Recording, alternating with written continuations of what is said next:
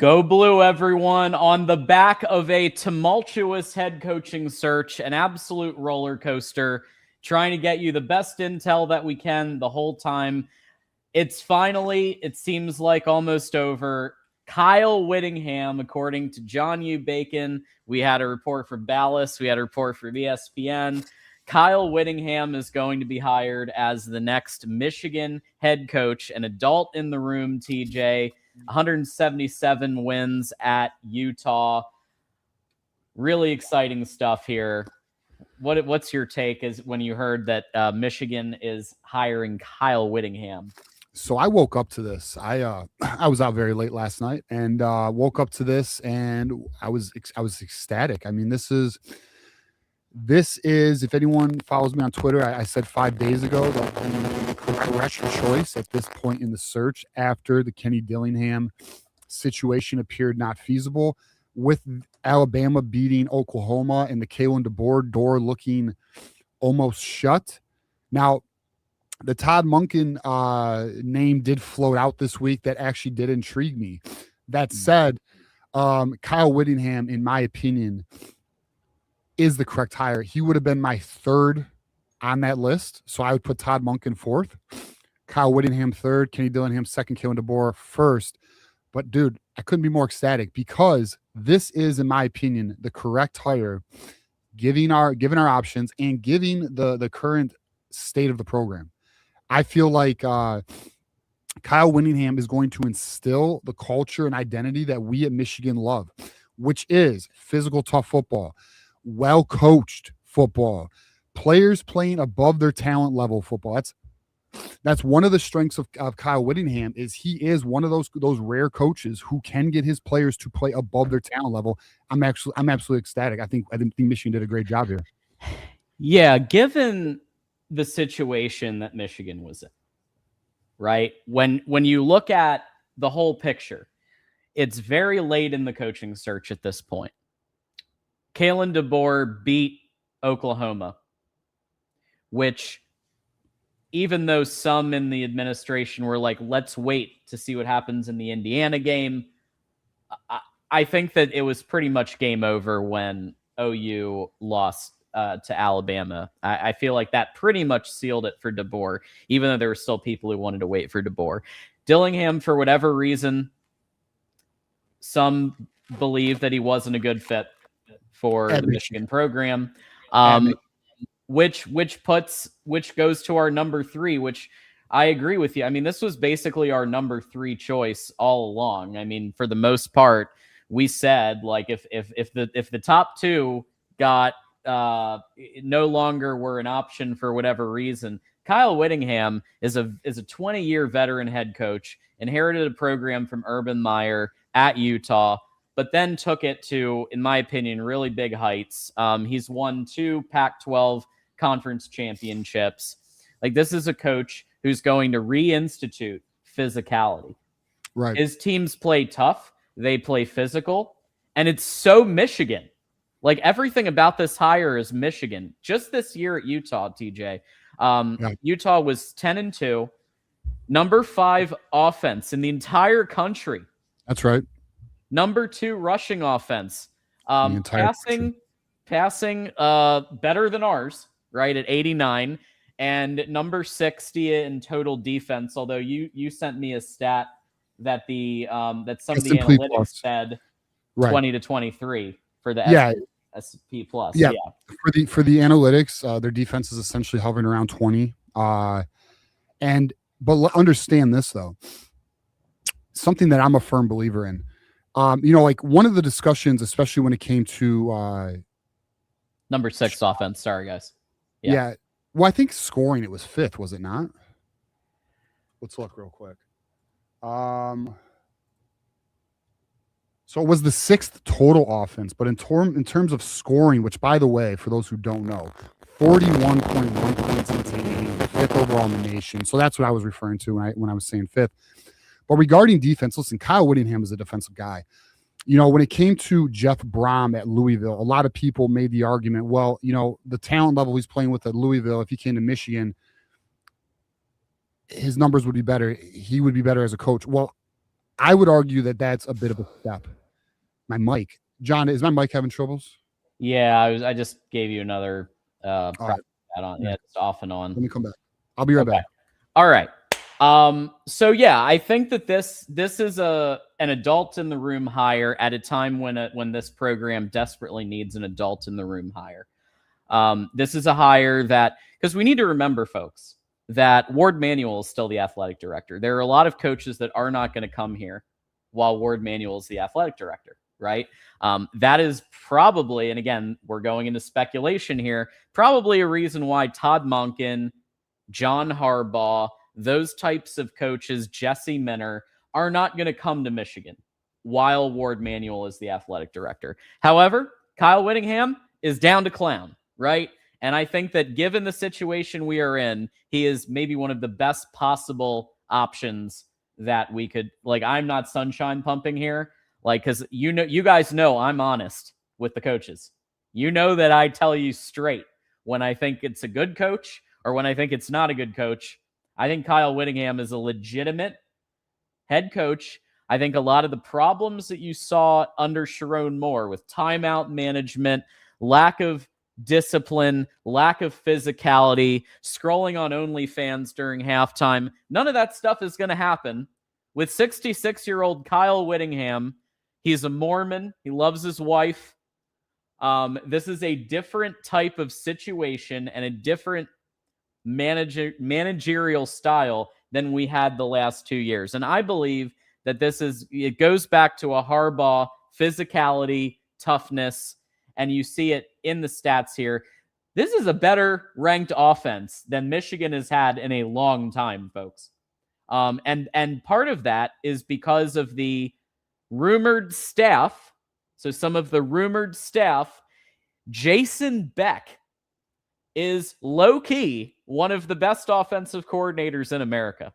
I'd say a top 20 offensive coordinator in America. And with the departure of Chip Lindsey to Missouri, you needed to get an offensive mind, somebody who could come with Whittingham, who's more of a defensive-minded head coach. So Jason Beck is rumored to be the OC coming into this. Jim Harding is O-line, most likely. And I am hearing that Tony Alford may be retained as the running backs coach, which leaves wide receivers, that leaves tight ends. You guys all know how I feel about the current wide receivers coaching.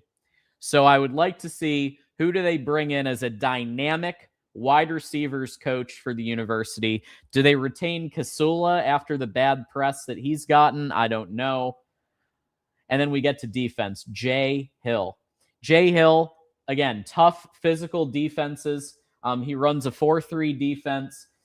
Analytically for S&P Plus, top 20 to 23 nationally overall defenses under Jay Hill.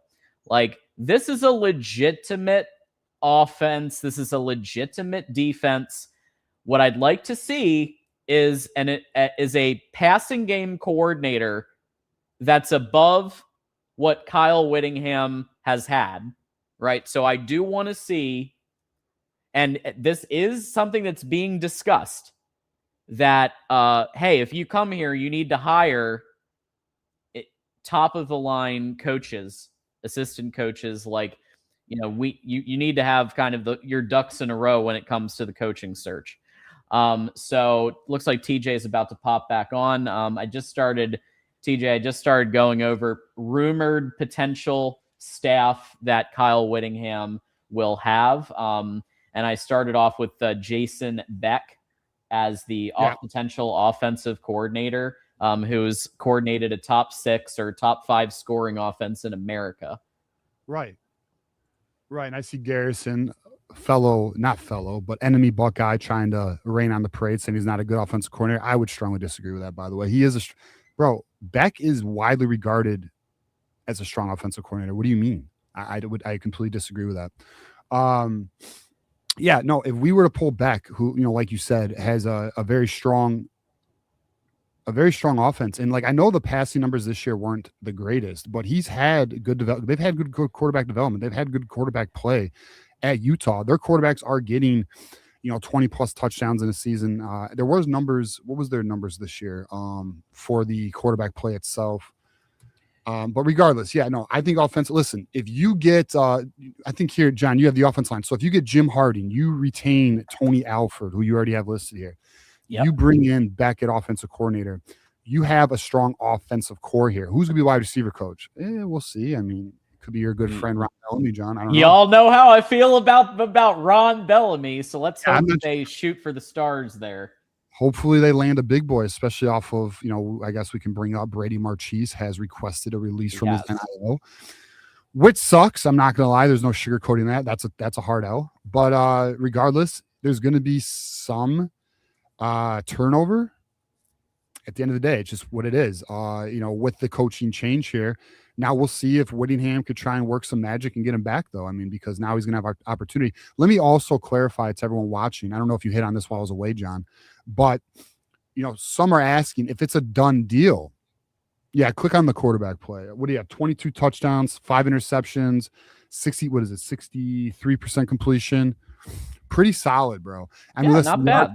More to be a little desired there, but at the end of the day, like, this is quality play from your quarterback. Like, let me just say this also, actually. Before I go into timing of the announcement, boys, we said all along in this coaching search that Michigan needs to go after either a top 10 coach or a coach that they believe could hit top 10 level of coaching. Okay, like that'd be your Kenny Dillingham, the developmental types who have promising futures. This right here with Kyle Whittingham, in my opinion, is you are at that top 10 point. Now, I would argue this is likely in the 8 to 15 range in terms of coaching. That's a great fucking hire, though. Like, at the end of the day, it's still a great fucking hire. And this coach, now, granted, we need to see how this staff comes together. We need to see the players we lose or gain. And then who do we retain in terms of our own player personnel? That is going to determine what next season truly is. Okay, so we're going to be in a wait and see mode there. We will know by mid-January. I think we should have a great idea, which is also coincides with Ward Manuel getting fired. That's interesting. We can talk about that a little later also. But music to my ears. Yeah. Yeah. So exactly though, John. So the point being is, I think, again, outside of Kalen DeBoer and Kenny Dillingham, I don't see a better hire. I don't see a better hire than any of the options. I think Kyle Whittingham is not a home run. So that's another thing too. So I gave the analogy, we want a home run or a triple. I looked at Jeff Brom as a double. I look at Kyle Whittingham as a triple. I don't think he's a home run. And the reason being is, and just to give some, I think with Kyle Whittingham, you have 4 to 6 year window. Now, granted, that's a good window. And I'm going to be honest with you guys too. Let's just say you hired Kenny Dillingham, right? Or let's just say you hired a young coach, Haynes at Indiana or Schumann at Georgia, an unproven coach who's never been a head coach, even Todd Monken, right? Outside of his time at Southern Miss. But point being is, coaches don't last long in college football. They just don't. They last like 2 years. I mean, how did Jonathan Smith do at Michigan State? Now, granted, but my point being is 4-8.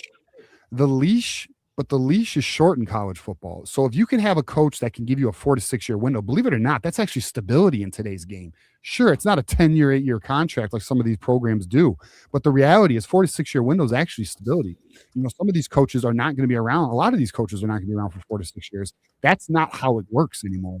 So I am not concerned with the window. The only thing where the window concerns me, the only area where the window concerns me is only recruiting. So that brings you to your banner here, John, where you said rumors staffed under Whittingham. Mm-hmm. Now, I don't know. I don't know for sure or anything like that, but there is word and there is belief that Courtney Morgan would potentially be interested in coming to Michigan. Now, this was before the Kyle Whittingham news broke, because this went quickly, right? But if we are able to pull Courtney Morgan with Kyle Whittingham and then with back and retaining Tony Alford, incredible, Harding in for offensive line, and then Jay Hill is the rumored possible defensive coordinator right now. I think we have a pretty damn good staff, boys. I'll be honest with you. Now, I'm interested to see the extras. How does strength and conditioning staff look? How do the linebacker, defensive line, like what are we doing at the corners? Are they going to keep the guy we just hired for special teams? Why is his name failing me? Combs. Kerry Coombs. Yeah. That's who's also an elite recruiter. You know, and there's people who are worried about, oh, well, Kyle Whittingham doesn't have Midwestern ties. No, but Tony Alford does. So does the offensive line coach that's projected to potentially come here. So does Kerry Combs, who's an ace recruiter and a whale hunter. So and on top of this, can we just also be honest? I am confident in saying NIL assurances even greater than Sharon have been made, because that has been the word behind the scenes, that the donors were willing to commit more financially to the football program with a new coach. I think, boys, we have a very good hire here, and I think we have a coach who can take us to our goals, which are beat our rivals, contend for Big Ten championships, make the college football playoff, and then contend for a title, bro. I think we have a coach who can achieve all of our goals. Yeah.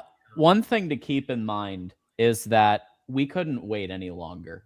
So one thing y'all need to understand that Ward Manuel and Biff had been telling players no NIL deals until the new head coach is named, which means these players, they're prepping for the Cheez-It Citrus Bowl with their phones out, and Oregon and Texas and whoever else is texting them and reaching out with maybe $1 million offers.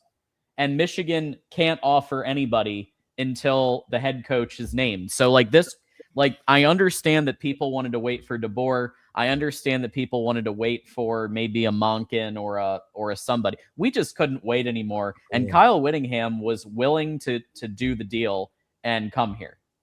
And I think that, and he is a legitimate 20-year head coach with a legitimate record.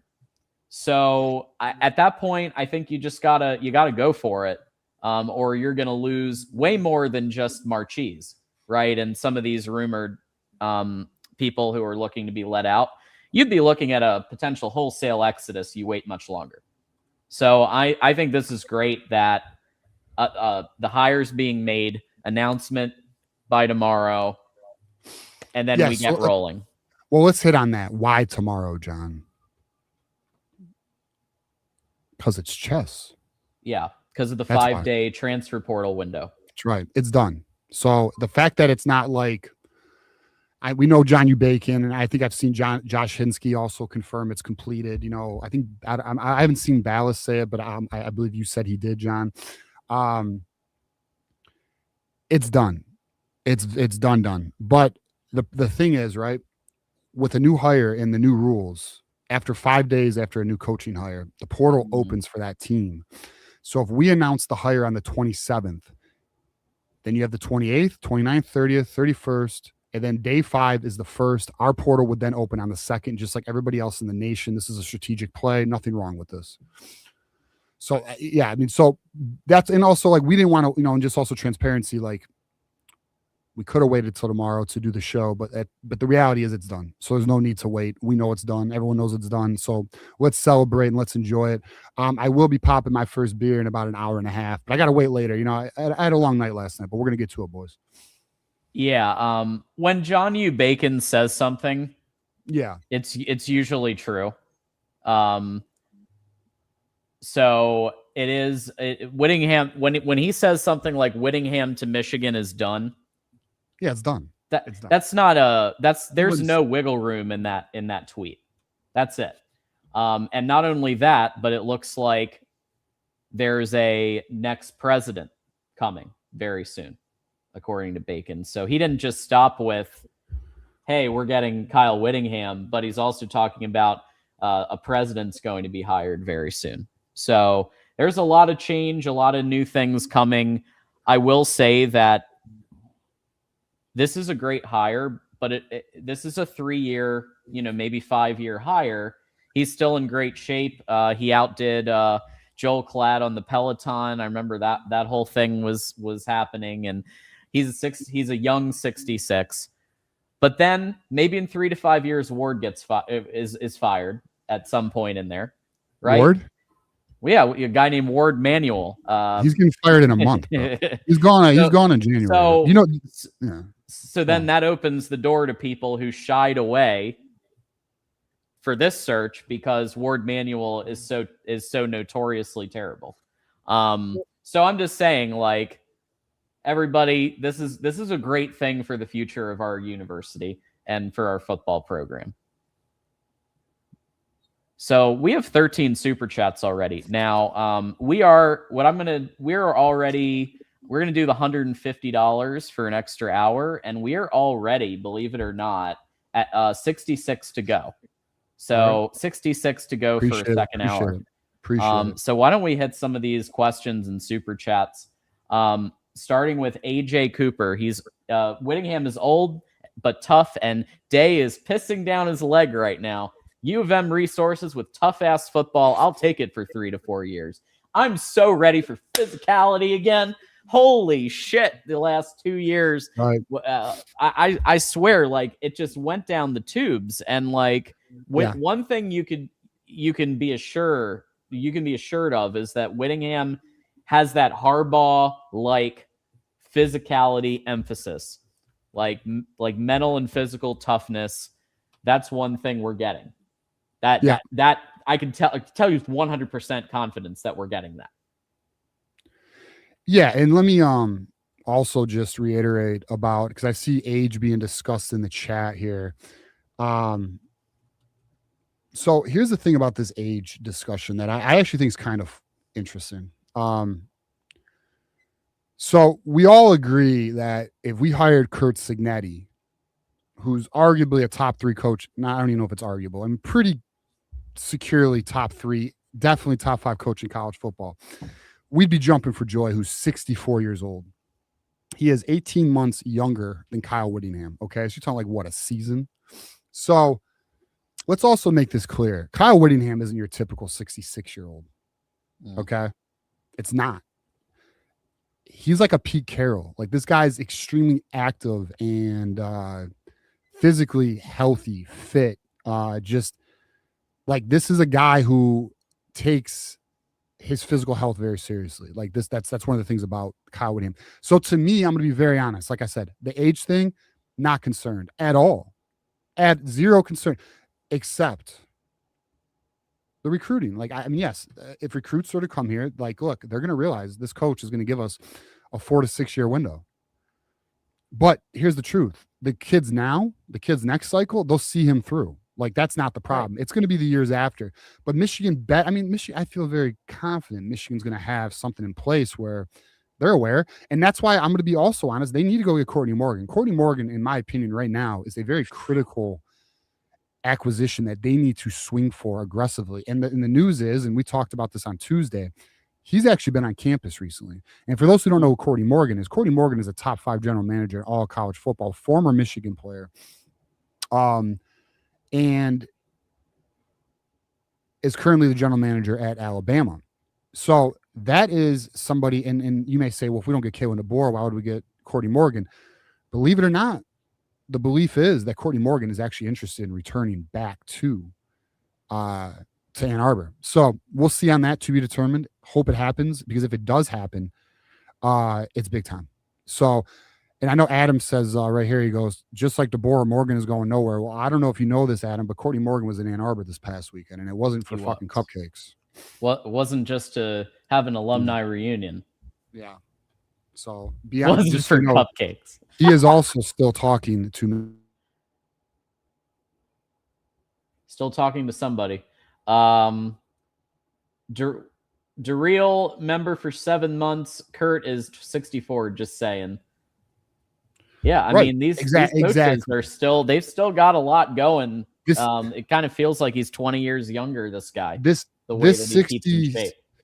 Listen, man, in college football, can we just be honest here? Older coaches aren't, they are a thing. You know, how old was Nick Saban, boys?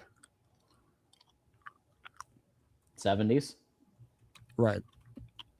Like, I feel we're going to get 4 to 6 years out of this guy. So he's currently 74. So he coached to what? 72. About right. I mean, look, I'm not in 2 years. I think it'll be more of a discussion. I'll say that. Now, some people might say, well, that's too soon. I wanted a 10-year hire. Boys, there ain't a lot of 10-year hires in college football. Now, I'm not qualifying. I'm just letting you know, like, the next hire at Michigan needed to be the right hire at Michigan. It didn't need, like, when people were talking about Haynes and Schumann, like, yeah, those are promising young coaches who are coordinators, but they've never been a head coach. They don't, there's risk. There's high risk there. With Whittingham, you have honestly one of the top 8 to 15 best coaches in college football, and you are giving him a fucking Ferrari. Like, Michigan is a fucking Ferrari, dude. Like, you have a lot in terms of resources, you're looking at maybe a $10-20 million increase more per year. I'd argue more. I don't think Utah's even. I'm lowballing. I'm saying it's. I'll give you an example. It's good. It's good resource increase. I'll give you an example. His coaching staff budget's gonna be way higher than it was at Utah. Okay. Mm-hmm. The NIL, I doubt Utah. Would you say 10 million? I don't think Utah's touching 20 million right now in NIL. Michigan's in the 30s right now. So significant upgrade. And again, word is the donors are willing to commit more. They're willing to commit more. So to be determined how that looks and what it truly means. But I'll say this. The donors were motivated to get rid of Sherrone Moore. Right. This has been discussed since November. We talked about this in November. Tom with the 5. I think he's as good a hire as DeBoer. Wow. Whittingham is who I wanted. So Tom is with his whole chest. Whittingham, number 1 candidate for Tom. Well, I'm glad you got your candidate then. I definitely wanted DeBoer. I wanted Dillingham, but this was my 3rd. Yep. And 5 days ago, I made a post that got some, and I showed it earlier before I had to jump out of here. I said Kyle Whittingham is the right choice for the job, considering our top 2 choices were pretty much out of the realm of possibility. Although I know my boy Juju, who just texted me, I love you, Juju. He says we should have waited for DeBoer. I'm not so sure that was the best approach. I'll be honest with you, brother.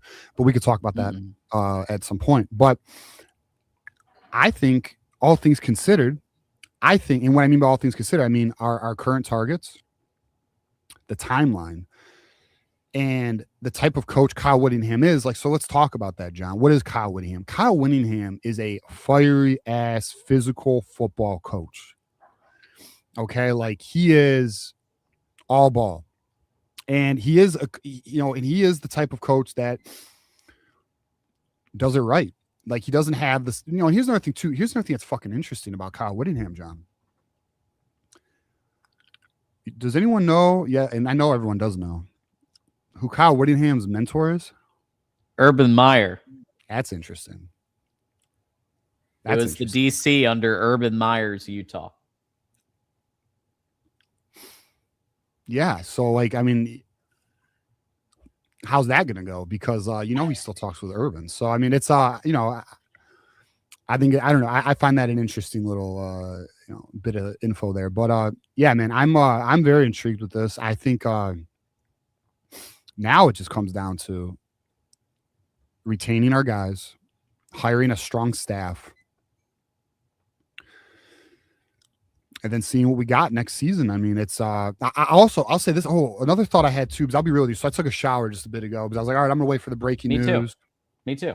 I was like, I'm gonna wait for the breaking news and or the official news. And I was thinking, I'm not glad I was getting excited. I was like, oh fuck yeah, dude, Kyle Whittingham. But I was thinking to myself, so if we look at what Kyle Whittingham did at Utah with his players, and he's had tough, good teams, man.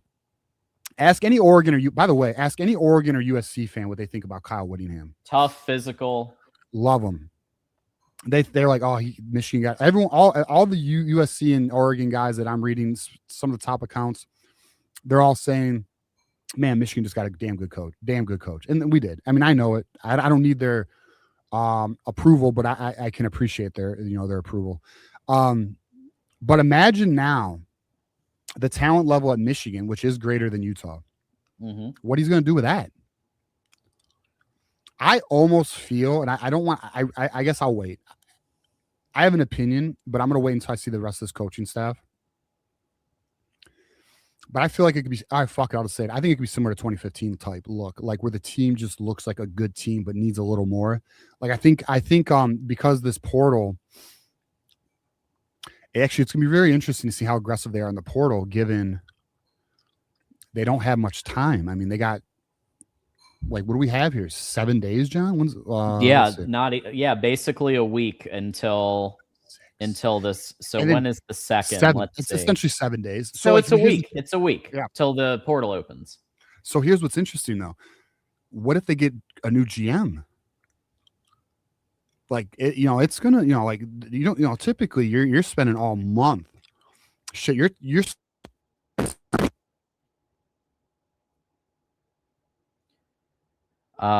Looks like your mic is crackling out here.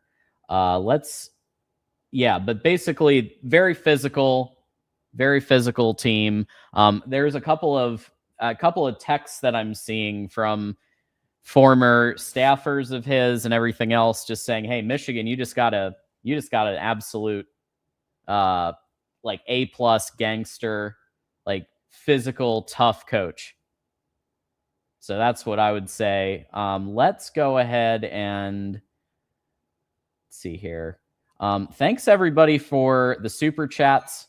We are down to just 37 to go for a second hour already. So we still have half of the show to go, and I think we're going to get there. So I appreciate that. Let's go to this super chat with Schnoa. So Whittingham was listed as the coach for 2026 Utah cycle. Does that mean with the hire, Utah commits a Boat and Moa could ask out and follow him? So this is something I was going to get to. Kyle Whittingham is a current head coach was the current head coach of Utah until he accepts this job by tomorrow, right? So yes, we're going to lose people. Like just accept the fact that in the next few days, we're going to have people asking to be released from their letters of intent. We're going to have people declaring their intent to enter the transfer portal. It is going to happen. But here is the flip side. Kyle Whittingham is a current head coach who has been recruiting, which means at least some of these players are going to follow him because he is the type of coach. He's an old school coach in some aspects. He does embrace NIL, but he's an old school coach in the aspects of like, if you declare or like you commit to a certain coach, you commit to them, right? And so I do believe he's going to have players follow him, both current players, future 2026, 27 recruits, in addition to some of the staffers that he's bringing in. So yes, I do believe that anybody who is about to, like Brady Marchese right now, just jumped, has declared that he is going to be released from his letter of intent. There's going to be more of those. That it's not stopping with just him. But the good news is that anybody who jumps, we can replace. And Kyle Whittingham has a Rolodex of recruits, of current players that he could potentially bring over to Michigan. Hey, do you want to double your NIL package? Come to Michigan. And you get to still work with me. I mean, that's a pretty good pitch, I'd say. Nathan Tuckfield with the 5. Can't wait to bring some big Simones on the line of scrimmage. Keep Alfred and Coombs, get Beck and Hill. BYU and Utah players to follow. LFG. Let's fucking go. I love it. AJ Cooper with the 5. Look, we wanted Flash and offensive juggernaut, but with the circumstances at the university, this is a damn good hire. Yes, and guess what? This is, I will say this. This is a good offensive hire too. This is a good offensive hire. So let's not get it twisted. Like people think of Kyle Whittingham as a defensive head coach, but he has a very good offensive coordinator who, if that offensive coordinator, Jason Beck, comes in, you're looking at an offense that's at least going to be, in my opinion, in the top 20s in the country. Because right now he's got a top 5 to 6 offense in the country right now. So I think that's, I know that you're trying to make everybody feel better, but the thing is, like, he actually has offense too. Yeah, well, exactly. I mean,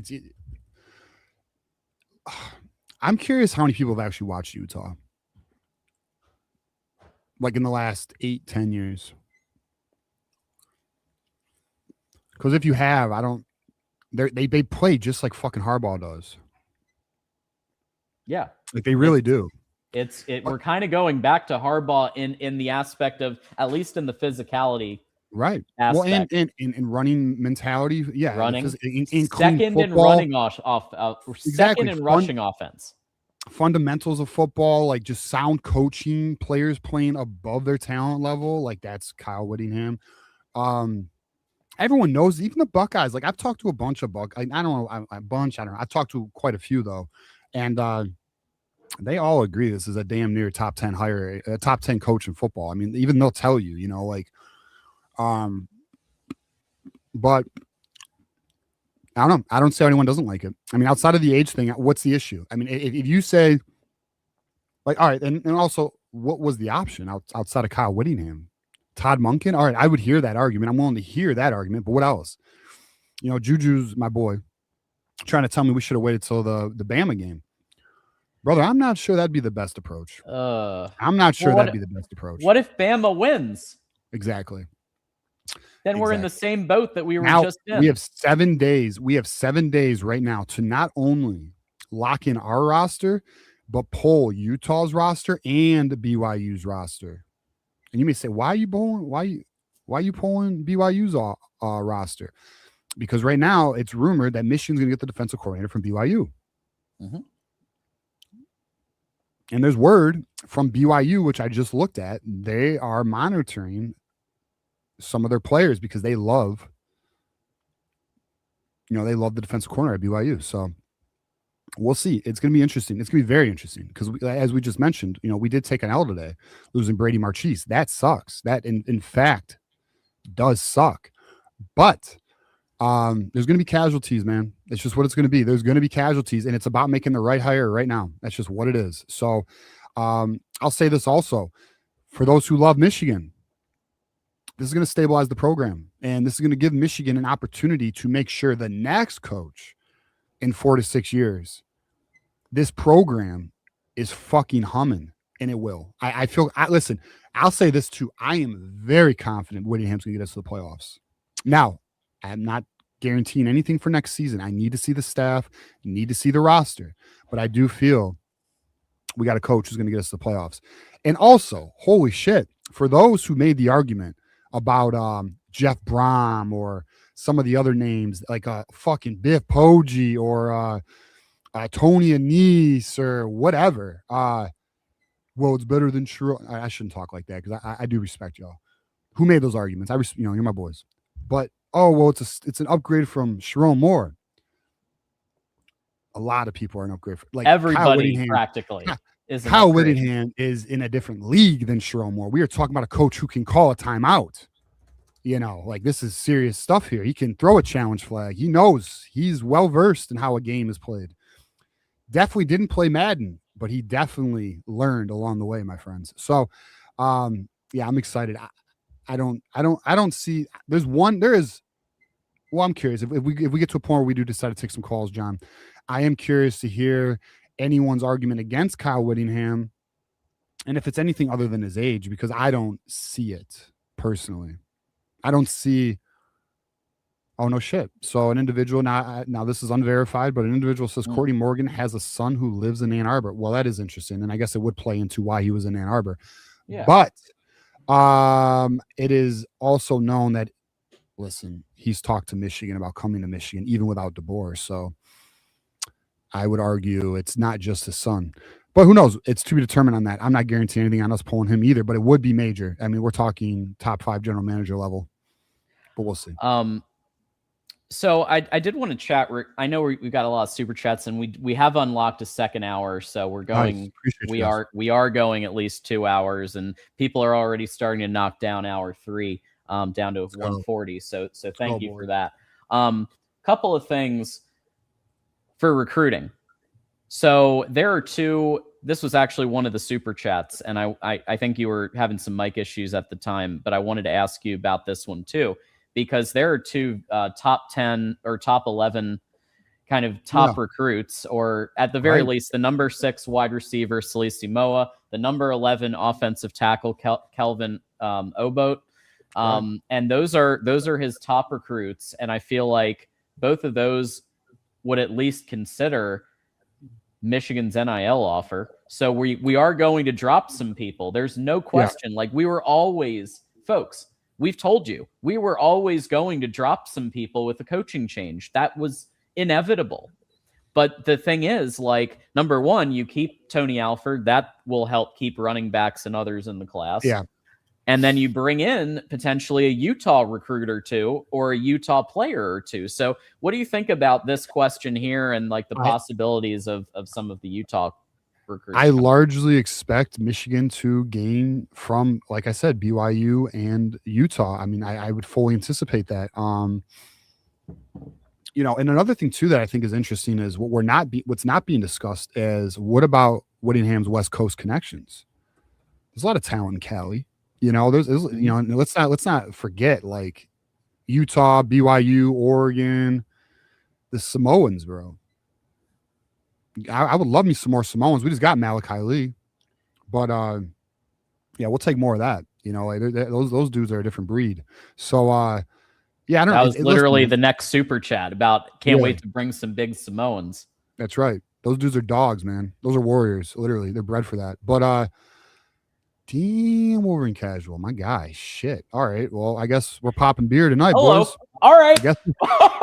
Second hour. We're popping beer tonight. All right. We're on to 3 hours definitely. Holy crap. Okay. Hell yeah, man. I'm excited. I'm gonna be real, boys. This is a good day. This is a good day for Michigan. This is a good day for Michigan. This is a good coach. Like, it's I wonder if I can play some of these videos of him. Hopefully not get copyrighted. But I mean, all right, well, another thing too. So here, how about this? Let me pull this up, John. So let's look at this. I think this is interesting. I know we got some super chats, but let me just pull this up.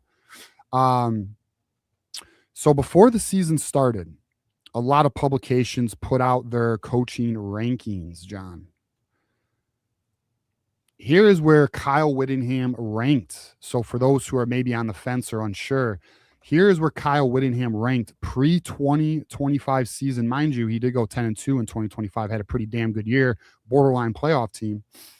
But right here, our boy Double BB, who friend of the program, said ESPN had Whittingham as the number 9 coach coming into the 2025 season. Let's look at who's above. You got Kirby Smart. You got Ryan Day, Dabo Sweeney. I disagree with this. Marcus Freeman, Sarkisian's damn good coach. Kalen DeBurr. Obviously, these guys weren't up on Kurt Cinetti like I was, but it is what it is. James Franklin's interesting. And then Campbell, who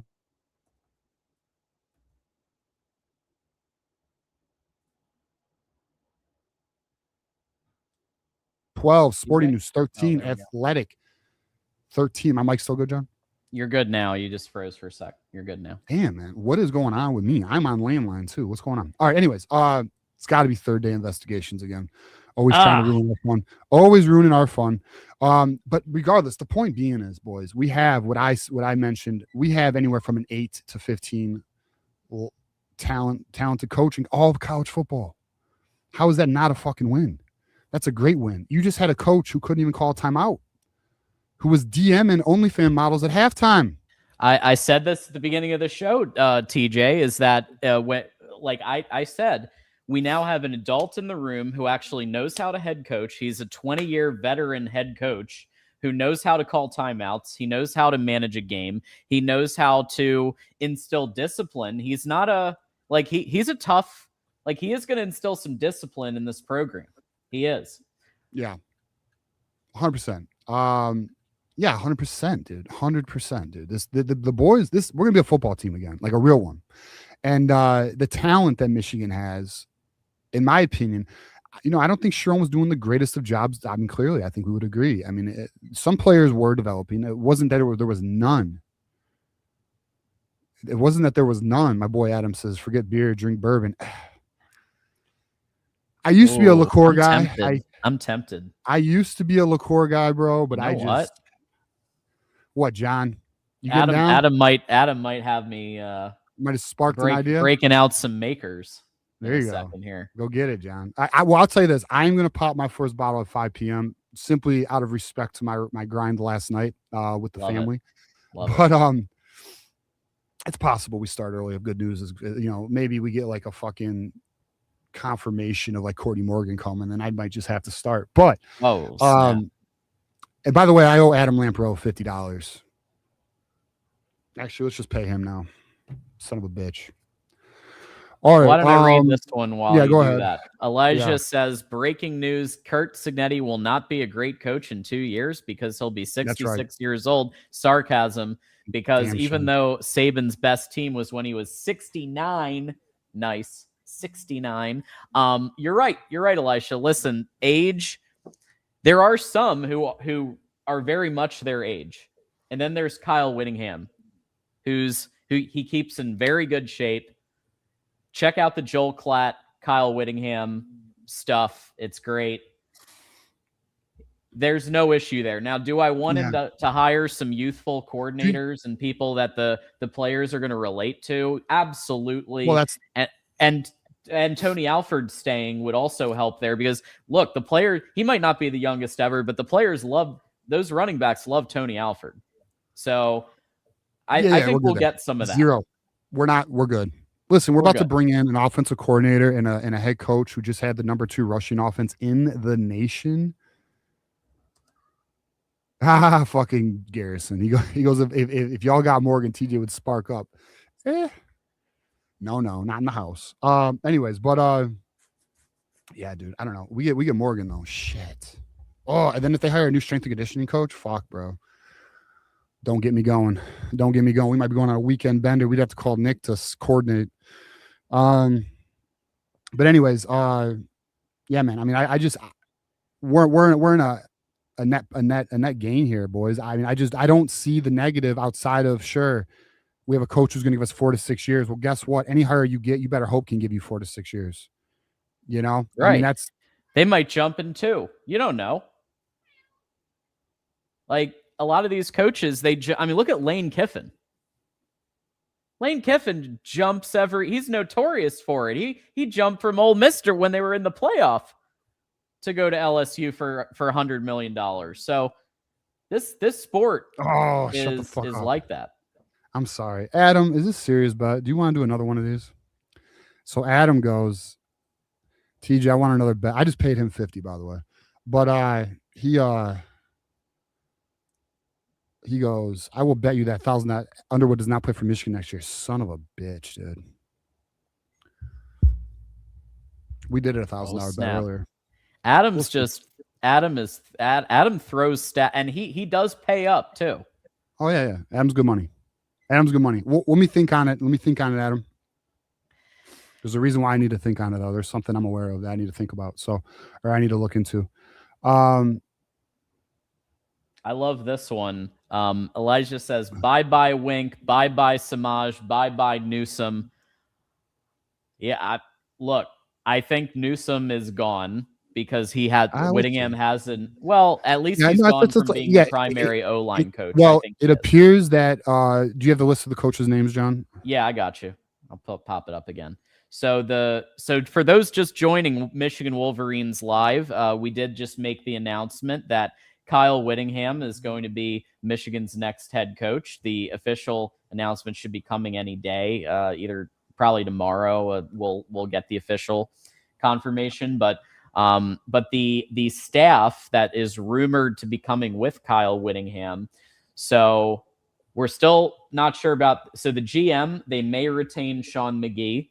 There is the possibility of Courtney Morgan, but if I had a gun to my head, I'd say Sean McGee is probably going to be retained. That's just me, but we'll see. Shit. We'll see. Yo, Blueprint J of 247 makes a good point on Twitter. He goes, Whittingham and Beck are going to really use Underwood's legs in the offense. That's for damn sure. And if anyone's watched Utah, they typically have a mobile quarterback, and they do utilize him very well. I mean, listen, they've had some quarterbacks. Wasn't Jason Huntley? I believe it was Jason Huntley from Utah. Let me make sure I got that correct. Yeah, it was Jason Huntley, right? No, fuck. Who was yeah, it was. Who was it? Huntley, right? Wasn't it who the fucking quarterback? His last name was Huntley for Utah. Wasn't the most accurate guy, but the way they used him in that offense. Tyler Huntley? Tyler. Why did I say Jason? Because there is a Jason, but not. Yeah, there is. He's a defensive end. Yeah. So Tyler Huntley, I just remember why. Just so like, and those who don't know, Utah is actually like one of my teams I like to follow. Now, granted, not like Michigan, but they're like one of my teams that I root for because I've always like the Pac-12 prior to joining the Big Ten was my second favorite conference, and Utah was my Pac-12 team. And so I always watched Utah. I just loved their uniform, just loved their stadium. I was a big fan of Kyle Whittingham. So like I just always watched them, like, and typically, which is also awesome, they were typically the night game, the 10 o'clock game. So on Saturday, I was typically watching Utah if I could.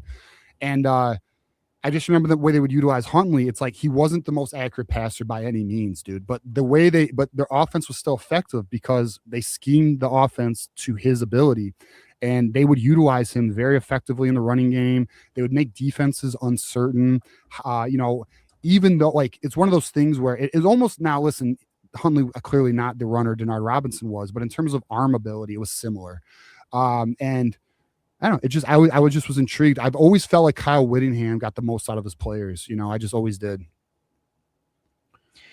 Yeah, that's the measure of a head coach, and Jim Harbaugh did the same thing. He got it. It wasn't about 5 stars. It wasn't about it was about who was the best player for each position, and then growing them into the best that they can be.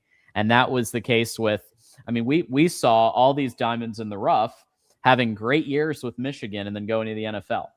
And so Kyle Whittingham has that ability too.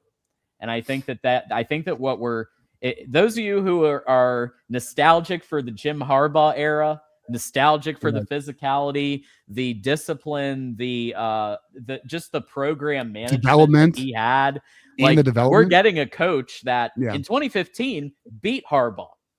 Right. You remember? That was the first game in the Harbaugh era. Utah beat Michigan. I know. And man, they played good. They played fucking good. Do you think we could play the Joel Klatt? You familiar with what I'm talking about? Have you seen the Joel Klatt video on Kyle Whittingham? Yeah, the Peloton thing. Yes, not only the Peloton, but what he says he would love for his own kids to play for Kyle Whittingham. Do you think we could play it, or do you think it's a copyright issue? I know it's risky. It is risky. Maybe Fox might say something about that. All right, so essentially, y'all check it out. I feel like some of you have checked it out, and some will. Yeah. But here's the thing, though, John. The truth is, too, there's a lot of people who watch us who aren't on Twitter.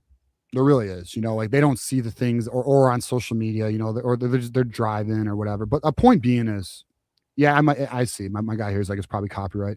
But the point being is, in Joel Klatt discusses Kyle Whittingham, and he essentially says we were on campus at Utah, we had to cover a game, and then he comes in, he sits down, he goes, I beat your score on the Peloton, on a certain course. And because he found Joel Klatt's numbers, Joel Klatt had a really good course time.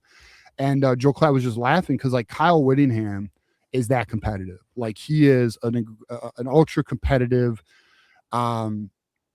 He's about it, man. He's one of those guys who wake up every day and to get better, and that's a rare trait, mind you. There's a lot of people who talk that shit.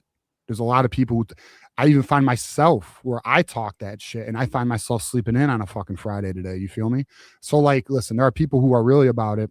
And then there's people who talk about it. Kyle Whittingham's really about it. And then at the end of the clip here, he goes, I got 2 kids, or it said 3 kids, maybe. He goes, I got 3 kids, and I'm not sure if they'll be college athletes, but if they were, I would love for them to play for Kyle Whittingham. Kyle Whittingham is a true coach. The question really is going to come down to, guys, the staff, the general manager, because I'm going to be real with you. As much as I think Sean McGee is a intelligent man, I have my frustrations, and I would not mind an upgrade.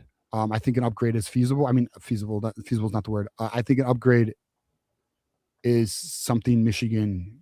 Well, clearly they are, because they've talked to Courtney Morgan. So, I mean, clearly they are aware that they can upgrade at that spot. So, something to monitor for sure. Yeah, and like I said, if I had to pick right now, I'd say Sean McGee probably gets retained.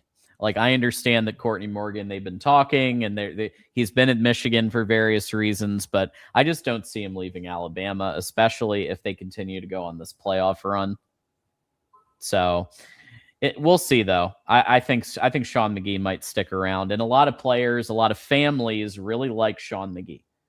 That is something that we've seen, right? That there has been some love for Sean McGee in the current kind of player group and families and stuff.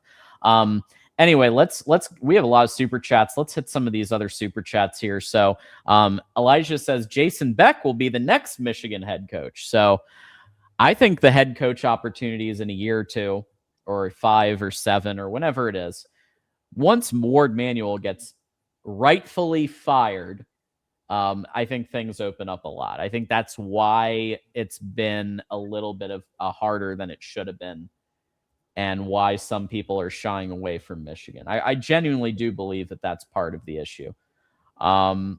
We beat Chubbin with the 10. Couldn't be happier. And if he brings Beck, Harding, and Jay Hill, it's one of the most assembled staffs in the country. Don't let MSU, OSU fans fool you. That's jealousy coming through. It is jealousy.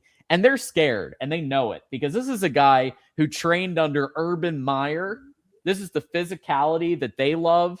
This is the type of thing that whether they admit it or not, they're a little bit afraid about this. Like, this is not a 35. This is not somebody who's going to be on OnlyFans during halftime being absent. No, it's going to be the exact opposite, and the mentality is going to go back to the Harbaugh days. Listen, I think when it comes to the Ohio State fans, which I've had my interactions with today, my read on their responses, which I always find interesting, what they try and show you when you make a move. And it's typically trying to find like the one or the worst thing that could be found to try and discourage you. But the truth of the matter is, I think many of them actually respect it. I've actually, like, I talked to, I actually know who I talked to today. That is King Buckeye. I spoke to King Buckeye today. And even he's like, no, he's like, well, because he was on my ass. He's like, you guys said Michigan was a top 5 job. And I'm like, brother, we literally ranked them on our show, and we found we felt Michigan fell into 5 to 8 in college football. I was like, our position has simply been, we want to get a top 10 coach, or a coach who could project the top 10 status for, like I mentioned earlier, like a Kenny Dillingham. That should have been Michigan's target. And I didn't say so, but before I even said any of that, I asked him a question. I said, well, where do you rank Kyle Whittingham? He goes, Kyle Whittingham's in the top 10, because he is. Yeah, as it stands. Now, granted, I'm willing to hear the argument. It's 8 to 15. Sure. I mean, whatever. Like, but we're talking about a very good effing coach here. One that should be able to get us on track. I mean, I'm quite confident he will, to be honest with you. But I also don't want to talk in absolutes, because nothing's guaranteed. Right. But nothing's guaranteed in life or anything. Yeah, exactly. So, but I mean, listen, I feel pretty damn optimistic. A lot of Buckeyes actually have been somewhat acknowledging that it's a good hire, but they want to reiterate they're not scared. They keep, Richie, they're like, we're not scared. I'm petrified. So a lot of that going on. Chaz, love the picture of the big house, by the way. John's shirt is sick. TJ's 19 jersey is dope. Thank you for both. Great hire. Such a breath of fresh air to start to see a little light at the end of the tunnel. You're right. It feels so good that we have a head coach, or that we're about to officially have a head coach in the next less than 24 hours. It feels so good.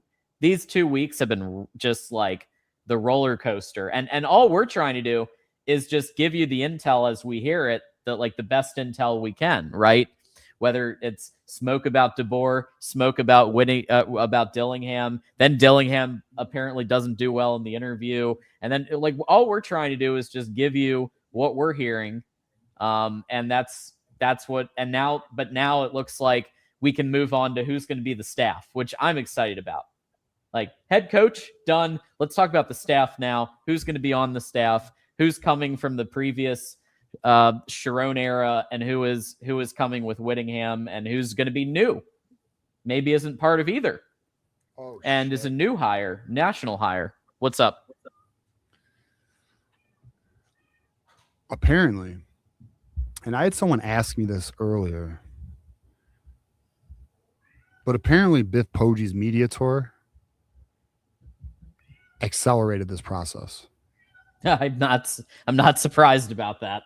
So apparently, the regents, the donors, and the those behind the search felt it was necessary to make a move with because apparently Biff went rogue. Which, I mean, we all heard. Listen, Tuesday we will listen to that interview, right? And we were. Is this AI? What's going on here? No.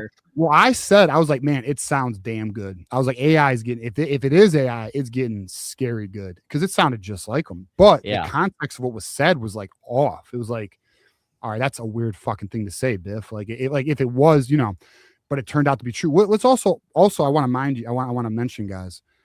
Now this is totally off effing topic, but there's always an opportunity for a life lesson, I think.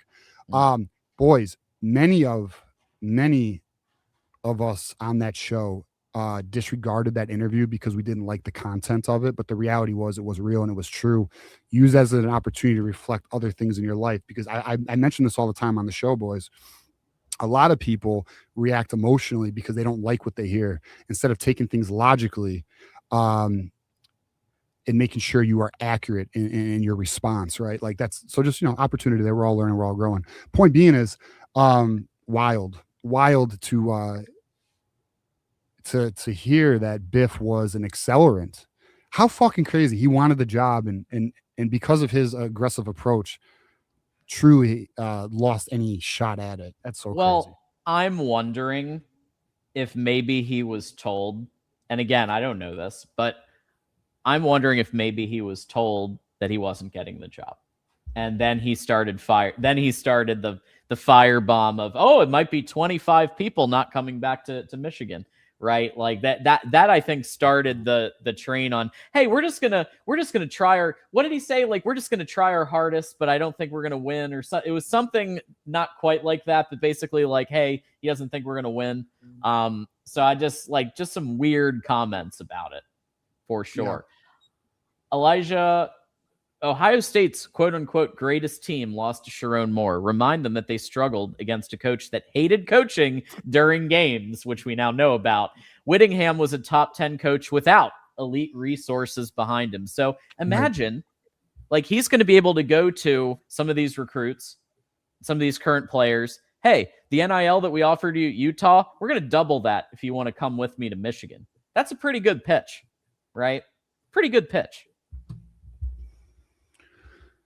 Yeah, I think Michigan should have no issue getting players to come from BYU, Utah. Now, granted, there could be a religious factor, especially with the BYU school, but I don't. Obviously, and then someone's academics or the credit transfers, and yes, these are all accurate, but there's definitely players who should fit the target that Michigan looks for acquiring talent, whether it be new. That's the thing, like Moa or Obad or whatever his name is, the offensive lineman from Utah that was committed, who's ranked 34th in the nation or something like that. These are I think targets that I do anticipate Michigan will pursue. What's interesting, John, is I'm trying to stay up to date. So if anyone sees me looking off, I'm trying to. We're all trying to grab info as much as we can. Yeah, as we go, because this shit's moving pretty quick right now, boys. And also, if anyone's got anything, obviously throw in the chat. If we see it, we'll look for it. But I like that Carter Meadows reacted very positively to the news. So did Peter Bork. Did you see his quote? Peter Bork.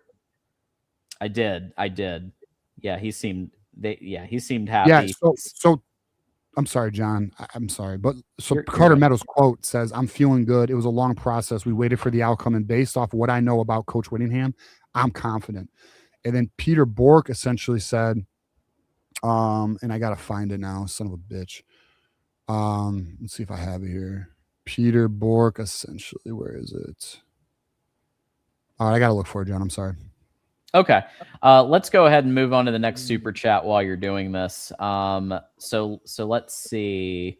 Oh, it's Adam with the 25. Thank you, Adam. Why didn't Michigan consider Brian Kelly? Oh, here we go. Although not a fit for LSU, he has won consistently wherever he has been. Do you really believe that Whittingham is a better coach? Yes. Yeah, there's a lot of reasons why Brian Kelly wouldn't work here, man. One, yes, I do. He killed a player. Allegedly killed a kid who was on the rafters. Also, Brian Kelly is 64, so it's not like, we're talking about this age game. It's not like it's a big upgrade there. And then Brian Kelly has what I would call the James Franklin problem. He can't get over the damn hump. There's a limitation. I would argue Kyle Whittingham, the reason why you never saw him raise a trophy is resource and talent, not coaching. I will argue you bring him to Michigan. Well, those are talent and resources won't be the problem. It will be solely on the coaching and the staff he assembles. With Brian Kelly, like James Franklin, there just seems to be a damn glass ceiling they can't overcome, man. And not only that, this is critical. Every player who played for Brian Kelly hates him. Seems important.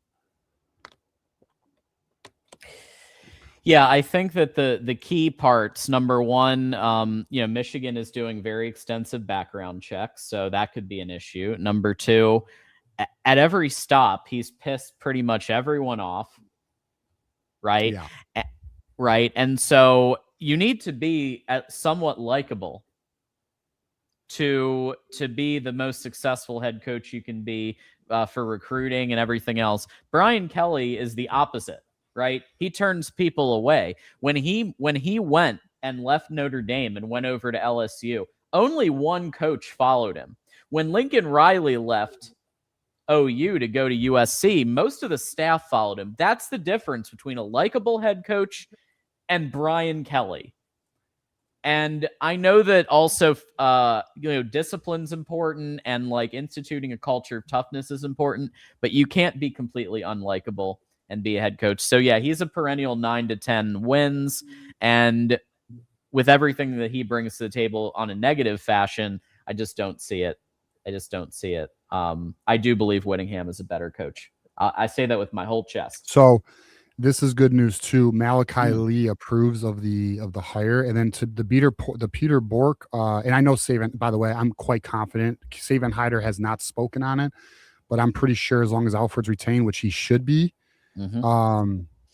we're good there too. Now to Peter Bork, like we talked about, he says, I'm fired up to speak with him and the staff and learn about his vision for the Michigan football program.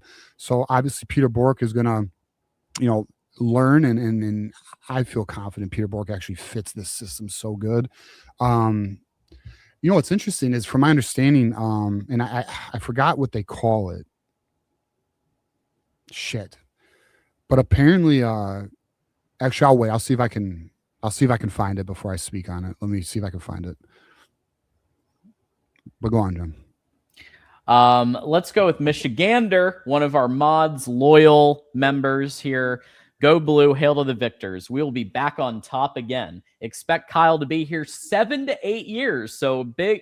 This is a bold prediction. 7 to 8 years. I believe Harbaugh was 7. That's a good amount of time. He's not coming here to be a stepping stone.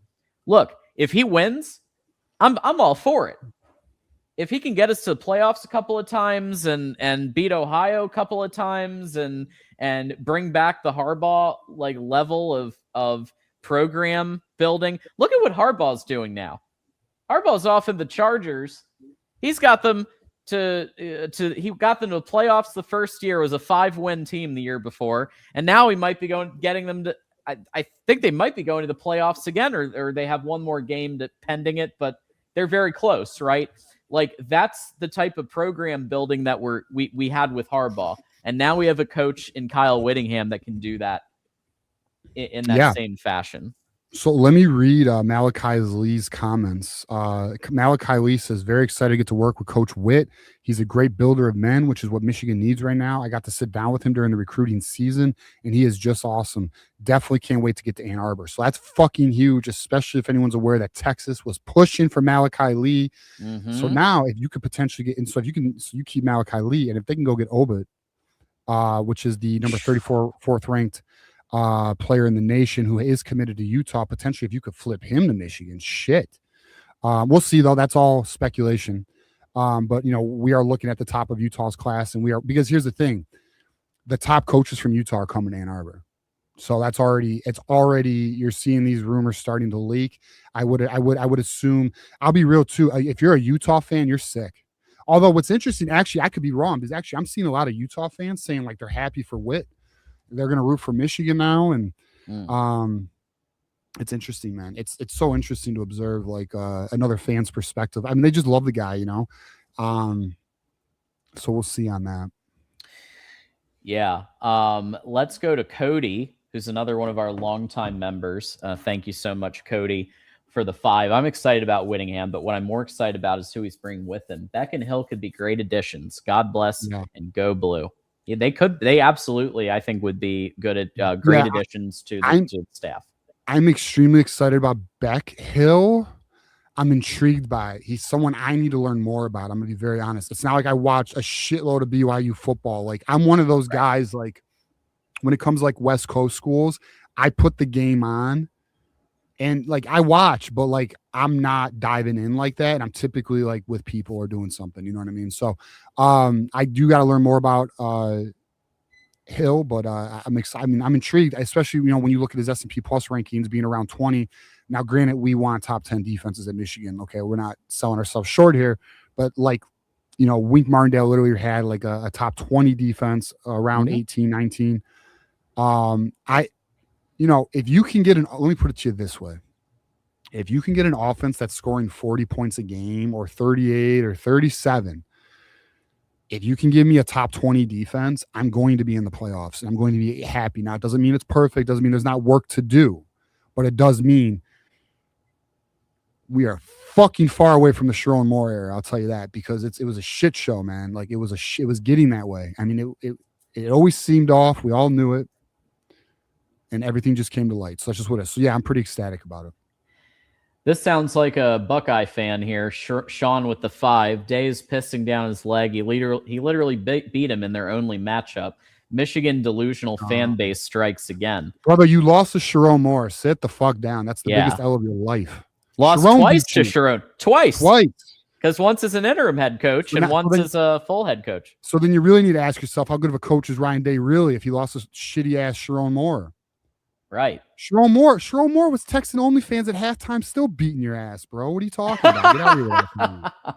It's true. And remember, Urban Meyer said that Kyle Whittingham is the best current football coach. The legend himself that you love fucking loves Kyle Whittingham, bro. You better start pissing down your leg to get ahead of the fucking game, kid. Michigander is doubling down. I'm telling y'all he's going to be here for 7 to 8 years. I love that. I'm not putting it. I'm telling y'all, he's very healthy. Like, I'm not putting it past this guy. I mean, he's a fucking firecracker, dude.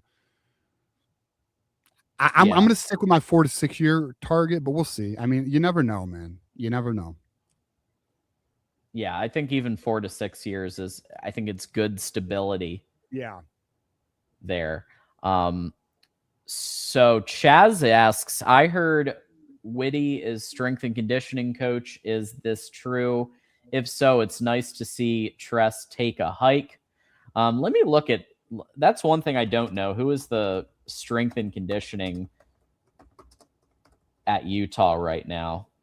Utah 2025 strength. Good question, John. Good question. So it is Doug Elisaya. So Doug Elisaya for 17 years has been the director of strength and conditioning at Utah. And usually coaches bring their strength coach. Like usually they that's a big part of their process and their program.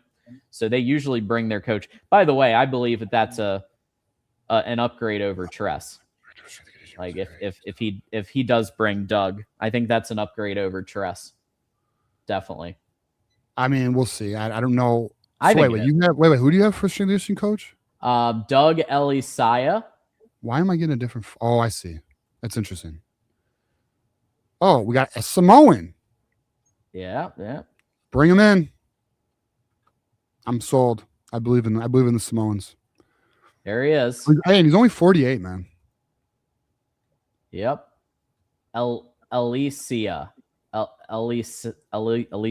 Okay. If he's not Samoan, by the way, forgive me. Wait a minute. Get this. This is crazy. From 2000 to 01, he was employed at Wayne State as a defensive lines football team strength and conditioning coach. That's crazy. Look out. That's wild. Oh, he's Samoan.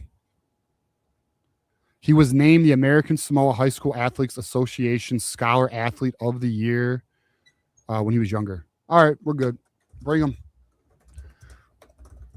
No, he is Samoan. Well, I mean, this guy says he's not Samoan. I don't know. This says he was fucking named the American Samoa High School Athletics Association Scholar Athlete of the Year. I don't know. As a senior at Leon High School. There it is. Yep, can't. So there's the confirmation. Folks, we still have a lot of super chats to get through, but I am going to put the call link in the chat. If you're willing to wait and be in the call link early, then I'll post the link to join the queue. Again, we still have super chats to hit, but you can at least start lining up if you want to be in the call queue to give your take on Kyle Whittingham being hired as Michigan's next head coach. Hockey Kid says, as an OSU fan, I was really hoping you'd hire Biff, as was a lot of OSU fans. And that would have been a disaster. Great hire for you guys. Love the show. Go Bucks. Okay, go Blue. But also, this is an honest Buckeye fan saying they wanted, and I heard a lot of this, that they wanted Poggi to be the head coach. Right, and what do they say? Great hire. I mean, most Buckeye fans have admitted. See, God damn it, Garrison. Who gives a fuck if 2000 Wayne State sucked? I don't give a shit about Wayne State 25 years ago, Garrison. This is what I mean by the Buckeyes. They try and find that one thing to like damper your high, and it's telling. Anyways, all right. So, see, Biff would be a disaster. I mean, listen, there was a lot of Ohio State fans who were like, please hire Biff. Listen, I think, and let me just say this too. I'm not going to say no names, but anyone who was like pushing Biff, and there was some very prominent names. There's actually one who's highly respected. I won't name it.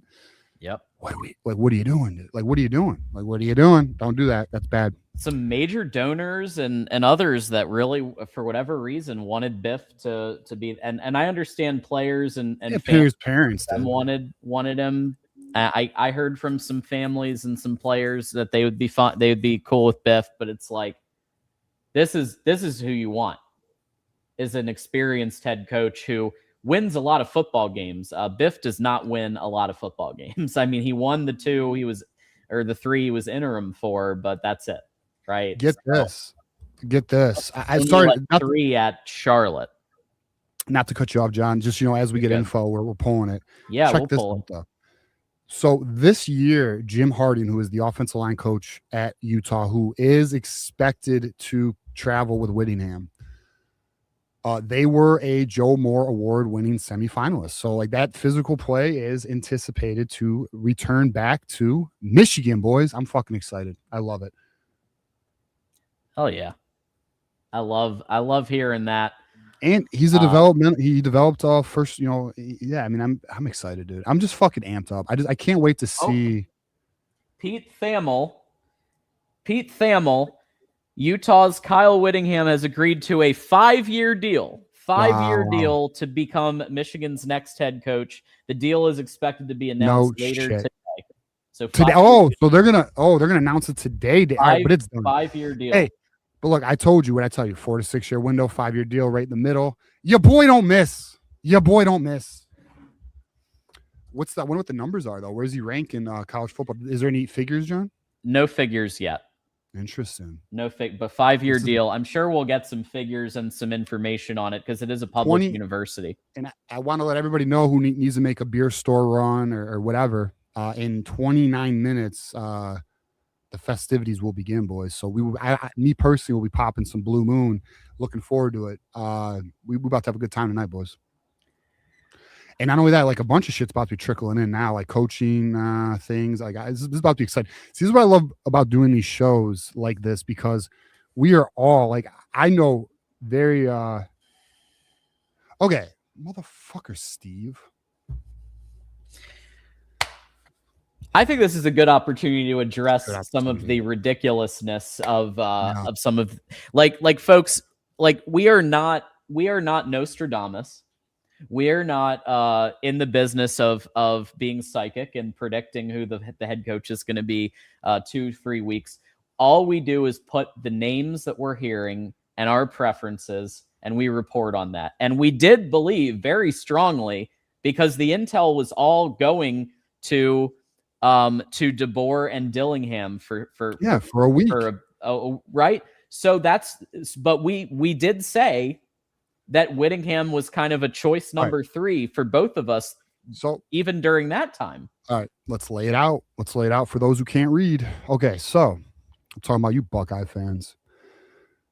Steve, you watch our show all the time. You should know better than this. All right, look. We said, and I still stand by it. Listen, I told y'all when many wanted Kenny Dillingham, and I said I lean Kalen DeBoer.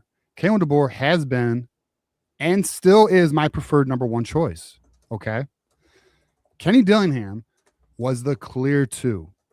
Clear 2. I mean, I felt that. I mean, some people wanted him 1. That's fine. Great. Everybody acknowledged those were the 2. Then the list got real weird. It got real weird. And I'm going to show you, because I made a post 5 days ago, Steve. 5 days ago. Like, what was it? 1, 2, 3, 4. A day after Kalen DeBoer wins his fucking game against Indiana and Kenny Dillingham signs his extension, leaving us with the options at hand. I posted 5 days ago for anyone to read. Kyle Whittingham is the correct choice at this stage of the search. Not Biff Poggi, not Jeff Brom, not Adam Stenovich, not Tony effing Anise. I didn't name the coordinators at the time. But regardless, Whittingham has been my 3rd choice. My 4th choice, because this came after this post, was Todd Monken. My 4th choice would be Todd Monken. The only coaches that I even found acceptable for this position were Kalen DeBoer, Kenny Dillingham, Kyle Whittingham, and Todd Monken. That's it. Everybody else, I didn't find quite acceptable. I thought there was much risk. I felt I wasn't as high on it. I was very happy with I was very good with the 4 that I had, even though 2 of them were out of the damn picture. And I'm just letting you know, Steve, but I'm not mad at you, brother, because you keep me on my toes. So we're good. We're good, Steve. You keep me on my toes. Oh, shit. Wait, 40 to 50 million. Is this for sure? So I see 5 years, 40 to 50 million. Okay. I would assume it'd be closer to 50, but I'm assuming. I don't fucking know. Yeah, that was not in the initial ESPN report, so I haven't reported what it would be until we know for sure. Let's see. 5-year deal. Yeah, still no information on the salary. And you got it? Well, I don't have that, but I have something else. Okay. Pete Nakos, 3 minutes ago, Michigan has called a team meeting tonight. Team meeting? Tonight. Let's go. Shout out to Minnie, by the way. Hey, okay, let me give some credit here. All right. Want some transparency? Some transparency, boys. So me and Minnie were talking, and she's like, you guys should go after Kyle Whittingham. And I think I said, because I was really frustrated with the way the Dillingham thing was handled. And we talked about that. That's been discussed on our show. We don't need to go down that road. But then I thought about it literally for like an hour. And then I made the post I made. And then I let Minnie know. I was like, and to be quite honest with you, Minnie helped me realize like that is the path we need to go. Full transparency. So shout out to Minnie, man. There it is. And Minnie's here. Minnie's here with us, who hosts our Ladies of College Football show on the Voice of College Football every Sunday night, 9 p.m. Eastern. I believe Doreen will be back as well for this next show. So very exciting stuff. And great to see you here. And great to see everybody here. 5,000 across the various platforms checking this show out. And we thank you. And we keep knocking through we are at the 4-hour mark. So we are going 4 hours. We have 4 hours unlocked, and that's I think that may be it. We'll be going till 7 tonight. So 7 Eastern. Let me also let y'all know, I really appreciate those who are tagging me in the breaking news stuff. I also want to say this too. I think is really cool. This may be a little odd, maybe, I don't fucking know. But a bunch of new followers recently on the socials. I really enjoy seeing y'all with your families, man. I think that's dope. I like seeing, who our fans are. I do check out the profiles to the best. I mean, I'll be real. Sometimes there's a lot of new additions, so I can only check out so many. But it's cool. Appreciate it. Appreciate everyone who's rocking with us. New subscribers to the channel. Follow me on the socials. We do appreciate that, and keeping us up to date on anything we are not seeing because we are live. So appreciate it. Appreciate it. Interesting. So Bruce Feldman says that the plan, and this was 3 minutes ago, the plan for Kyle Whittingham is to tell his Utah team in person in Las Vegas on Friday, but before traveling to Orlando on Saturday to meet his new team as Michigan preps for the Citrus Bowl. No shit, boys. So tomorrow. Yeah. Tomorrow. That's dope. And guess what? His team already knows. Spoiler, he's gone.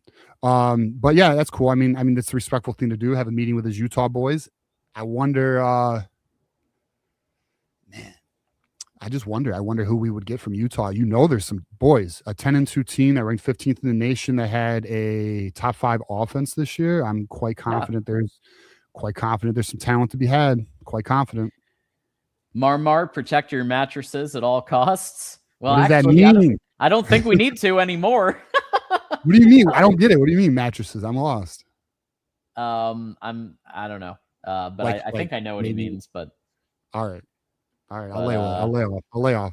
Antonio with the 5. Folks do need to get off the age thing. Coaches aren't guaranteed a long shelf life if they're not producing. Period. Love the hire. Welcome, Coach. Go Blue. Right. We're trying to manage expectations on the hire here. Like, is this a home run? I believe this is a triple. Like, I think this is a very good hire given the circumstances of what we're dealing with. Agree. I'm 100% agreeing with the triple. This is a triple. Listen, we talked about when this happened, when Sharon Moore got fired. We spoke. I said, I need Michigan to hit a triple or a home run. Go for the home run. This was our initial show. I said, go for Kirk Cinetti, blah, blah, blah. Regardless. But I said, we need a triple or a home run. I would put Kenny Dillingham in the triple category. It's arguable. You could say home run for him. I would argue that's fair. Kalen DeBoer, home run. Todd Monken, I would put in the triple category. Jeff Brom, I would put in the double category. I look at Jeff Brom as a tier 3 head coach. I look at Kyle Whittingham as a tier 2 head coach. Tier 1 are your elite top 5 guys. Okay, I think that's fair. They're in their own class. So, but yeah, I mean, good hire, boys. Very happy. I'm fucking happy. I'm not gonna lie. Like, you ever have? I'm sure many can relate to this. Maybe you're like, oh, TJ, you're a fucking weirdo. But I had, one of those moments where like I'm just to myself and I'm just thinking and I'm just reading the news, especially on Twitter, because that's essentially my go-to for, just staying up to date with shit for the most part. And I was like fucking air pumping, bro. I was excited. I was like, fuck yes, let's go, boys. This is a good get. We're in a good spot now. Yeah. This is a great hire. And now hearing that the 5-year deal is official and hearing that from Thamel and from like legitimate, like ESPN and everything, it's like, okay, this is it. This is like happening. And now it's all about player retention, recruit retention, and then who are you going to bring in from Utah? And then who are you going to bring in from elsewhere? Right. BYU. National search. BYU. Because if we get their defensive coordinator, you better believe there's some potential players on that defensive side of the ball that could be had. Let's look at Joel Klatt here. Discipline, toughness, physical, love, and winning. Traits you want in your head coach. They also perfectly describe Kyle Whittingham. Excellent hire as of 20 minutes ago. Boys, that's another thing too. And I think one of the super chatters did mention this. The national reaction is this. Now, I will say this. The national reaction is this is a home run. I'm at triple. Yeah, me too. But respect. I mean, like, look, Hurd. Okay. Like it's a damn good hire. End of the day, damn good hire, man. So excited about it. Yeah. I am ready for competent head coaching again, where we can have a chance at a 10-11 win season, make the playoffs maybe not every year, but at the very least we're in the conversation. And then you beat Ohio every once, or like you're not going to, like the 4-year run where we were beating Ohio every year. Like sometimes they're going to get one on us like they did, but like just every other year, like let's trade back and forth. Ohio State will get lucky and win one every now and then. Yeah, they'll no get problem, lucky. you know? Whatever. All right, you got. Speaking of Ohio State, Urban Meyer believes Kyle Whittingham is the best coach in college football. I've said many times Kyle Whittingham is one of the best coaches in college football. Now he's the best. He's the best coach in college football. Now this was a couple years ago, but we'll take it. We'll take it. Was Urban Meyer lying, Ohio State fans, or what? You think he was lying? Did Penn State pursue Whittingham? How is he compared to Penn Campbell? State? Let's see. When was Matt Campbell hired? Matt Campbell. A few weeks ago, like a month ago. December 8th. Okay, well, Whittingham didn't step down till the 12th, so he wasn't even available. Thank you for the 5, though. Michigander, Witt is Jim Harbaugh, but defensive-minded. He has coaches he has been talking to that will follow him. Don't expect a lot of players in the portal. Yeah. Now I'll say this. Okay, that's actually a Michigander, a very interesting, I would say, good comparison in the sense of, Jim's offensive. Whittingham is defensive, but very similar coaching just approach. Now, granted, let's also qualify, because I'm sure there's a Buckeye or even a Michigan fan who says, well, he's not Jim Harbaugh. He's not Jim Harbaugh. He's not. But he's a fucking damn good coach, boys. I mean, this is like, Harbaugh's one of the best coaches in all football, period. I mean, it's just, it's a different level. It's a different level. But Whittingham's one of the best coaches in college football, period. So we're very happy. Yeah. And the offense that they run at Utah, I feel like the Beck offense, that, like, I have a feeling, and again, I don't know this for a fact, but Bryce Underwood and his camp, I feel like they're going to want to stick around with this type of offense and this type of head coach. Yeah. Because he has this NIL deal that it's going to be like, could another team potentially match something like that? I mean, maybe, but he's going to be, like, most likely the starter next year. He'll have a real head coach. He'll have a real offensive coordinator. And then that's, like, he could put a banner year on film with a head coach that actually pays attention. And another reaction nationally, I'm still confused why Utah moved on from Whittingham, such an underrated great coach, and a huge steal for Michigan, boys. As far as I'm aware, there was some type of private equity situation with Utah, and I don't know a ton of details, but they're the successor to Kyle Whittingham. I think was in place already, wasn't he? I think that's what happened with Utah. They had someone that they wanted to put in place to Morgan Scally. Yeah, I think that might be accurate. I'm not entirely sure, but I think that might be accurate. Yeah. Elijah says if Kyle Whittingham was Michigan's coach in 25, I believe they beat USC. He is 2-0 against Lincoln Riley, or beats OU. I do think we go 10-2 or 11-1. Elijah, I think 10-2 is a very reasonable assumption with him as our head coach this year. I do think 10-2 would have been very doable. I think we really got to see how this goes, though. I know. Like and look, and I don't think there's anything wrong with a projection,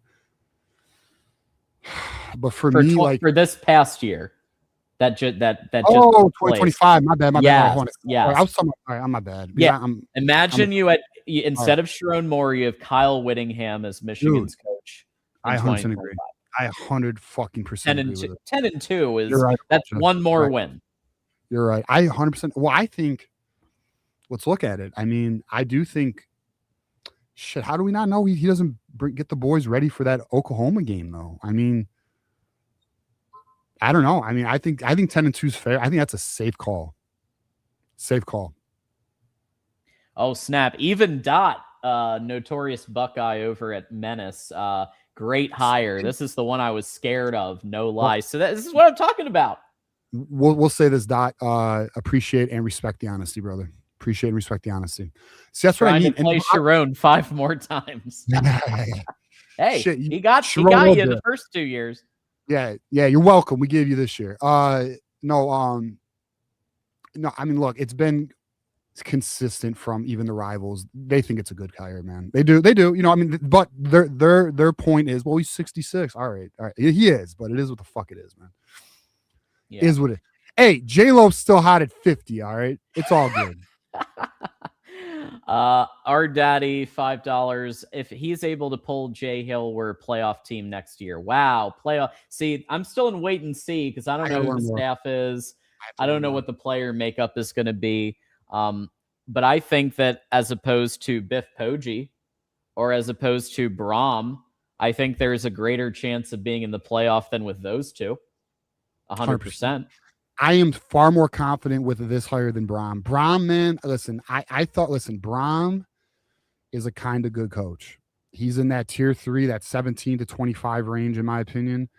I mean, I guess I should just 15 to 25, and so I don't know why I do that 17 shit. But to me, you know, he is your 9-3 coach, you know, and I do think, yeah, you can get a 10 win from him. But I think with Whittingham, I think, you know, although let's just, you know, next season's a tough year schedule wise, which is exactly why I really need to see who we get.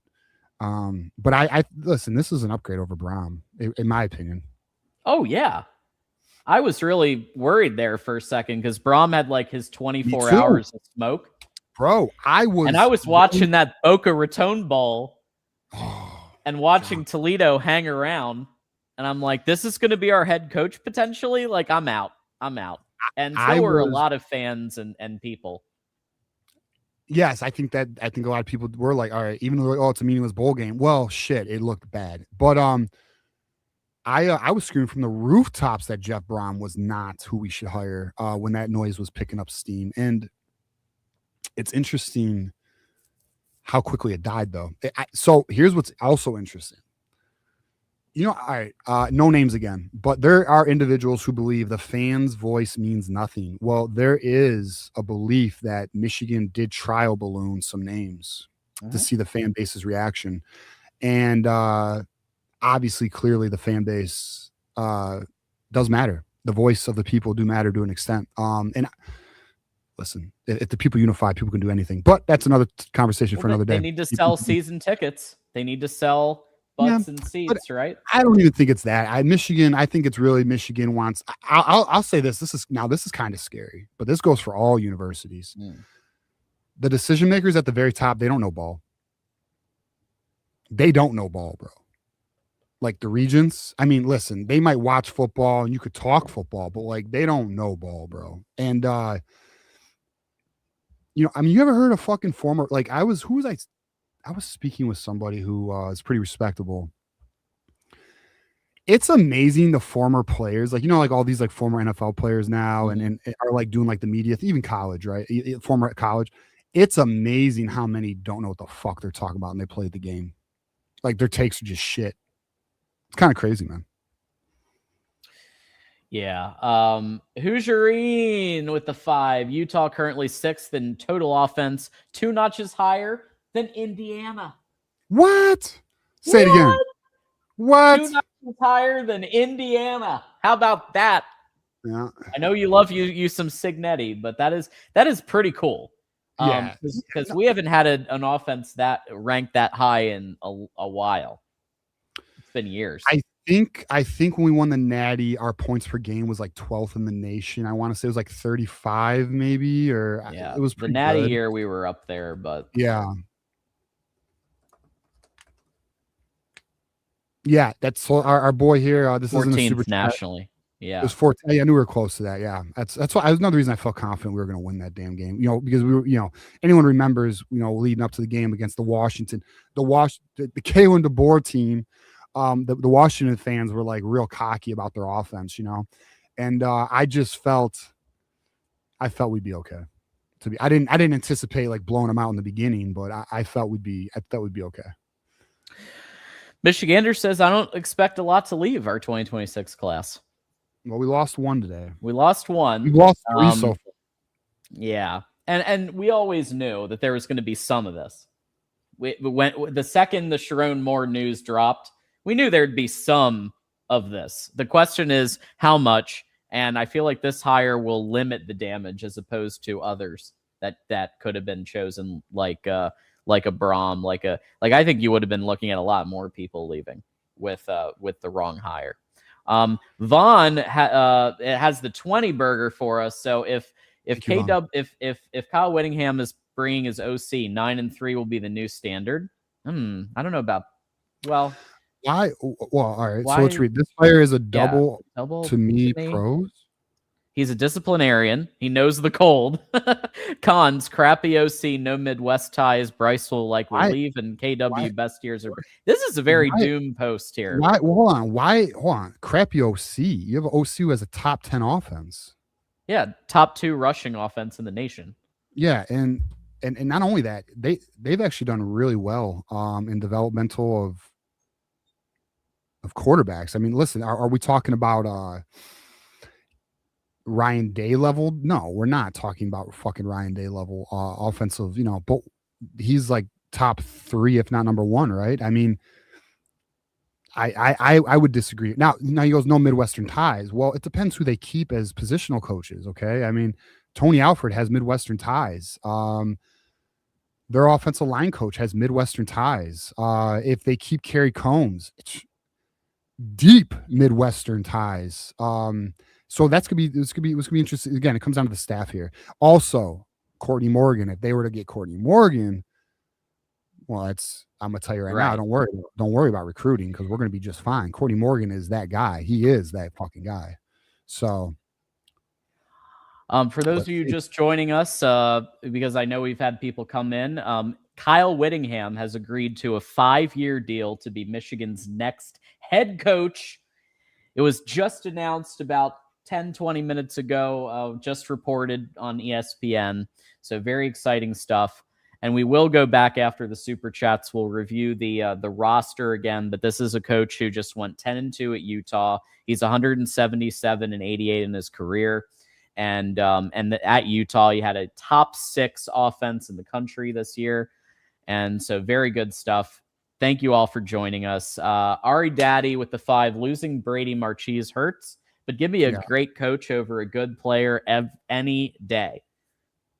And and look, there may be some more. And the thing is, like, we have to remember, this was a danger of hiring Monken. Everybody was excited about Monken yesterday, but Monken is not a college, like his last stop was Georgia a couple years ago. He's been in the NFL for a couple years. The upside to hiring someone like Whittingham is that he's got players right now who could come with him. He's got recruits who could come with him. He's got the staff who could come with him.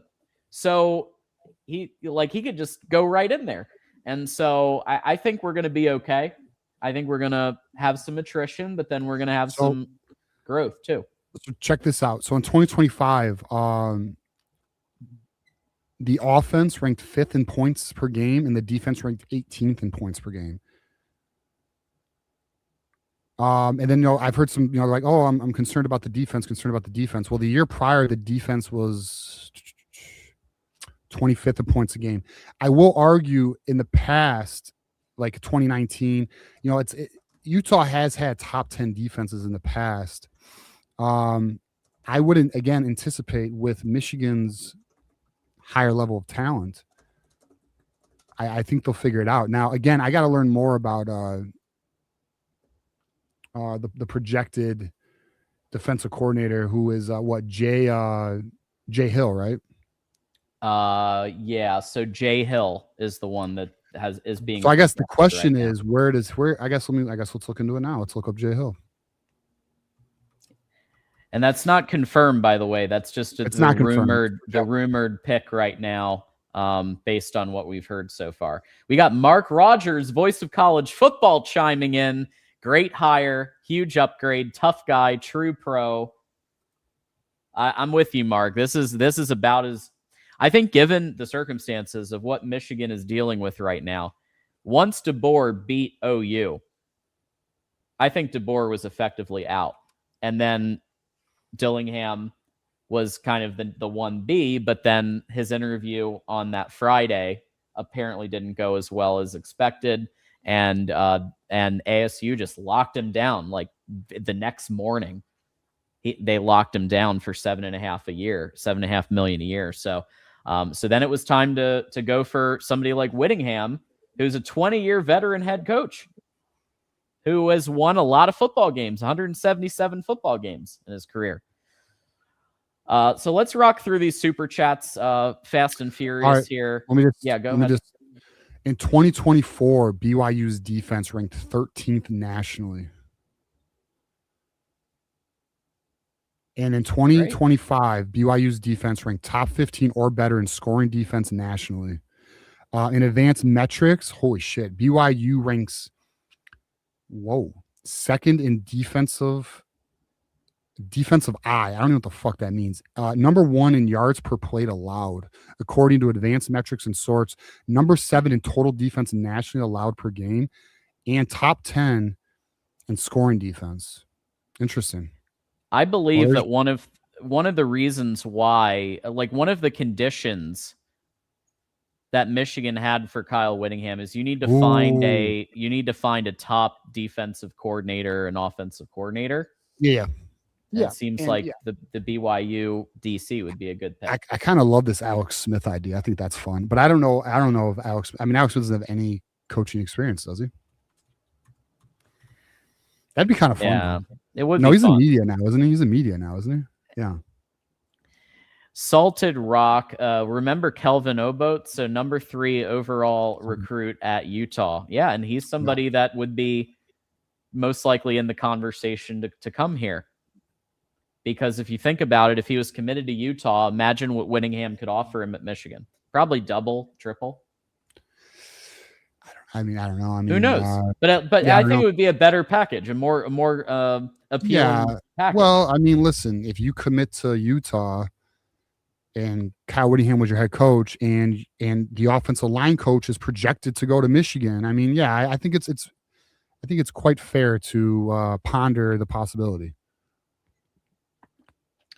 Facts. How about this? Wolverine, not so casual, single-handedly bankrolling more than. I was asking for this chart. Let's see if we can get it. Okay. So I'll read it and then you. Yep. Yeah. So $200 Australian dollars. Sent you that chart, TJ. Too long didn't read. Wow. Except for the 2 years that Cam Rising was injured and they rolled with a rando QB1. He turned a 35 ranked class into a top 10 team. Yep. Shocked me. Even when QB was injured, still top 15 defense, top 12 offense when QB not injured. Crazy good analytics. Go Blue. And there it is right there. Wolverine, not so casual's chart. Yeah, John, pull his chat down just for a moment, and then we'll pull it back up, obviously. First of all, Wolverine Casual, my boy. Wolverine Casual is a good friend of the program, and he does these wonderful charts where he essentially puts the ranking of the recruiting classes versus the performance rank, how the team actually performs. And as you can see, guys, this is actually all you need to see. This is all you need to see. If anyone has any doubt on Kyle Whittingham, check this out. Mm-hmm. His recruiting class was ranked 37th. The production was 8th in the nation. In 2024, Cam Rising was injured, and they had to run a true freshman in 2024. The recruiting class was ranked 33rd. Obviously, the production was 49th. This is the year. This is the outlier. But if you look at any other year following 2023 from 30 to 24, Cam Rising was injured as well. 33, look at any year without the injury, 33 to 9, 32 to 12, and then this past year, 37th to 8th. Now imagine you give Kyle Whittingham the resources to recruit top 10. Boys, I'm so serious. Like, I don't know about you, and I'm gonna be I got chills right now, boys. I got fucking chills. I am so ecstatic. And thank you, Over and Casual, for bringing this good data to us. It's no fucking brainer. This is a no-brainer, dude. Thank you, Over and Casual. Appreciate it, man. We will show this chart again later. Actually, I'm gonna post this on Twitter. I'm sure Over and Casual's okay with it. I'll give him credit. Yeah, it's really good stuff, and thank you for compiling all that for us. 35 ranked class into a top 10 team is a big jump, and it's a Jim Harbaugh like approach. And now Jim Harbaugh was recruiting, top 10, 5 to 15 ranked classes every year for the most part, except there was like one bum year. But like he always did more with what he had. And I feel like that's a characteristic that Kyle Whittingham has as well. So thank you for that 200, and really appreciate everything that you do across the Michigan community.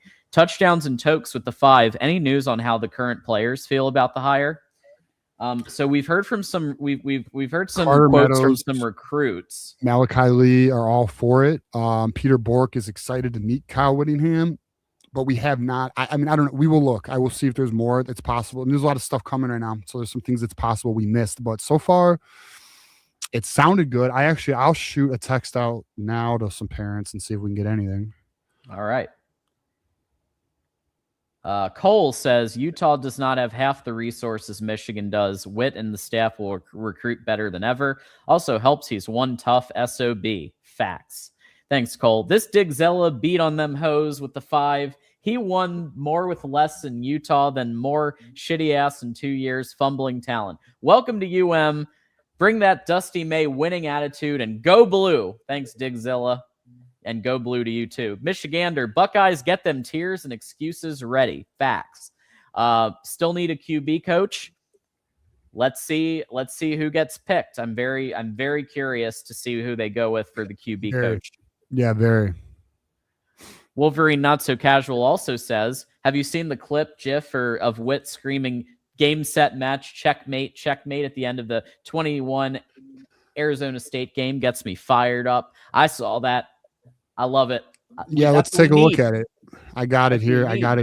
That we can play. I actually posted it today. Now it's a GIF. It's in GIF form, but it still counts. Let's pull it up. It's right. A lot of posts today, John. I got it here. Where are you at? Bitch, where you at? It's coming. Right here. Got it. So we'll share this tab here.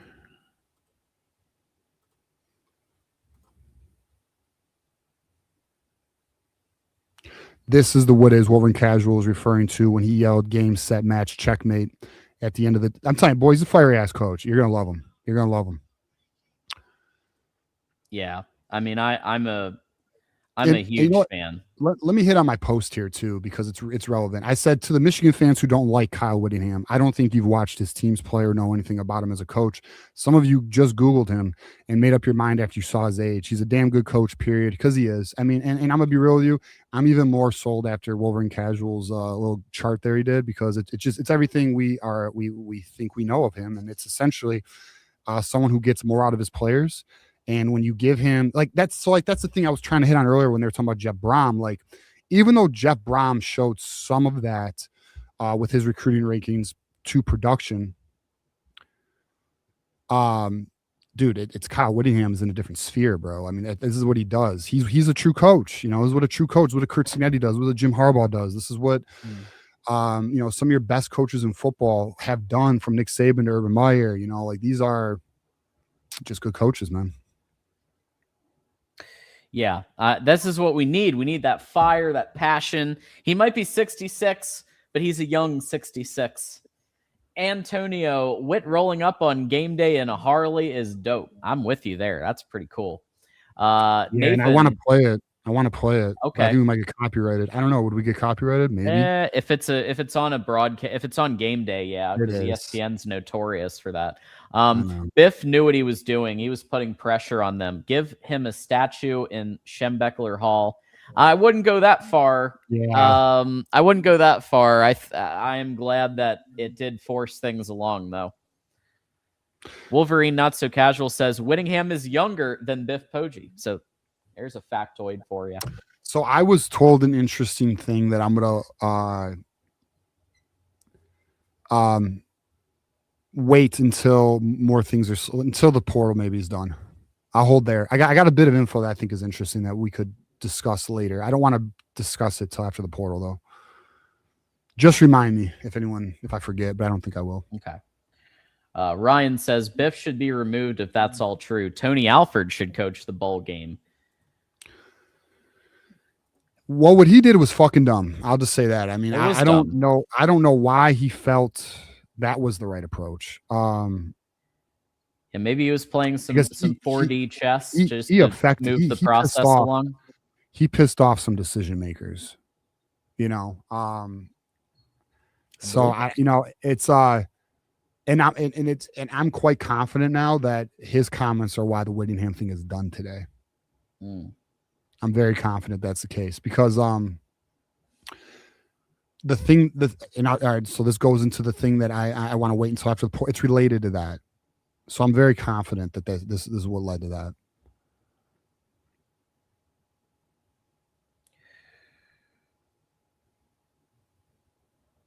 Okay. Wait, were you gonna play something or? No, that was I don't want to do the copyright with you talking about the motorcycle. Okay. Yeah. Mr. Maximus, can you talk more about what you've heard on Courtney Morgan coming? Yep.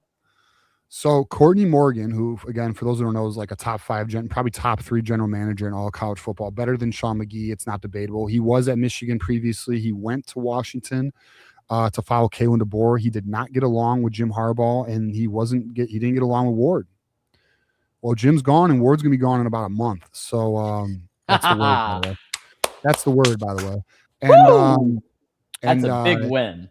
Yeah, and so they're gone. And Courtney Morgan, for those who don't know, is a former Michigan player. Not only is he a former Michigan player, he is like the man's man. Like this dude knows everybody. He's got all the connections, and he's a closer. He is the one who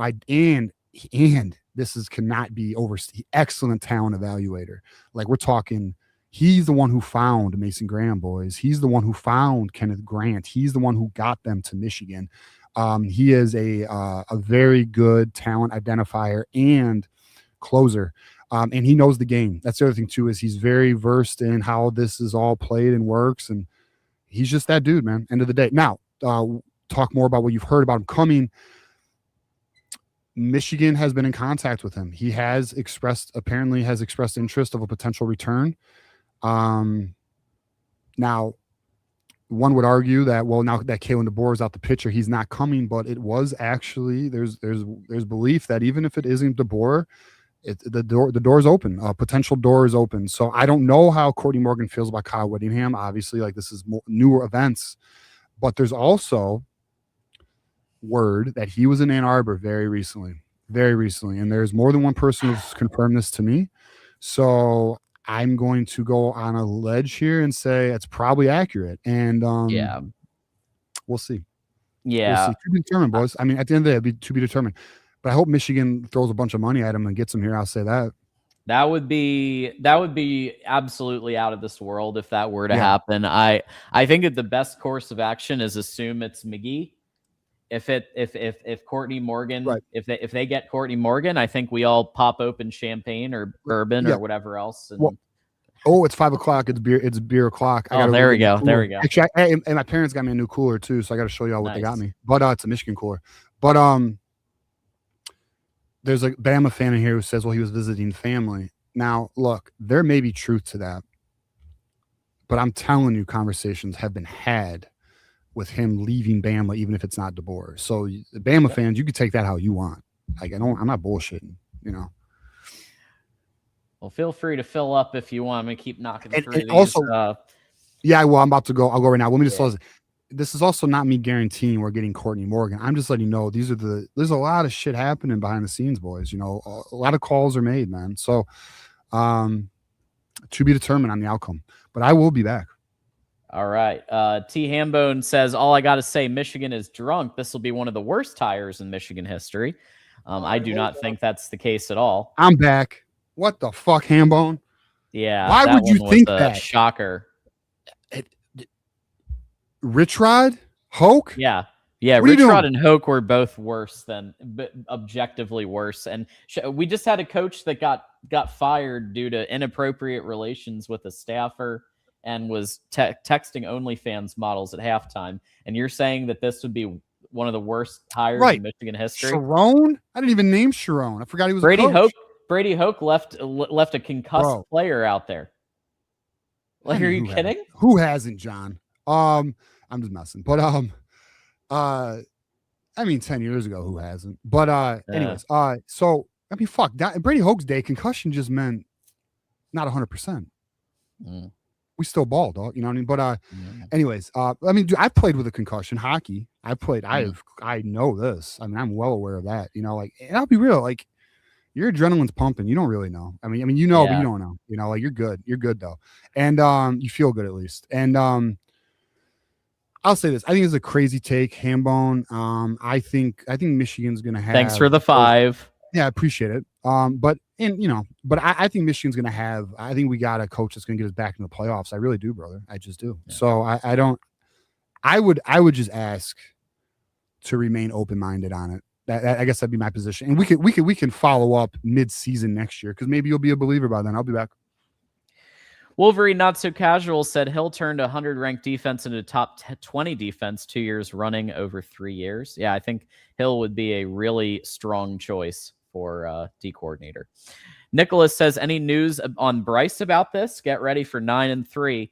So I haven't heard anything from the Bryce camp yet, but they allegedly had been happy with the other 2 potentials, DeBoer and Dillingham, and if Whittingham brings his OC, which he's rumored that will happen, I think he's going to... I predict he would stay, but I don't know. Sean says, Sharon also beat DeBoer, who you were all slobbering over. Sit down, enjoy your Big 12 level hire. Stop getting in your feels. Take your L. All right, go Blue. T says, group hug, boys. Happy holidays. Go Blue. Happy holidays, T. And I hope everybody had a great Christmas. I had one. I got a Lego set with the Millennium Falcon from my fiance. I've been putting that together. I'm already on step 3 of 17. It's going to take me a couple more weeks, but it's a great time. Great time. Elks, it's a C hire. He's a semi-retired coach that doesn't care and will be retired again with 4 years. Guess it's not a top 5 job, like I said. I don't think it's a C hire. I think that's being very, very not generous. Hal says, as a fan, it's an eh. As a coach myself, let's fucking go. I think it's a great hire. I think it's a triple, like we've been saying. I don't think it's I think DeBoer and others, I think we're kind of at that mountaintop, like the Lannings, all of them. But I still say this is given the situation we were in, it's pretty good. Bull, we have talked about recruiting. What does this mean? So we do know that Brady Marchese is withdrawing from his commitment, but we don't know what else. We don't know. There will probably be some more of that.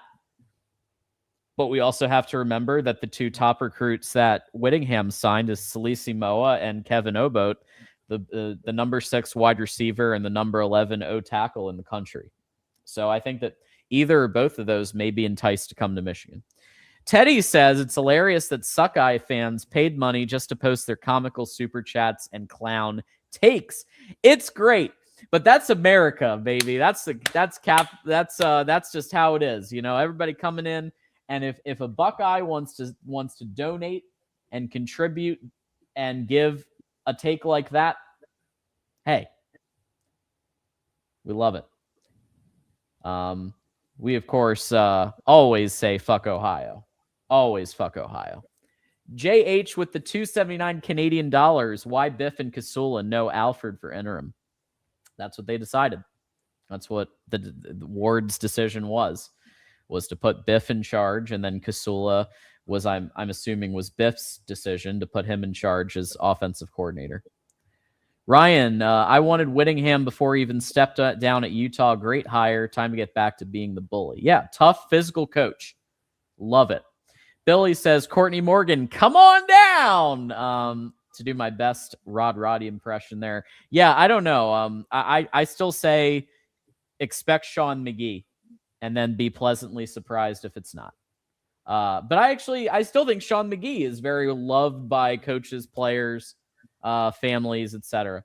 Michigander says MSU fans are major coping. They're pissing down their leg. Muscle Man says Whittingham doesn't mess around. Also, he's got the jawline with which most, if not all, good coaches have. Hey, that jawline, that's important. That's a big factor.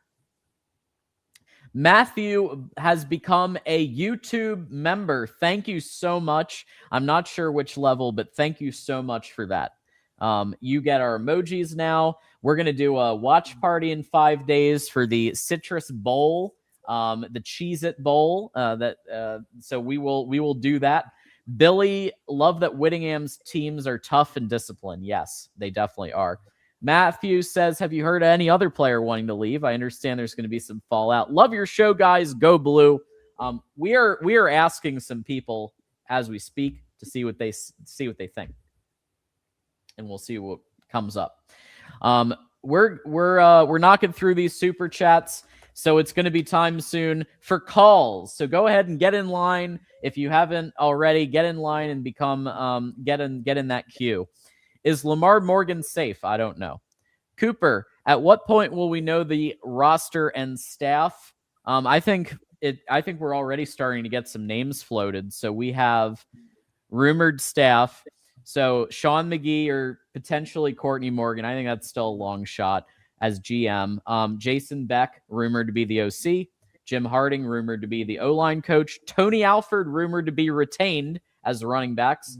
Jay Hill is a name that is being talked about for D coordinator, and then they may retain Kerry Coombs, who was literally just hired right before the Sharon news for special teams coordinator.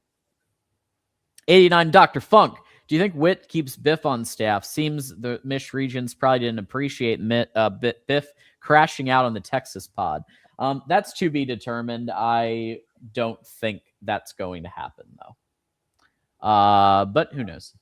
Hugerine, defense is the issue with Witt. So, ironically, he's a defensive coordinator, but I don't know if he'll bring his D coordinator with him because they're looking at BYU's D coordinator Jay Hill as somebody who's a name of interest. That's a key name of interest. There's also a chance that Wink stays. I mean, Wink Martindale may stay. There's also some others like Lewis Powell. I think there's a chance. I don't think so. Sports Illustrated was talking about it. I don't think it's completely out of the realm. I think the best possibility is Jay. I want Jay Hill. I think that would be great. Yeah, I'm on Jay Hill train right now. Yeah. Want to see my new cooler? Yeah. Oh, sick. Look at that. Yeah, badass, bro. My parents know what's up. Thank you, parents.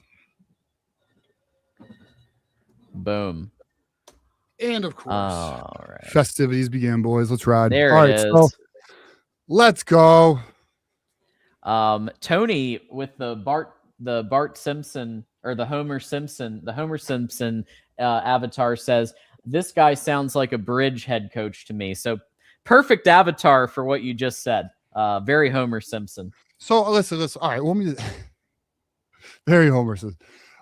I mean, there is a, I guess you could argue a Bridge component, but this isn't like a 1 or 2 year thing, boys. I mean, look, he signed a 5-year deal, and you know, I told y'all in the beginning, I anticipate 4 to 6 years out of this. So I mean, look, I mean, if you want to, Hoosier, come get one, dog. Come get one, boy. Let's party. But I mean, it's a true Bridge is like a 1 year stopgap or a 2 year. Like this is not that. When I think of Bridge, I think 1 year. Fair. This is not that. Again, like, listen, you want to know what's funny? Y'all hear what the negative is? Age. Fuck that, bro. Like, dude, this dude's a fucking demon, man. Like, you gotta, like, all right, that's, but you know, he's I want to stay positive, but bro, he's learn about Kyle Whittingham. He ain't going nowhere, bro. Like, for a long time. Good health. Dean, John Henry Daly had 11.5 sacks for Utah this year as a redshirt sophomore. They have a freshman tight end, JJ Buchanan. I like too. Like it. Fuck Ohio. Yeah, 11.5 sacks sounds good. We'll take him. Yeah, man. I mean, I just, so that's gonna be the next step, right? So right now, all right, here's where we are, right? Right now, it's about retention of players and coaching staff hired. It's about coaching staff hired, retention of players, and then it's going to be about the acquisition of players, the acquiring of other rosters, and yeah. So listen, we're going to know a lot by end of January, boy. I want to say end because Ward will be gone, but mid-January, we're going to learn a lot, boys. I'm excited. I'm amped up, man. And by the way, so is 84% of the audience. So we did a poll. What's the poll? So I ran a poll, and it was essentially like, what were your thoughts? Do you like the Kyle Whittingham hire? And it was either hell yeah, go blue, or uh-oh. And hell yeah, go blue got 84%. Hell yeah, man. Uh-oh, only 16%. So there you go. Fucking 16% of our fans are Buckeyes, huh? That's crazy. No, I'm just kidding. All right, so hey, for those who don't know, John just threw in the call-in link. You guys want to talk some ball after we get through all these super chats? We're here for it. Looking forward to it. But yeah, man. All right, so we got the next super chat here, John. Yeah, so let's go to Cole here. Jay Hill, Jason Beck, and Jim Harding are must takes. All are A+ hires. Everything after that is icing on the cake. They're rolling. I know this for a fact that they are rolling out the money, the resources to get who they need to get. So like Kyle Whittingham is gonna have plenty of resources to hire Jay Hill if he wants Jay Hill, Jason Beck, Jim Harding. Like that's gonna happen. I don't know for a fact it's gonna be Jay Hill yet, but we should be hearing in the next 24 to 48 hours at least some staff news once this once the conference happens and all of that good stuff. And then Mar again with with a lot of Sharon jokes. Will there be any bed jumping? Asking for Sharon. I get it now. Well, never mind. I was gonna make a very very maybe not tasteful joke, so I'm gonna lay low. Well, thanks for the two. Jared says it had to do with knife choices, but we're gonna move on. Yeah. Witt was at Utah before Urban. He didn't follow him anywhere. He was kept by Urban and promoted after he left. How about that? So he was there before Urban. Yeah.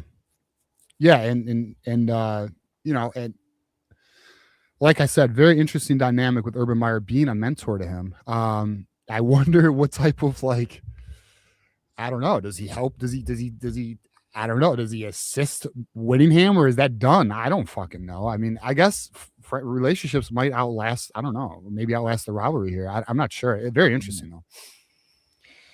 Michigander is crying because we finally have a coach that can call timeouts. And I'm with you, man. That's such a big. It's. Can you believe we're rejoicing about that? But we are here. We're here. That's where we're I at. am ready for a good timeout. Fucking let's go. When Coach Whittingham gives us a really good timeout, I'm about to be standing, bro, yelling like, "Let's fucking go, boys! We got one." That shit matters around here, all right? Hearing Schnoa, hearing Duke President Vincent Edward Price to be new Michigan president. Can you confirm or deny? I will say this. I have no idea who it is, except apparently the president is coming from a very big school that has a very strong sport background to it. So that's the word. And now here's what's even crazier though. I'll tell you this. So the president was actually supposed to be announced last week. And then it was supposed to be announced this coming week. The new timeline has shifted. They're going to wait until, I guess, apparently they're going to wait. So to next month that's the word, is next month. So we'll see. I'm more in wait and see mode. I'm excited to find out. Apparently they're very happy with this hire though. That's the buzz. There's excitement behind it. Anthony with the 20. TJ, as we have been chatting, the coaches he is bringing is going to make this good. Ward will be gone once the investigation is done. You owe me a beer. Brother, fuck, I think I said a dinner. You let me know, bro. We can go fucking get some food. But yeah, Anthony has been very, very, very good for me. We've been talking a lot about the whole scenario, the timeline of things. Appreciate it, man. Appreciate you. Thank you for the 20. Folks, the call queue is almost empty right now. So we are going to be taking calls very, very soon. Hit that link. It's in the chat. It's pinned. Yeah. And let's take some calls soon. If you are someone who doesn't like the hire, call in. If you are someone who fucking wants to, discuss your excitement about the hire, call in. Let's talk some ball. AJ says the info TJ just got doesn't sound good, boys. What? Which one? I'm trying to remember. What info? I don't know. We've been talking for a few hours now. I have no idea. I feel like everything I've said has been pretty optimistic and good. I don't know, man. Curtis with the 20. McGee as CEO and Courtney Morgan as GM would be an all-star team in the back office. I'll be honest. I don't want McGee. All right. So I guess I'll just go in on why. All right. My concern with McGee is he's too fucking conservative. We don't need that. Michigan's conservative enough. I don't need this shit from Sean McGee, bro. I don't need this imaginary salary cap he's putting on us. Like, we don't need that. Like, there's no salary cap in college football. Now, listen, I don't disagree. You don't need to recklessly spend. There is definitely a tactful approach, but I really hate hearing these stories about, we stopped talking to this kid because it went a little bit above Sean McGee's pay range for the kid, like his scale, his scale that he has, that he would pay somebody. Fuck that, bro. If there's a kid who's a fucking dog and you got to pay another $100,000 to get him, then do it. Like, it's the market. Now, listen, I don't disagree. Listen, I'm not saying every acquisition or you don't have to take everything, but stop letting your fucking imaginary salary cap stop you from landing elite talent, which has happened. I'm aware of multiple recruits, and we almost went through it at the end of the cycle this year. Like, I'll give you one right now. Nick Abrams is another one. He exceeded his cap for the fucking position, and it's like, dude, you are killing us a little bit. I mean, killing us isn't the right word, but you are hindering the potential, man. Yeah, for sure.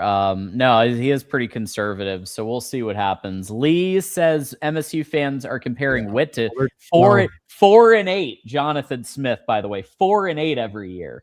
Brother, you don't even take an ACT to get into Michigan State. They don't know what the fuck they're talking about. They're dumb. You can't compete where you don't compare. And Jonathan Smith does not compare to Kyle Whittingham. No, not even every single year. Come on now. Not even close. Come on now. Joe, so this is Go Blue, has gifted 5 Michigan at the Voice of College Football memberships, which means all 5 of you get emojis. All 5 of you get access to our special stream at the end of the month. All that good stuff. So thank you to Go Blue for funding that. A little after Christmas present for 5 people there.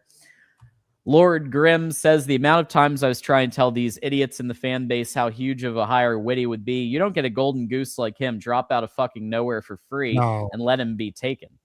No. I mean, look, the Buckeyes will even tell you that we fucking landed. We got lucky. I mean, listen, it's not often a coach of this caliber is steps away from a program that he's been at for 17 fucking years or whatever. Yeah, for sure. No, this is a big pickup, and it's looking like plenty of money for his assistant coaches. Looking like maybe above $2 million for OC and DC, which is very, which would be great because then he can really just get who he needs to get to get his program rocking here. Muscle Man says, Coach has a strong jawline. I'm telling you, that is a distinct feature. All good coaches. Muscle Man's been on this jawline thing. I think it's great. You know what's funny is I used to be like, when I was younger, I used to think quarterbacks with really good teeth meant they'd be good quarterbacks. I'll give you an example, like fucking Troy Aikman. So when the Lions drafted Matt Stafford, I was like, oh, we got a good one. Look at his fucking teeth, bro. Look at his fucking teeth. And hey, long story short, he's gonna be in the Hall of Fame. I was right. Everyone doubted. And by the way, let's just use this as an opportunity to, even though I wasn't doing podcasting at the time, there was a lot of Stafford haters. I was definitely a Stafford supporter, and I was right. We'll keep it moving though. Sean, another Buckeye super chat here. Michigan definitely has one of the best teams in the Big 12 next year. Hopefully this helps you beat the Ohio Bobcats since you hate them for some reason. All right. We hate all Ohio teams. It ain't just the Buckeyes. Don't worry about it. Cole says Aaron Alford, Tony's brother, coached for Whittingham at Utah before he unfortunately passed away in 2013. Oh.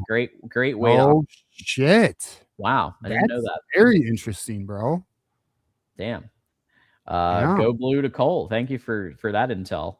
So that makes it a little more likely that he might be sticking around. AJ said the text you got back from player parents. I haven't read anything yet. I don't know yet. I just shot a few out. I don't know. Let's see. Honestly, not one's responded yet, so we'll see. I'm sure they're dealing with a lot right now. So Yeah. Dane the Beautiful Monster, first time commenter, 45 years. I started this because it's a first time commenter. Thank you. 45 years, diehard in all sports. This show is box office tips cap. Thank you. Coach Witt is an X and O strong character, Hellraiser and men. This team is as best as he ever had. Let's fucking go. I love that.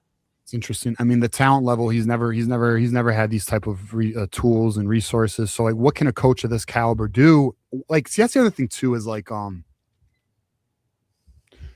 something I think is not, and we've not brought up, but through a professional's career, or even like an individual training for a skill, if you will, you reach a point in life where you become an expert. Okay. Now this takes hours of task and repetition, right? Mm-hmm. Boys, we have a coach who's in that expert feel, like he's seen it all. He's done it all. Right. He knows, like, you know what I mean? So, I'm pretty excited about it. I just think this is the right. Now, granted, listen, Kalen DeBoer was my unicorn. Not even a unicorn, but that's not the right word. But he was my ideal choice. Dillingham would have been a fun journey. But this is good. This is good for where we are as a program. It's good for what we need, and he's going to bring back a lot of what so many loved about Michigan. Real quick, and then we'll have just like 3 more super chats, and then we'll start taking calls. We have some additional names to share for the potential rumored staff. So, in addition to Beck, Harding, Alford, we now have Freddie Whittingham as a name that's being floated around for who's his nephew. So potentially and I actually saw a post, a couple of commenters talk about this.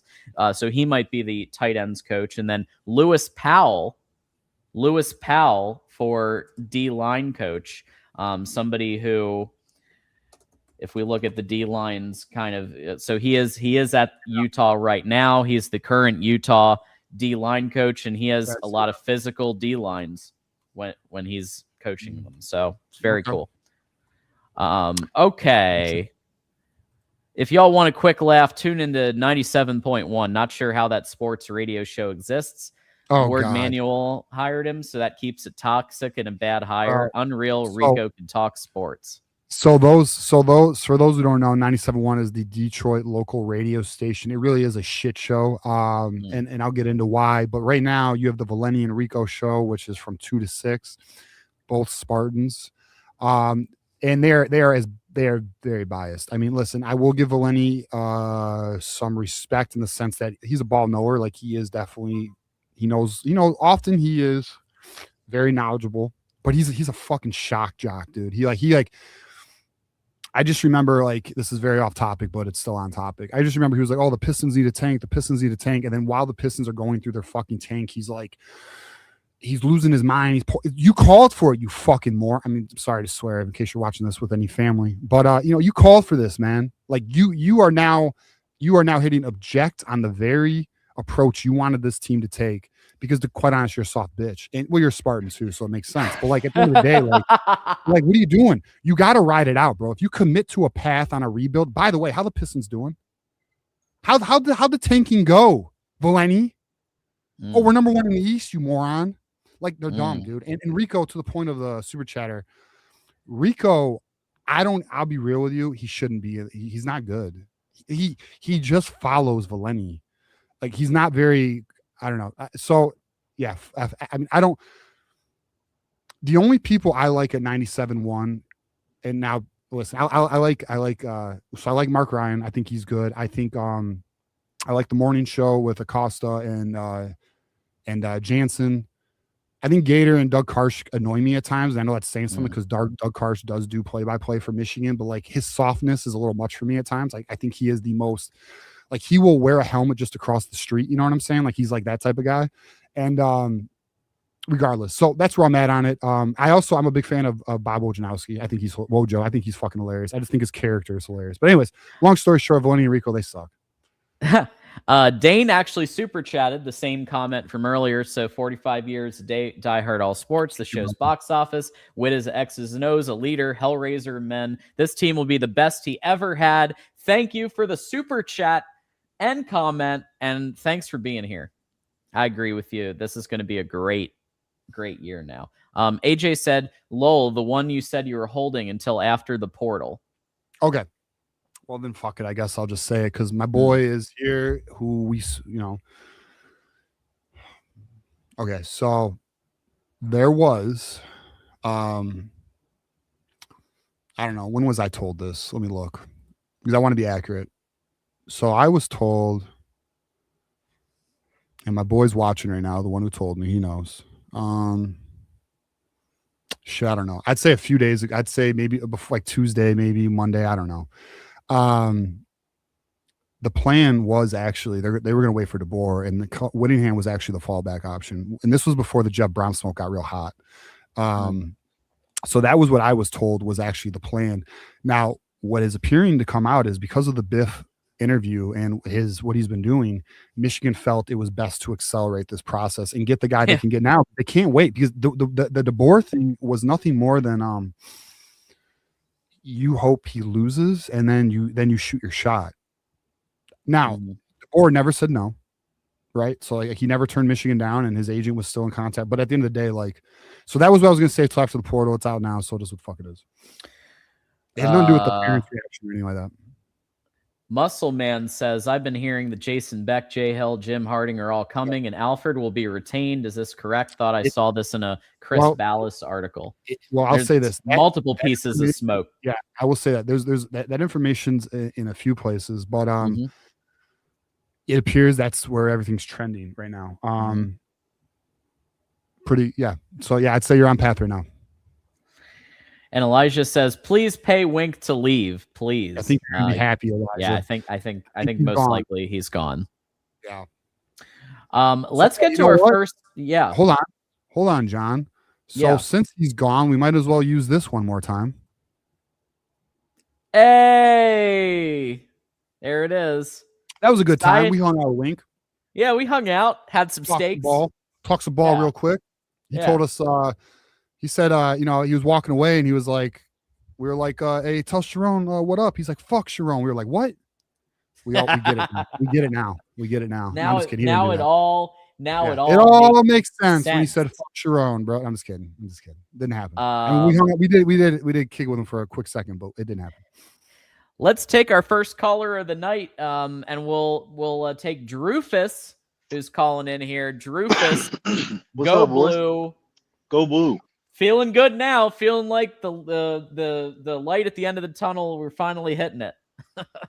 I like the hire. I think it's a pretty solid hire, especially with all that staff he's got coming with him. What happens to Lamar? Did you guys touch on that? Lamar Morgan.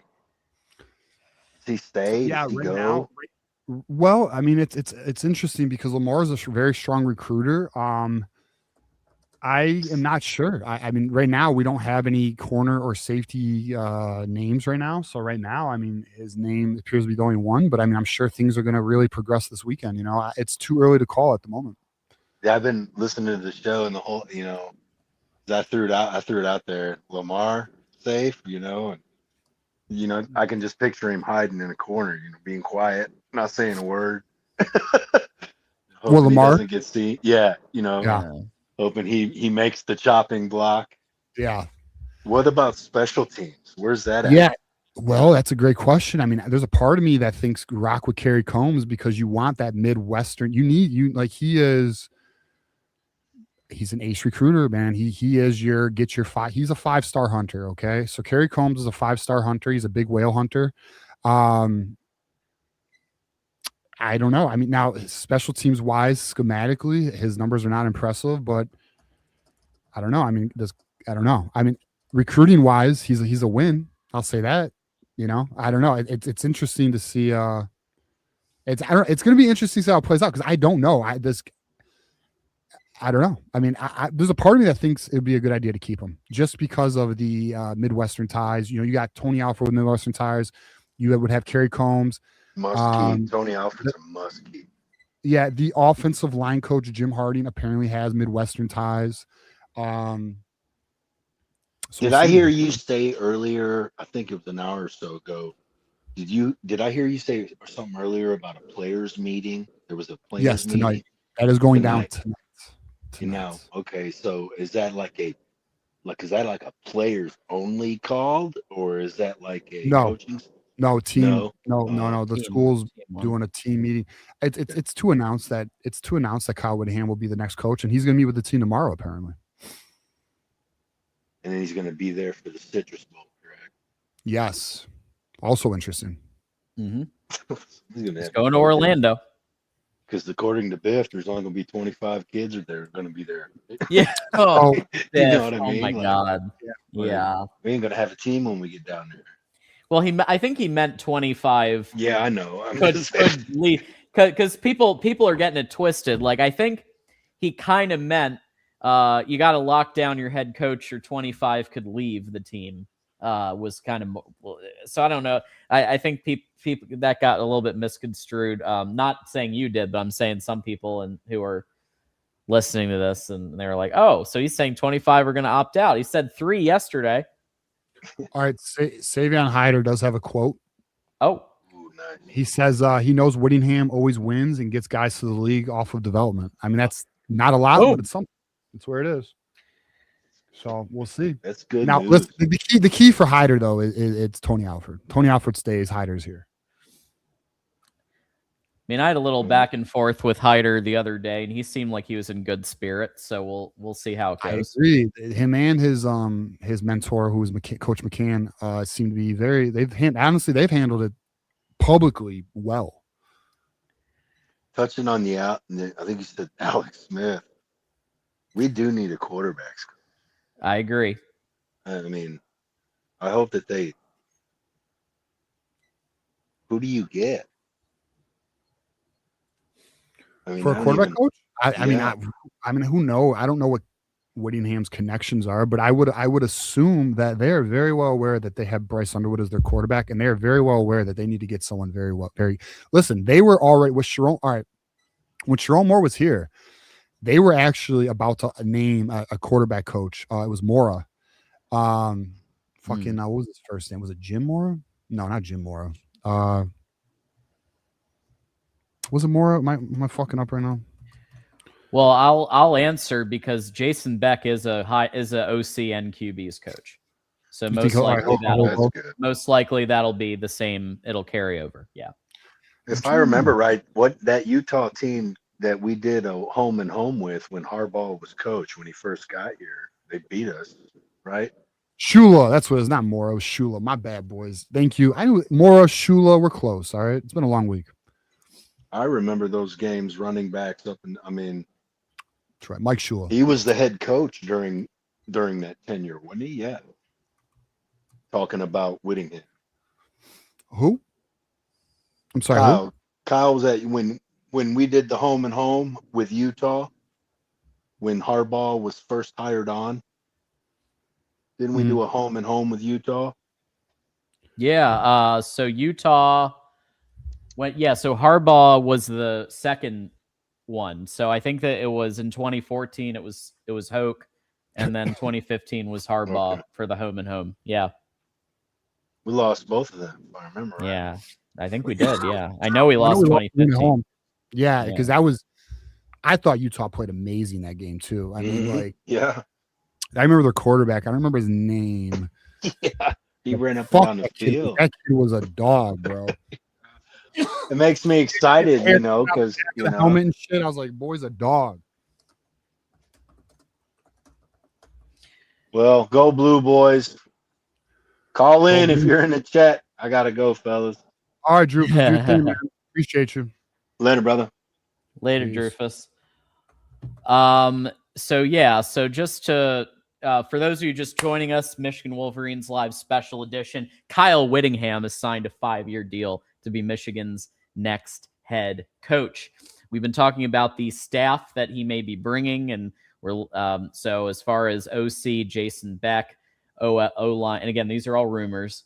Jim Harding, Tony Alford may be retained as the running backs coach. We got Freddie Whittingham is the name at tight ends coach. Jay Hill for who's currently at BYU for D coordinator. Lewis Powell, D-line coach, who's a great D-line coach. Kerry Coombs may be retained as strength as special teams, and then Doug Elisaya is the current Utah strength and conditioning coach, who is the name that we're looking at right now. So that's what's happening here. Let's get to our next caller. We got so Colby. Colby, you there? Yep, Colby's coming in here, and we'll just give Colby a second to adjust there, and then yep, looks like we're good to go. Hey, Colby. Hey guys, what's up, man? Honestly, Go I Blue. wasn't so sure about this hire. Go Blue. I was not so sure about this hire at first, but I looked more into it as the days was going by, and I was like, this guy actually does teach toughness and do you remember Eric Weddle? Eric the Weddle? safety? Yeah, the safety. He was one of his guys. Oh. Yeah, that's the name that I remember. Maybe he should go into coaching and maybe bring him on Michigan staff. Yeah. I mean, maybe. But, I mean, yeah. I mean, listen, Kyle Whittingham, I mean, I think those who are not familiar with him are going to like him. Just, just like you familiarized yourself with the Caleb. I mean, I think, or Colby. I don't know why I call you Caleb. Why the fuck do I do that? I do that a lot, don't I? It's Colby. I know it's Colby, bro. We've talked a lot. But, yeah, man. So I think people are gonna. I think people are gonna like Kyle Whittingham, man. I think he's a better coach than people give him credit for. It's because he was at Utah. Like he could have left Utah several times. Colby, that's it. He's at Utah. Nobody's watching. Nobody's watching West Coast games. Mm-hmm. And a lot of people are not into Utah. That's why they're not familiar with him, man. I know. Well, I mean, Urban loved him. I know that. Urban, I think, loves him more than he loves Ryan Day. I don't even think he likes Ryan Day. I think that's true. I mean, a lot of people love Ryan Day. So I mean, I get it.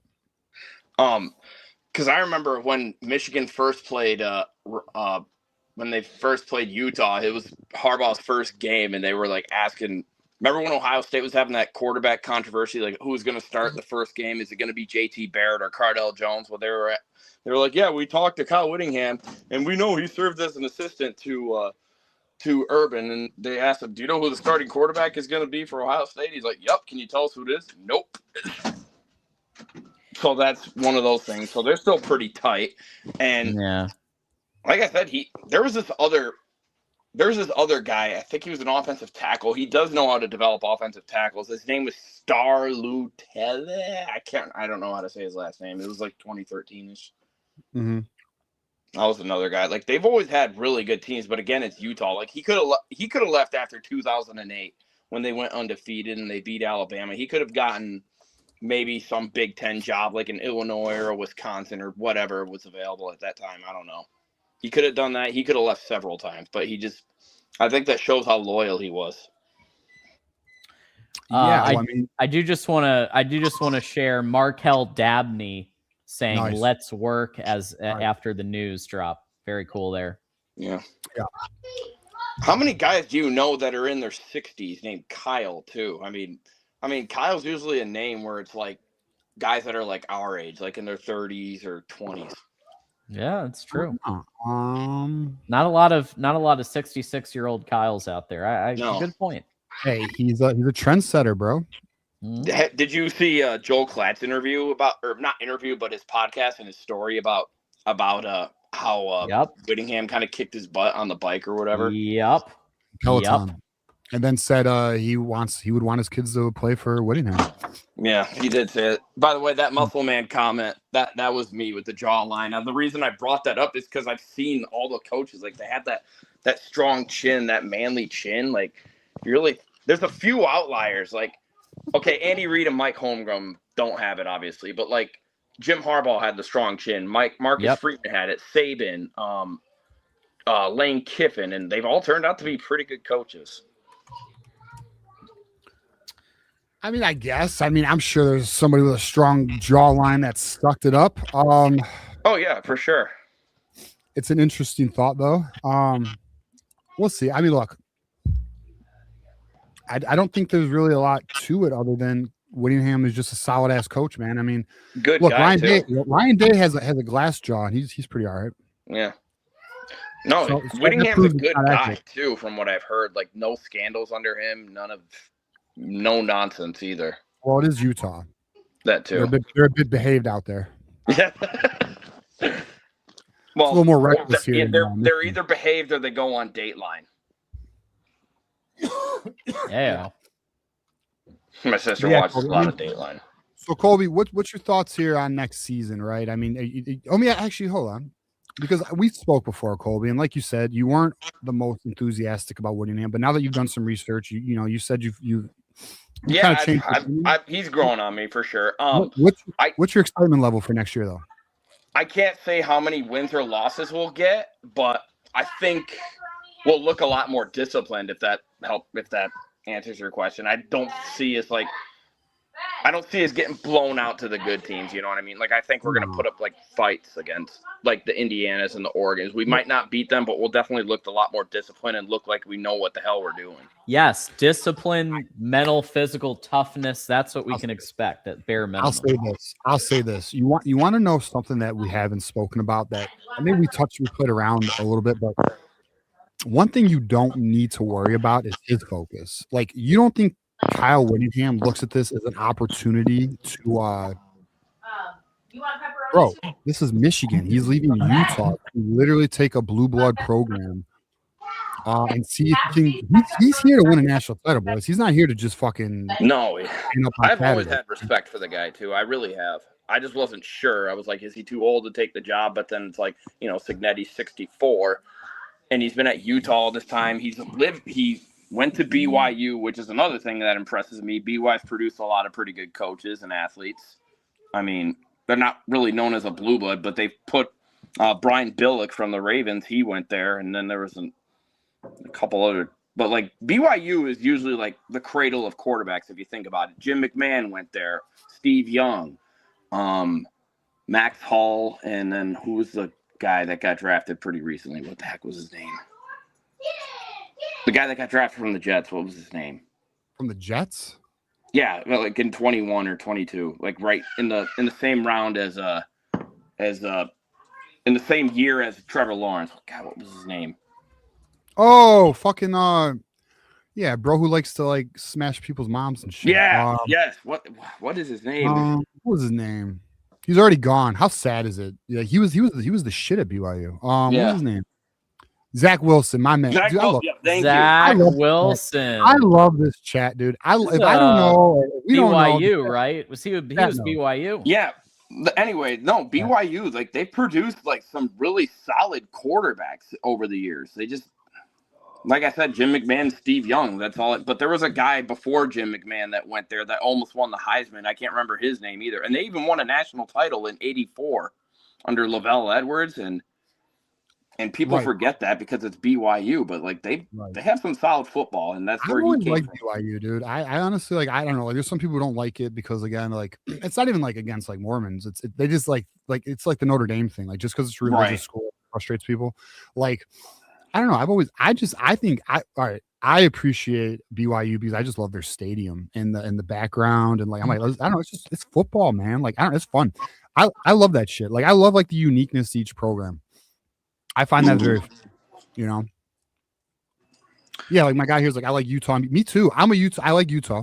Although I don't love what they did with their logo where they got rid of the feather during the whole, like, dispute over, Yeah, I liked that. That was cool. Yeah, but BYU. And I've heard that he's retaining Tony Alford. Is that? I don't know. That's the rumor right now. Is anything official on that though? I mean, I thought I saw a Ballast article where he was like saying that Jason Beck he's planning to bring over, and then Jay Hill is coming with him as well, and Jim Harding, the best O-line coach in the country. Yep, we got the full list here of the rumored staff. So Jason Beck, Jim Harding, Tony Alford, Freddie Whittingham as tight ends. Jay Hill is that his son? His cousin, I believe, or okay. But yeah, Jay Hill for BYU. The Lewis Powell, I'm actually very excited about for D-line. I think that's a step up. I don't know much about him. Yeah, he coaches some very tough physical D-lines at Utah. Okay. Kerry Coombs, we're thinking may stick around for because he just got hired like right before the Sharon thing broke. And then Doug Elisaya is Kyle Whittingham's strength and conditioning coach. Nice. So we're looking at here 3 or 4 major upgrades from the current staff. Major. Bro, I love the coordinators. I love the offensive line. I love keeping Tony Alford. We'll see on the rest. He does know how to hire people. I remember a while back. Do you remember Dennis Erickson? No, from where? The former Miami coach that won 2 natties in the 90s with them, and then he coached Arizona, or he coached the Seahawks. He was their head coach, and then he coached Oregon State when they had Jonathan Smith, Chad Ochocinco, and T.J. Hushmanzada. Then he coached Arizona State. Guy was a hell of a coach. Well, he had him as his running backs coach at Utah for a little bit. He coached Miami when they had like Warren Sapp and Russell Maryland and like early 90s. He was right after Jimmy Johnson. So he had him on his staff. Yeah. Hey, Colby, how about give us a final thought here, brother? Yeah, of course. I don't want to be on too long. Just glad we made the hire, and I'm ready for next season. I mean, I'm all in, and yes, and I hope he can lead us to something special. Yeah. Especially, how sweet would it be to beat Ohio State next year too? Oh, absolutely. On the road. Oh my God, that'd be so good. All right, well, appreciate it, Colby. Yeah, no I'm problem. Sure we'll talk to you, my friend. Thanks for having me. Go Blue, thanks, brother. Colby. Yep. Go Blue to you. And we just want to remind everybody to go ahead and hit that like button. It just takes a second. Let's keep that. We still have another hour plus to go, so let's keep this thing rocking and rolling. Here's the new super chat. So We Beat Chubbin says David is supposed to rep U of M. He bows down to Mike and Rico's absurd takes like they rep U of M fans. Oh, Kenny I is know. a fake UGA fan. Unreal that hits airwaves. So okay. I have a take on David. I think he is a fucking chameleon, bro. He's a parrot. He just parrots whatever Mike says. Whatever Mike whenever Mike goes to David. So we're talking about 97.1 for those unfamiliar. Whenever Valenti goes to David, he listens to what Valenti's saying before he gives his he does not hold his own opinions. He just jockeys Rico and Valenti's, mainly Valenti's. It's a fucking terrible show. And what's annoying too, so I'm gonna go on a little rant here. What's annoying is they think they're like because they just won like some award for being one of the best national sports shows and all that. The reality is they don't have any competition. There is no other FM radio station talking sports. The only other competition is Woodward Sports, who's on effing YouTube. They have a monopoly on the market. They think they're special. They're not. We're just left with them. We don't have a choice. It's like the one girl at the damn bar, and we have to repopulate the planet. We are stuck. It is what it is. That's where we are with 97.1 and Mike and Valenti and Rico. Yeah. But someone's got to. There you go. So probable autism, and it looks like that's Eli Manning giving the double middle finger. So that's great. Became a YouTube member. Thanks for that. And really appreciate your membership. And Detroit Kyle's here, jumping on late. Will Kyle use NIL and use the donors aggressively? Do we retain Bryce? Will Witt use the portal aggressively? Okay, so I do believe the donors will be aggressive, but I think it's going to come down to the GM. Mm-hmm. Do we retain Bryce as it stands? I think yes. We're going to find out about how the portal's used, but I mean, listen, it's only going to take 1 week, and we're going to learn a lot. So, portal opens in 7 days. We'll see how Michigan handles it. There's a lot we don't know, boys. To be very frank with you, we don't know the full staff. Nope. We don't know. We just have rumors right now. Yeah. So we will know more very soon because Whittingham has to move quickly to get his staff in place. Yep. And they're already on. Phone calls are being made right now. Yep. Sonny says, what are the odds of offering Schumann or Haynes for D coordinator? I'd say low, and I'll tell you why. Because it appears Jay Hill is one of the current targets. I just don't think that they're going to go. I don't think Whittingham's going to go outside of his. I got to remember that. Here's the other thing too. Here's one of the other values of having a coach who's in his 60s. His coaching tree, his network is vast. I mean, now granted, you know who you know based on who you've worked with, but at the end of the day, I feel Kyle Whittingham is going to have a pretty solid list of candidates for that position. And I already like the very first name we're hearing. I think Jay Hill, the more we're learning about it, it's intriguing. Yeah, he seems to be a solid defensive coordinator at BYU. And, I think that's one of the things that Michigan asked for from Kyle Whittingham. Like, if we were to hire you, can you bring in a top tier defensive coordinator, top tier coordinators? So that's great to see. Let's rock and roll through these. So we've got, do you think Underwood stays for an 89th ranked passing? I don't know. So that was only for 25. Clearly Utah had some quarterbacks that were successful, and there was Rising, and before Rising there were others. Huntley. And I think there was Huntley. And so I think he does, because I think that's the type of offense that Bryce would thrive in, right? There's physicality, but there's also encouragement to run. There's encouragement to option, to pass. I think everything Bryce wants to do, he can do in this offense. And we'll definitely break it down more during the offseason.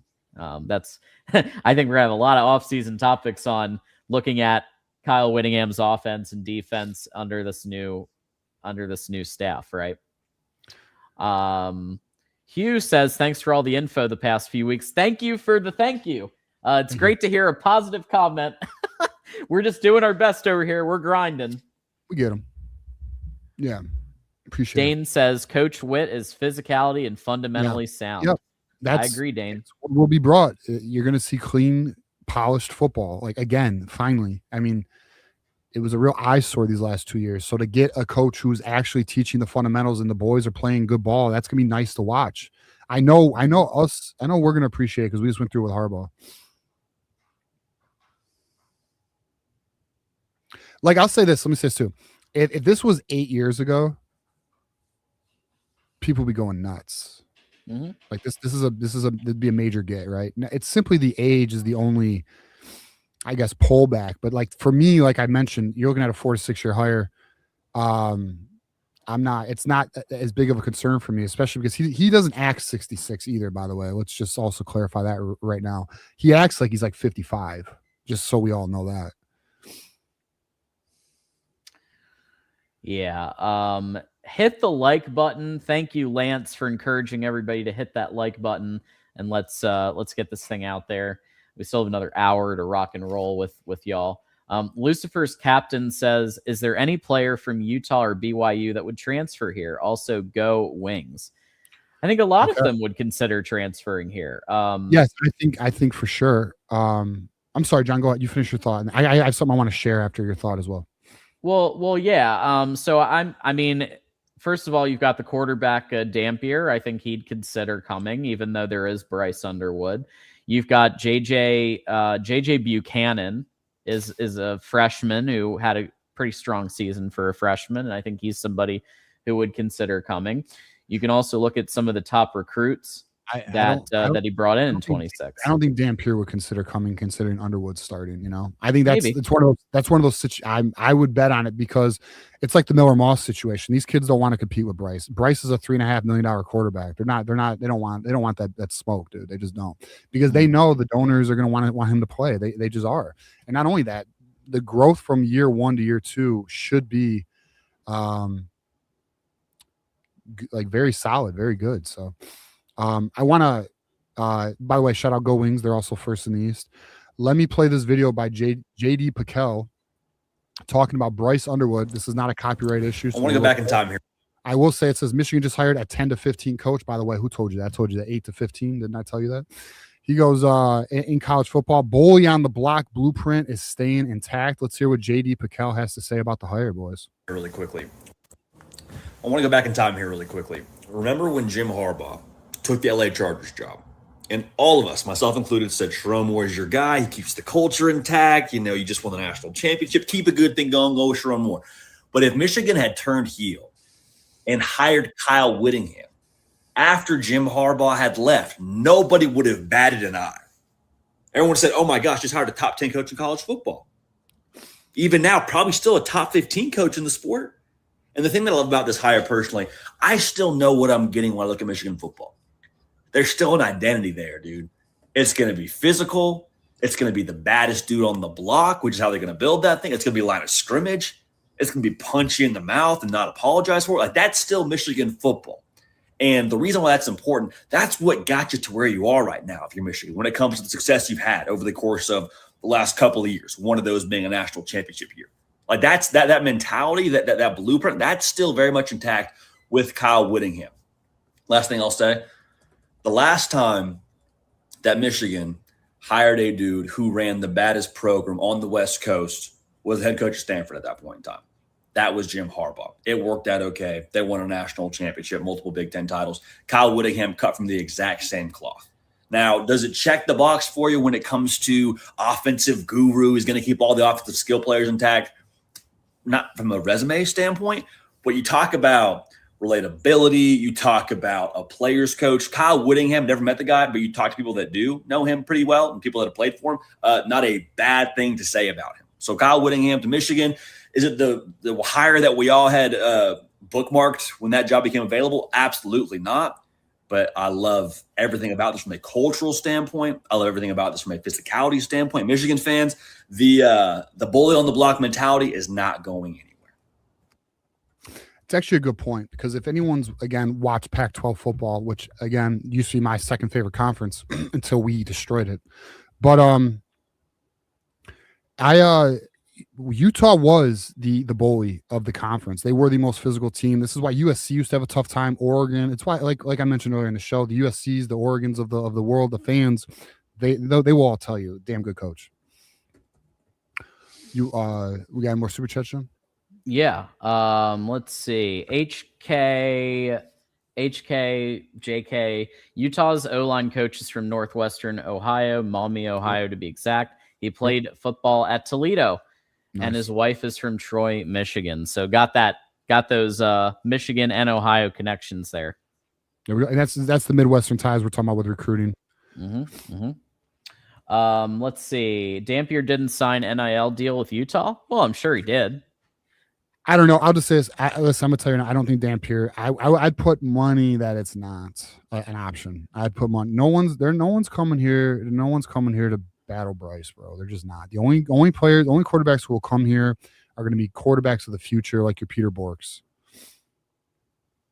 And I get the Peter Bork. I'm gonna say it's possible.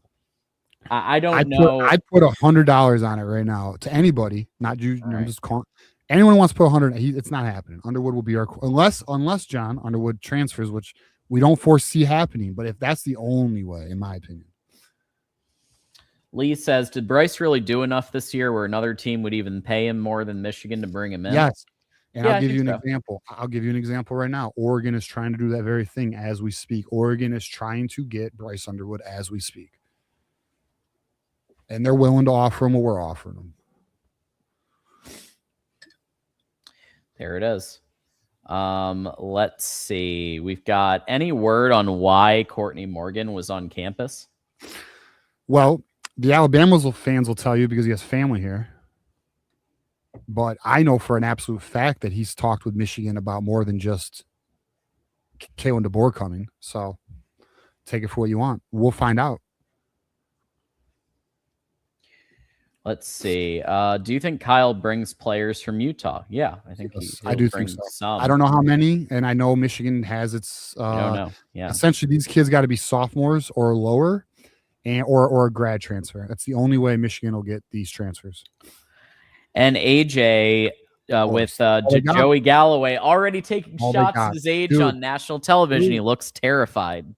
Bro, this is what I've been referring to. If you talk to a Buckeye, it's all they bring up. It's like all they got. It's the age thing. It's anyone who wants to knock this higher. It's age. It's whatever. I don't give a shit.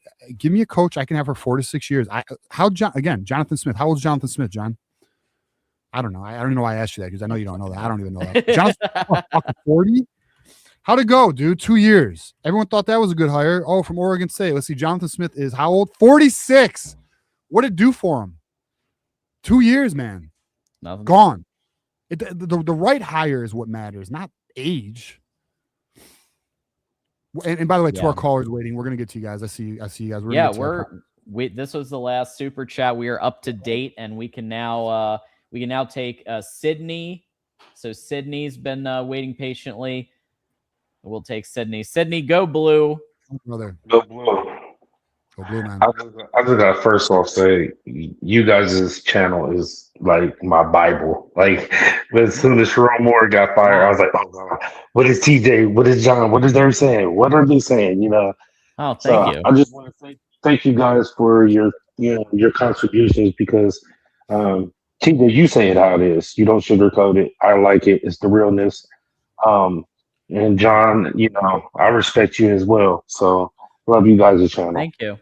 Yeah, thank you, man. Means a lot. So, this year has been a rough year for Michigan.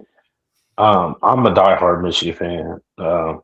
But to me, it was almost like you said, TJ. Sharon Moore, he wasn't ready for the job. He shouldn't have had the job in the first place.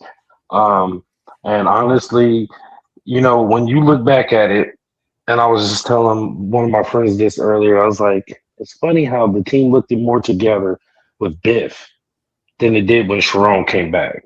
This is true. It was like a night and day. And now we know why it's night and day, because he had the Mistress on one side and the OnlyFans models on the other. Yeah, it was double dipping.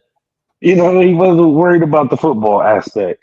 I think Bryce Underwood, he got totally, misused this season. I didn't put a lot of stock in him. He's an 18-year-old freshman. You know what I'm saying? I didn't think he was going to go out there and be Tom Brady, or Joe Montana. I wasn't putting that pressure on him. Courtney Morgan, oh my God, that dude, Jesus. Cement hands. I was like, why is he in the game? I don't get it. Ron Bellamy, the receivers coach, he needs to be gone. Yeah.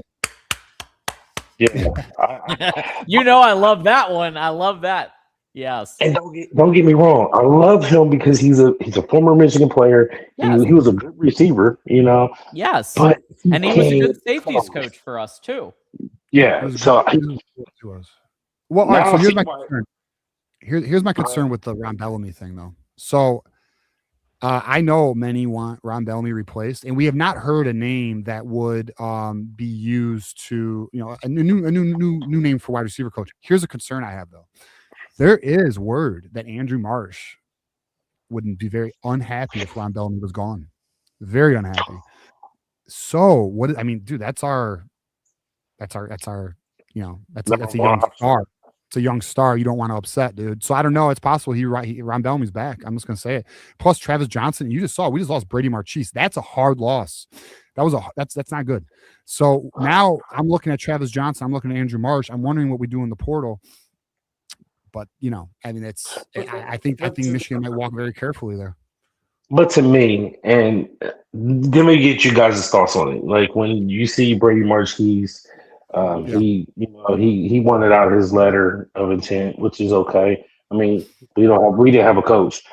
But now that we got a coach, I think if Whittingham goes to him like, hey, this is what I have planned for you, boom, boom, boom, and this is how I'm gonna utilize you, boom, boom, boom. I think he'll be like, you know what, I'm coming back. Because there's still a chance. But to me, I think the number one target in my mind when he hit the portal was Nick Marsh. We need to bring Megatron to Ann Arbor. I told everybody my Christmas list was if there was receivers that entered the transfer portal because their team was bad or they didn't get enough targets, was Nick Marsh from Michigan State, Ryan Williams from Alabama, or Ryan Wingo from Texas. Yeah, because Arch Manning, I hate his throwing motion. He's everybody hyped him up like he's the next best Manning, but his dad was a receiver. It's not like his dad is Peyton or Eli. So you know what I'm saying? And Ryan Wingo, we had him. We were this close from getting him when he came out of high school, and we didn't get him. Ryan Williams would be good, but I think he has a problem with the drops. Like he had more drops than Calvin Ridley, and he had a higher drop percentage than Waddle. So I'm kind of in between that. What y'all think? So I think the Marsh thing is I'll say now it's it's interesting because obviously he's Michigan State, but I don't know how him or his mother feels about Whittingham. I mean, because this is new territory. When it comes to Williams, I don't see him leaving Alabama. I just don't. And then Wingo, I know that there's concerns, and his route running is also a concern. He has speed. I'll say this. I don't know, but I feel Michigan's going to land 1 to 2 very good wide receivers. Now, I'm not saying elite by any means. I'm saying productive and good. That's my thought on where we are. I'm not sure any of those names hit. I will say the Nick Marsh one does intrigue me, and I know there's Michigan fans who don't want him because his mom doesn't like Michigan. But listen, I'm going to tell you, last year Michigan made a move, and it did matter. But Michigan State just countered, and that's just what it was. So we'll see if they can do it again this year. I don't know. The portal is so interesting to me because this coaching. I mean, like whatever was going on at Utah, that's out the window. I mean, because now that staff, whatever he brings to Michigan, it's a whole caliber of player difference. And not only that, the resources, like a week to like that's the thing too, is like you got like boys, they prepare months for the portal. Months. We have 7 days. And at that, he's building a staff. I mean, it's going to be interesting. It will be. You know, I don't know what to expect, to be honest. It's going to be, I don't know. I'm curious. I will say, I think the best thing might be, since we talked to Ron Bellamy, I could see if you want to make him safeties coach again, I'm down with that. You want to keep him on the staff for recruiting purposes, I'm down with that. But get him as far away from the day-to-day coaching mechanics of wide receiver, because there's been a problem for the last 3 years. And even during the Natty year, Roman Wilson took it upon himself to try to take that next push, but I don't credit Bellamy for a lot of that. Like he was more the exception and not the norm. So if he wants to, if they see value in keeping him around to keep Andrew Marsh in there and Travis Johnson, okay, that's fine, right? But let's maybe, how about Soup Campbell's still hanging around, and he coached some of the best wide receivers of all time at Michigan. And see, the thing that I have is like it kind of goes back to Sharon Moore not being totally there, because why was Samaj Morgan in all those games and he couldn't catch? Where was Browder at? Where was O'Leary at? O'Leary's been having 2 dominant spring ball games, and he never got the ball in an actual real game. But you're sitting Samaj Morgan out there who, one, he used to be good at fielding punts and kick returns, but then that dropped off. Then he can't catch. And it's like, bro, I would have rather him transfer out first and kept Freddie Moore. You know, it'd be wild. Watch him go for 100 yards in the Citrus Bowl. Watch it happen. Wouldn't that be crazy? Because he's going to play. We've seen the footage. He's going to play. It's just a question of, where do they put him? Do they put him at the slot? How do they use him? But watch him just ball out for like 100 yards for his last game at Michigan. But TJ, I did have a bone to pick with you. That Ohio State loss, right? Yeah. Ooh. To me, I think he was a little bit unfair. Maybe you was in your feelings because I was in my feelings. I know y'all was in your We all were. Okay. But I will tell you this much. Mm-hmm. Seeing it, if Michigan would have been 100% healthy with Justice Hayes, Jordan Marshall, and Bredesen, if we would have had all 3 of them been 100% healthy, we would have stumped Ohio State. No doubt about it in my mind, because Ohio State, like the run that Jordan Marshall had, that was designed for Hayes.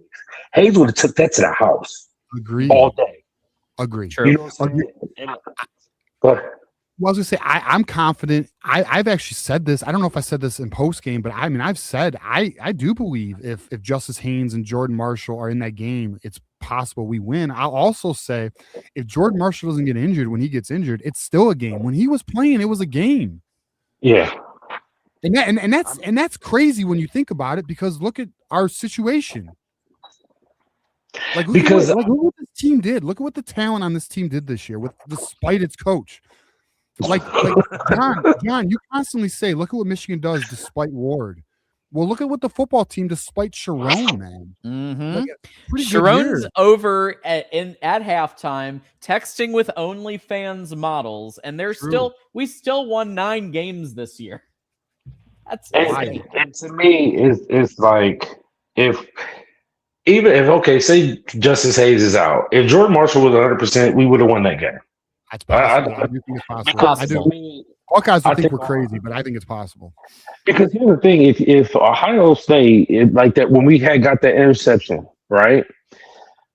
If we would have had a real good, don't get me wrong, Kuzma, he did his best. Hey, Herculean effort, I get it.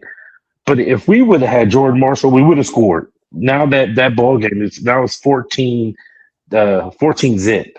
Now Ohio State really got to put the pressure on it, and they didn't start moving the ball until we kicked the field goal, and once we kicked the field goal, I knew the game was over. But I was just like, man, TJ being a little bit too rough on them, man. Come on, we already lost Ohio. I can't have my boy TJ just getting on them, okay? It was really more a byproduct of, I don't know. The team it's like once, but what sucks is like without Marshall, we had nothing.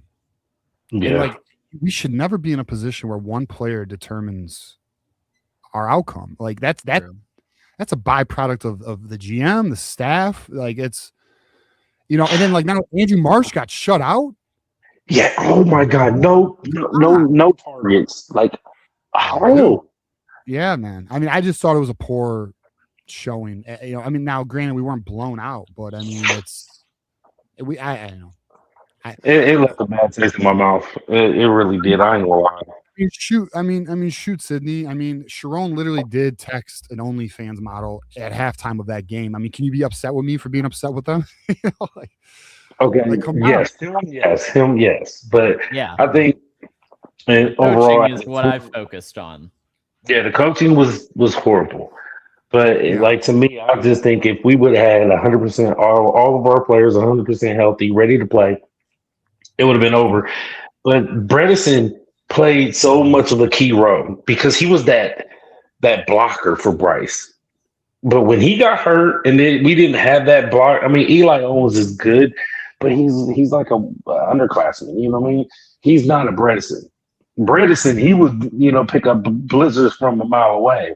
And I keep trying to tell Ohio State fans, they said McCord was a weak quarterback.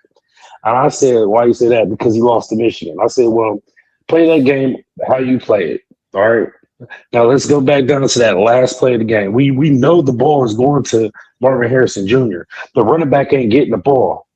But instead of the running back picking up the blitzing middle linebacker, Barrett came through clean. He clipped his arm. And there's no way Marvin Harrison, he already had the two corners burnt. But he didn't see that safety drop down. And once the safety dropped down, he knew that the ball was overthrown and it was a pick. But if the running back would have picked up the blitzing linebacker, you know what I'm saying, it would have been a different game. But Bredesen would have picked up that blitzing linebacker and probably put him on the dirt. So, it plays a big part. But I ain't going to lie, I was really irritated about this coaching search. I think everybody from the president to Ward Emanuel to the regents, they need to resign or give us a refund of their paychecks. Because if you have Kenny Dillingham ready to sign, and you say, well, let's wait for Kellen DeBoer. So basically, we're putting our chips on Oklahoma to win a game. And then Oklahoma, has a total cluster and they fall off, right? And, when Alabama won, I'm like, okay, move to Dilly. And then they're like, you don't offer the guy? And this is right when you said, hey, the boosters are starting to rally. We need to pick up the pace. DeBoer won. He ain't leaving. We need to pick up. And they just steady drug their feet. Like, we had all the freaking time in the world. And I'm just thinking, like, oh, wow. Are y'all kidding me? I thought it was a total misjustice by the whole higher ups. You know what I'm saying? It was too many chiefs, too many chefs in the kitchen. You know what I mean? Dealing with the coaching search? Yes. Well, the firm and the regions and the president and ward. Well, I'll say this. So this is kind of crazy. If Oklahoma beats Alabama, I think Kalen DeBoer is our head coach. Alabama fans don't want to hear that, but it's true. Unfortunately, I blame the fan base for pissing off the college football gods because they didn't want Kalen DeBoer. I don't know if you were on. I don't know if you're on Twitter, Sydney, but they were like, "Oh, we don't want this." I'm like, "You guys are crazy. You guys are crazy." And then of course Alabama comes back and destroys Oklahoma. And then now here's the truth. Now here's what I heard. I think it was either Monday or Tuesday. I mentioned this earlier. The plan was to wait for DeBoer until the next game. And Whittingham, and I was told, now I'm going to be real. This is where it's Whittingham, I was told was the fallback. But here's why I was like, oh man, like sometimes you get information, you're like, I don't know. And just like we heard about Kalen DeBoer being reached out to about 2 weeks before Sharon got fired, I was like, I don't know. It doesn't add up. The Whittingham thing, the reason why I was like unsure about it is because we have not heard his name publicly. Like that was just fan speculation, right? So then his name starts getting floated out. What, this morning or last night? I mean, last night, right? So the plan, in my opinion, from what I understand, is clearly they were going to give DeBoer till the next game, and then if they couldn't get him, they were going to fall back on Whittingham. I mean, either way, that's a win-win to me. But with the Biff Poggi media tour, they felt, I know, and they felt, dude, honestly, and I'm going to be real with you. I wonder if the Brady Marchese thing has anything to do with that. And yeah, so the region, those involved felt that they need to, apparently some donors felt a little uncomfortable with that. So that Michigan, I think, felt, okay, it's time to get it done. And here we are. And but you're right. But Cindy, you know, no NIL deals until the head coach is announced. They had to move. They couldn't wait till January 1st or 2nd or whatever. They had to move because remember, they're all getting off. All the good players are getting offers. Multiple offers from their schools. And it's like, you can come here for X amount now. Like, you don't have to wait. But would you want to say, CJ? Yeah, go ahead, CJ. I mean, Sydney, you've been you love Michigan. You're a diehard. I mean, look, like many of us who follow the program, the administration unfortunately gets in the way. From regents to AD. I mean, it's just one of our hurdles. I mean, I'm hoping these things improve. I mean, one thing I do promise with our show is I will never tell anyone how to vote. You do you, but I will at least let people know, hey, Regent vote is coming up in November. I think it's November 3rd of 26. I mean, we will be on that. I mean, hey, listen, do your own research, find the right fit for you, but though I think it's our responsibility. I live in Columbus, so I can't vote. Trust me. I live in Ohio, man. Yeah, Columbus, Ohio. Oh my God, you're in enemy territory. Woo. How do you do that? Bro, I represent it every day. Because every time an Ohio State fan walks up to me like, yeah, we beat y'all. I'm like, your first win in 5 years? Yeah, first win this decade, bro. Like, come on, really? I really wouldn't get too happy about that. You know what I'm saying? There's children who've never seen an Ohio State win till this year, bro. I mean, come on. Oh, man. I'm like, it's a different sports event. It was at WrestleMania. It's been 2,000 some days since Ohio State beat Michigan. That's crazy. You know? Yeah, I got a question. All right, so so to me, what do y'all think about keeping this recruiting class intact? Because to me, I think the defensive line of this recruiting class is going to wreak havoc with Meadows, Titan Davis, Alistair Valero, and Tree Boney. I think those are going to be certified monsters. And then Savion Ryder is a must keep. Because I'm telling you right now, I've seen a 6 touchdown game that he had, and he was phenomenal. What do y'all think? the intel is true that that Tony Alford's going to stay, I think Savion's going to stay too. So I do want to give an update on Malachi Lee again. He is quoted as saying, "I am still a Michigan man." I love it. Bro. Boom. But yeah, so Savion Hyder, yeah, Malachi Lee's dude. Yeah, I think we're gonna be happy with Malachi Lee. I think Malachi Lee's big time. But Savion Hyder, I think, is gonna be. As long as Alfred's retaining, I don't see why you wouldn't do that. He's one of the best running back coaches in America. So I anticipate we'll be okay there. I do. But to your point on the defensive line, I mean, I know Lou Esposito, I know the boys didn't perform very well, and we didn't really see the development this year. We didn't see anyone starting to break through and show consistent high-level play. We just didn't this year, unfortunately. But Lou Esposito's he's a developer of talent. He's gotten guys to the NFL from Ferris State, FAU. I don't know. I wonder if they're going to retain him. But if they don't, I think Sydney, I think it's potentially a fair question, which is effed up. Do they leave? Do they want out of their NIL contract? I don't know. You know, what sucks is like defensive line is damn near close to elite in terms of recruiting right now, the class. I am unsure. I mean, it's one of those things we're gonna have to wait and see. I do not have that answer.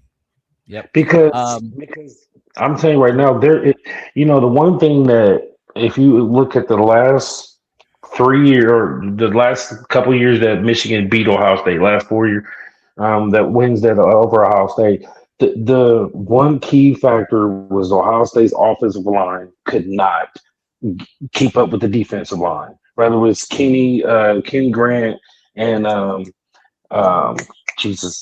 dude that plays for the Browns, I can't think of his name. Mason Graham. And then it was Hutchinson and Donald before that. It was Mike Martin, or am I saying it right? Light skinned guy. He was on the defensive line.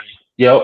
So the defensive line to me, if the defensive line sets up your defense, you know what I'm saying? Because if you're getting pressure on the quarterback, then you're gonna have to have success. And we couldn't do it. And Julian Saban just sit back there and picked us apart. Yep. Gotta regroup. Yeah. If you don't win the trenches, you ain't winning football. It's true. Yeah. We need to get back, and Kyle Whittingham will help us get our trench play back, and that is something to look forward to. Sydney, what's your final thought for us tonight? Final thought. For everybody that's, talking about the age of a coach, to me, I don't want to do the young guy experience, because if you do the young head coach, 2-3 years, we're going to be searching for another coach, and then half our players are going to be gone. And guess what? We're going to be a dumpster fire. To me, I was looking at the coach that just won 4 national championships in Michigan. I can't think of the name of the school. He just won his 4th one this past Saturday. Saturday. Tony Neese. And I mean, to me, I would rather have a seasoned coach that knows what he's doing, that has the blueprint, that has the skills to lead young men. Be like, hey, Bryce, I know how to get you from here to here. You know what I'm saying? And that's my goal. But everybody's like, oh no, I want the young guy. No. How did that work out for Bill Lambier? How did that work out for the Michigan State coach? Like, it's not like it was back in the day where, they gave you 5-6 years to build a program. Now the college game is almost like the NFL. You got 3 years. And now the boosters are putting money. They put money. Oh, bro, you better win or you fired. Right. I know, dude, that's what Sydney, I'm in the same philosophy. You better get the right hire, not like like Dillingham, I think is a very fair want. I mean, that was a fair want. He's an up and comer. There's a lot of strong belief behind him, but some of these other unproven younger guys, there's a lot of risk in that. And I'm going to tell you right now, let's say you go after one of those young, unproven guys, whether it be Schumann or Hines or whatever. Haynes, I think his last name is at Michigan or at Indiana.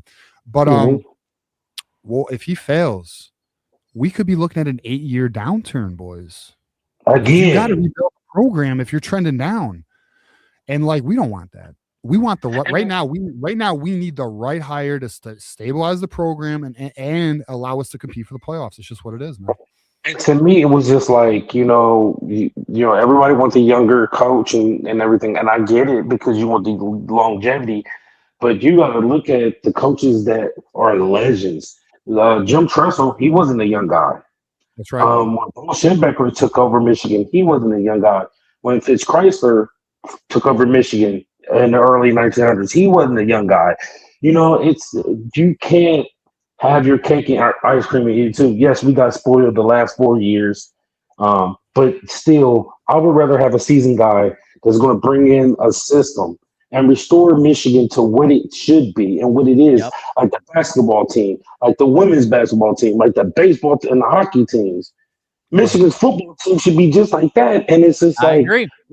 We keep selling them for the young players. Look at Sharon Moore. There will never be another black head coach ever at Michigan again. I guarantee you. At least it'll be 25 years. 25 years.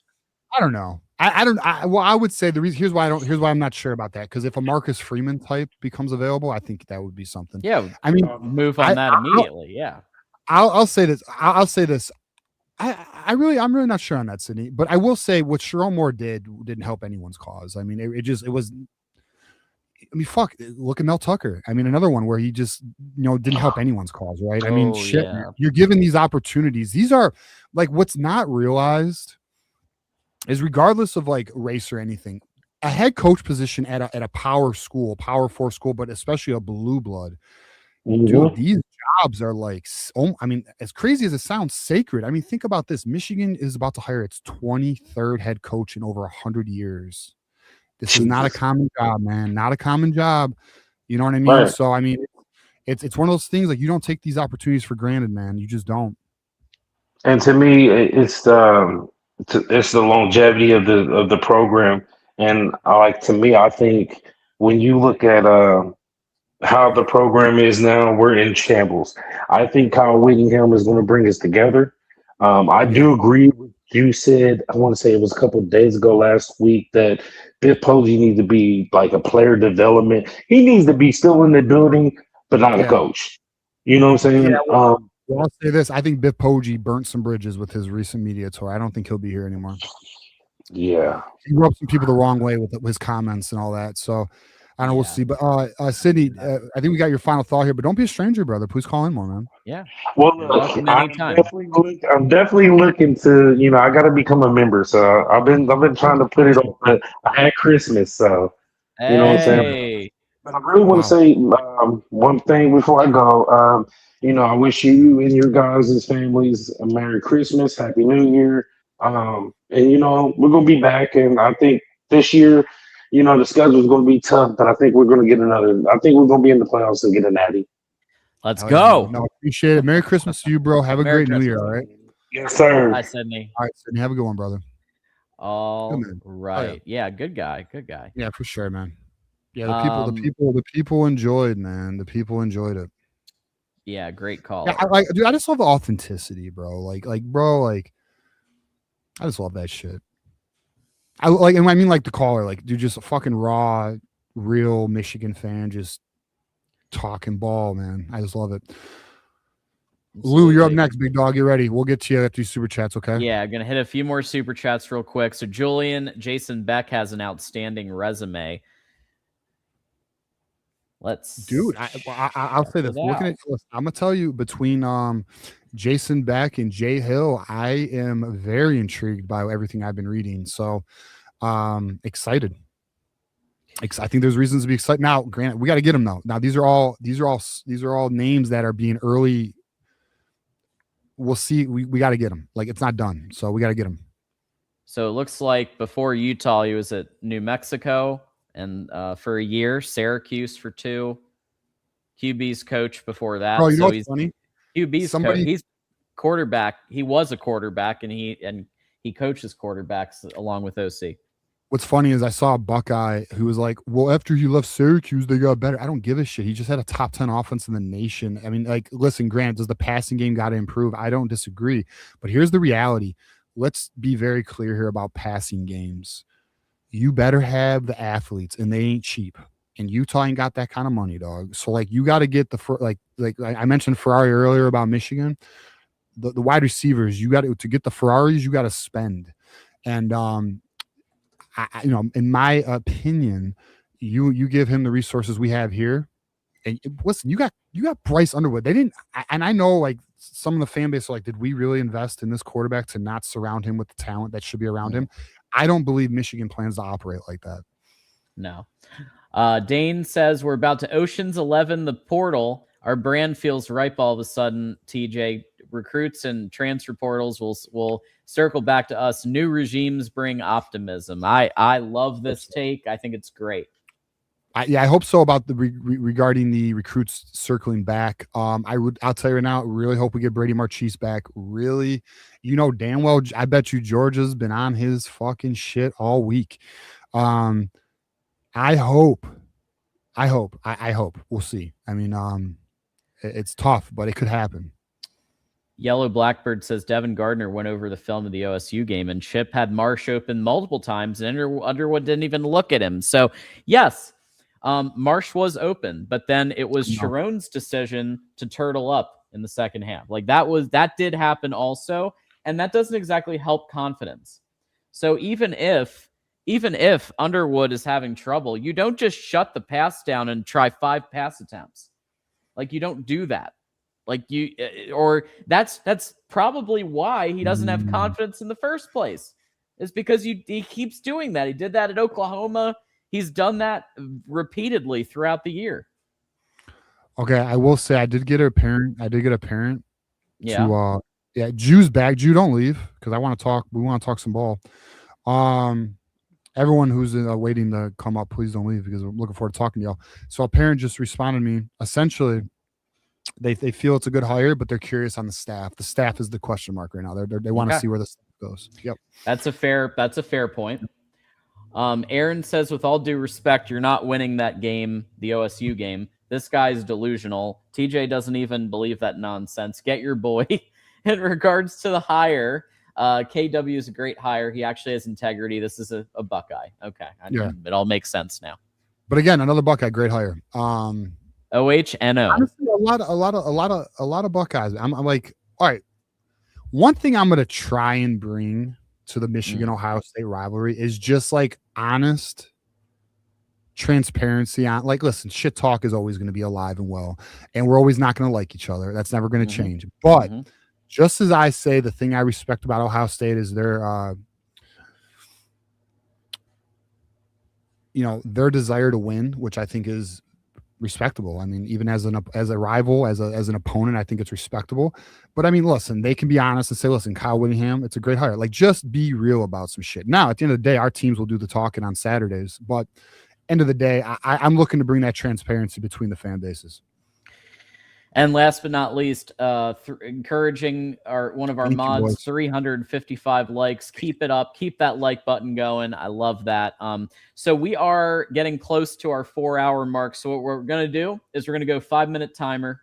And because we have 5 callers. So we're going to do 5-minute timer, rapid fire. Here we go. Starting with Lou. Lou, go blue. What up? What up? Go blue. Go blue. Oh, man, go Lions, man. I'm hurt, man. I'm sorry. I got this beanie on. I was devastated yesterday. Jesus, it was horrible. That play calling was terrible. I don't know about y'all, but that play calling was horrible yesterday. All right, I know it's a Michigan show. We'll talk a little Lions right now. Yeah, all right, so sorry, bro. No, you're all right, bro. The problem is everyone watched that game yesterday. The problem is, man, they're out of it. The team's out of it. The offensive line's a mash unit. The defensive line's getting no push. I mean, it's just injuries. The back end of that defense is decimated. I mean, we're done. So yeah, hopefully the boys get it together this offseason. And Brad Holmes better figure the F out because his drafting the last 2 years have been piss poor. Yes, agreed. I just wanted to get on here real quick. Kyle Whittingham, I think it's a B+ hire. That's just me. Okay. This morning I was like, oh my God, like I'm hearing that he's gonna get hired, all this stuff. I wanted Dillingham. That didn't happen, so I was like, okay, let's move on. Whittingham, definitely a winner. Physicality, accountability. We need that in our building right now, especially after everything that's just happened. I definitely like his track record. I don't know if you guys remember or not. I'm sure you do. The Ohio State Rose Bowl game with them in Utah. It had to be a JSN historical game for them to beat them. So because Utah was beating the hell out of them the whole game. So physically, especially. So it took that for them to beat them. So I really like him going against Ryan Day eventually. I hope that we can keep some of our guys, some of our main core back. Definitely Marsh, Bryce. I don't know if you guys have any thought about Justice Haynes, how that may play out. But I hope he comes back too. I don't know. I'll say this: if he was interested in returning, which word is, they're listening to Michigan. Yeah. Michigan is going to take a shot to try to get him back. Okay. Yeah, that's been ongoing to try to keep. If you're going to bring in, if you're going to bring in an offense that is top 10 and second in the nation in rushing, I can't imagine that deters Justice Haynes from wanting to come back. I actually would only imagine it would excite him more. I think it's actually a positive in that recruitment, to be honest with you, because how would that not showcase Justice Haynes? Right. Yeah, definitely him and Jordan Marshall. I thought before Haynes got hurt, I still think they were the best 1-2 tandem in the country, in my opinion. So I agree. That's just me. But yeah, I'm excited. I'm excited about Willingham. I don't care about his age because he knows what he's doing. He's won multiple head coach. Yes, I mean he's won multiple conference championships. He's physical against the finesse teams, the USCs and all that other stuff against Lincoln Riley and stuff. I mean he's really good. So I don't care about his age. I really don't care. I mean, I think exactly what we need right at this very moment. Isn't it going to be great to have a program manager back and somebody who has somebody who teaches physicality and discipline and toughness? Like, I think we kind of lost that the last few years. Totally agree with that, and I think that'll definitely be back right away. And he's going to want accountability, and we need that. I think during the Ohio State game, we were it was just off, and guys they weren't ready to play, I feel like, and Ohio State took it to us. But, if we didn't have a coach that was DMing only fan people and this and that, who knows? But, whatever. But, I digress. But I think this is like I said, a really good hire. And I think we're going to be, back to being Michigan football. And that's, dominating the trenches, being good on defense. I hope that the rumor about the BYU coordinator, Hill, I hope he does come. I've done some research on him today, and the OC from Utah too, did some research on him too, and I'm excited and I'm intrigued about the possibilities of just fresh blood coming into the program and helping it get back to where it needs to be. So yeah, no, I think that would be a great hire if we got Jay Hill from and he's the name everybody's talking about. But yeah, I think that you're going to have, there's going to be an upgrade at about 4 or 5 key position coaching groups, right? Right. If he brings a strength and conditioning coach, I think that's an automatic improvement over Tress. If they bring I really do think like Jim Harding is an improvement over Grant Newsome. There's quite a few that I think are going to be upgraded, but yeah. So we're at time. So what's your final thought for us? Final thought is let's just push forward. Let's get done with the bowl game. Well, obviously, let's win the bowl game. And then after that, let's hit the portal hard, recruiting hard, all this stuff onward and upward. So that's what it is. Love it. All right, Lou, all right. Go Blue. Go Blue. Take care. And happy holidays to you and your family. You as well. Yes, sir.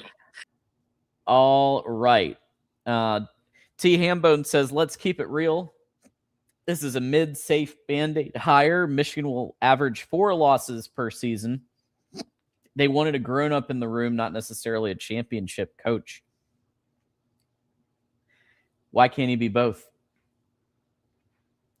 Imagine the resources of Michigan going into Kyle Whittingham's system. Like, he was at Utah. He's about to double up, triple up on his resources here at Michigan. Yeah. No, Hambone is really anti-Whittingham. I know. Well, look, brother. Well, first of all, you're always welcome here. You don't have to agree to everything we agree with at all. True.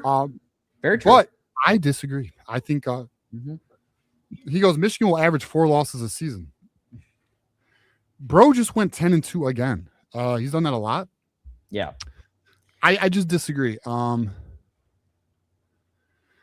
don't you think he could win a championship here? Is it because he's never won a national title at Utah? Do you understand what Utah is going up against? All right, so actually this is a good time. I'm a little out of breath because I was playing with my dog for a second, but fucking, do you know what? Like, let's have a real conversation here. So, boys, Utah was going against USC and Oregon. Mm-hmm. Okay, like, do you understand the resources they have versus Utah? Utah used to not even be a Power 4 program. Utah came from what was it? Where did Utah come from? Was it the Mountain West? I think so. Yeah, definitely. It was Utah football. Yeah, I'm looking up. Well, it was the Pac-12. I mean but then before that, one could argue the Pac-12 was Mountain also, West. No, from 99 to 2010. Mountain West. It didn't join the guys, hear me out. It didn't join. So there we go. See, TJ knows fucking ball again. They didn't join the Pac-12 till 2011. You had a group of 5 school join a conference going against the Megas, going against a blue blood like USC, and then Nike backed Oregon, and then you want him to win a title. Guys, he upset. They used to upset USC. I watched those games. I remember one time very vividly being sick as fuck watching one of those games late at night. It was a good game. But my point is, like, boys, I'm going to tell you, I disagree with the take that he can't win here. I'm with you. Billy says Esposito has to be a keep. Elite recruiter, yeah. Alford too. Alford's staying, I think. Allegedly. He is an elite recruiter. He is an elite recruiter. That's just what it is. I don't know. To be determined on it. I'll be real, though. I wasn't in love with the development this year. I will say that, although I do think he has the ability to develop. I do. That's so funny. My guy here goes, Thambone is Sharon Moore's burner. That'd be so fucking. I mean, it's not, but that's hilarious. I would expect Lewis Powell to be. I mean, again, all of these are rumored, but I would say Lewis Powell is likely to be in that role. All right, let's get to our. Again, we're rocking through the 5-minute calls because we're almost out of time, but we're gonna take AD here real quick. So AD, go blue. How you doing? What do you think about this hire? What's good, gentlemen? Oh, man, I'm loving this hire. This is a fucking amazing hire. Let's go, bro. Dude, Merry Christmas, guys. How we doing? Merry Christmas, AD. Let's go, man. Bro, I am so fucking pumped for this hire, dude. I cannot even believe it. Dude, really? All right, to talk about. I mean, I have something I want to say, but I'm going to wait. It has nothing to do with anything we're talking about, AD, but it is an interesting thought. So, AD, all right, so how about this? So, did you hear last night that Whittingham became like a real candidate? Like, when did you find out about this? What was your reaction? And what did you think about how today went? Dude, same as you guys, man. I'm just through Twitter as everyone else, man. But, dude, the reason outside, dude, I'll tell you what. I had this as like, biggest reason I like DeBoer is because we're getting Courtney Morgan. If you told me we're not getting Courtney Morgan, I want Whittingham over DeBoer. Dude, wow. Okay, so, dude, that's a great point too, because like I said, like John, remember we were having the Dillingham versus DeBoer debate, and I was like, dude, Morgan and DeBoer, like that combination is so deadly, like in a good way. And I was like, I'm leaning DeBoer, you know. But you're right. I mean, I'll say this: so that picture you got, AD, I need it. I need that picture. But yeah, I mean, dude. Again, Whittingham is my third choice out of all of the realistic candidates. I mean, Kirstenetti obviously was never one. That was never real, though. Come on. No, I wasn't. It should have been, though. Damn it. Dude, how about that staff people that we might be getting, dude? How about the OC, the DC, the O-line coach? Holy shit. So I don't know a lot about the O-line coach. I know. So for those who don't know about the O-line coach, so the O-line coach, who Jim has here, or Jim Harding is his name, who John has here. I am reading more and more, and there is a belief that people believe that he is arguably if not the best, like one of the top 5 offensive line coaches in the nation. So I mean, that's a pretty fucking big grab if we can pull that off. He was at Utah for 12 years, dude. Yeah, and Utah's had good offensive lines. I mean, they really have. And dude, they're built in the trenches just like we want to be. They are. Utah's always been a trench team. They've always been a physical team. I mean, dude, Whittingham is the perfect head coach. He runs the dude. What is the difference between him and Harbaugh, style wise? It reminds me a lot of Harbaugh. What's the difference? Tell me the difference. There is a lot of similarities. I'll say the difference is Whittingham's more defensive focus, and then Jim Harbaugh was more offensive focus. Okay. Besides that, what else you got? Well, and Harbaugh is obviously clearly had NFL experience. A little younger. Okay, but also I don't want to hear anybody give me shit about his age, dude. Everyone was balls deep in Kurt Signetti. He's like 10 minutes older than him. Dude, I know. And you know what else too? Even though I know this might not be a fair comparison, but like, if Nick Saban did magically come through that door at 72 years old, would we really be that upset? Not at all. Not at all. The age thing is just an argument. Listen, to me, that age shit is only being used because they got nothing else. And listen, there's no such thing as perfect. Like, we're not getting a perfect hire. Like, and what I mean by that is like Whittingham's not 45. You know what I mean? Like, it's just not a thing. Even Kalen DeBoer had his questions. Like, there was like the mentality of his teams. Okay, that was a question, and I think a fair question. Dillingham had his questions. He wasn't proven. He just had the potential, and a lot of people believed he's an up and comer. You know, so this is a good one. This is a far better hire than I think some who are not as excited about it realize. And dude, fuck that last guy who was saying this is like some Band-Aid and we're going to win 4 losses every year. Fuck that guy, dude. Every single magazine had it between 7 and 13 coming into this year. I know. Every single one. You're referring That's not mid. You're referring to the preseason rankings of coaches in college football. AD, this is one of those things where I could be wrong. But I'm a firm believer a lot of people don't pay attention to the rest of college football. I think majority of fans, even if they're Michigan diehards, and I could be wrong, this shoe may not fit you. So if it doesn't, it doesn't. But, and I don't mean AD, I'm talking to the viewers. My point is like, I have a feeling. I don't have a feeling. I'll say I feel, even though I think I know, a lot of people don't pay attention to these other schools and these other conferences. They don't really know the climate in terms of the quality level of coaches. Like, there's not a lot of very good coaches in college football. There's not. We have lost a lot of legends the last few years. Okay. And Whittingham if he's not top 10, he is no further than top 15. And how could you be upset with that? There's a reason why the top 10 coaches are the top 10 coaches. They're not going anywhere. They're happy where they are. They are at home. I mean, LSU just got Lane Kiffin. He ain't proven. Lane Kiffin had to recreate his entire career at FAU after he got owned career-wise. Like, he had to recreate from the bottom up. He went to FAU, then Ole Miss. He built himself back. We'll see how he does at LSU, though. That's no guarantee. Man, are you seeing some of these recruits that these guys might be pulling if we get Jay Hill or Jason Beck? Speak to me. What we referring to specifically? So they got a running back. I know we don't need that, but they also signed a 5-star O tackle who apparently really liked Willingham. I like him. Yeah, Olden. And dude, like, dude, imagine this. Imagine if we had a Utah's offense and BYU's defense. Imagine that. That'd be great. Well, and here's the thing too. That's playoffs. Here's the thing too at Michigan.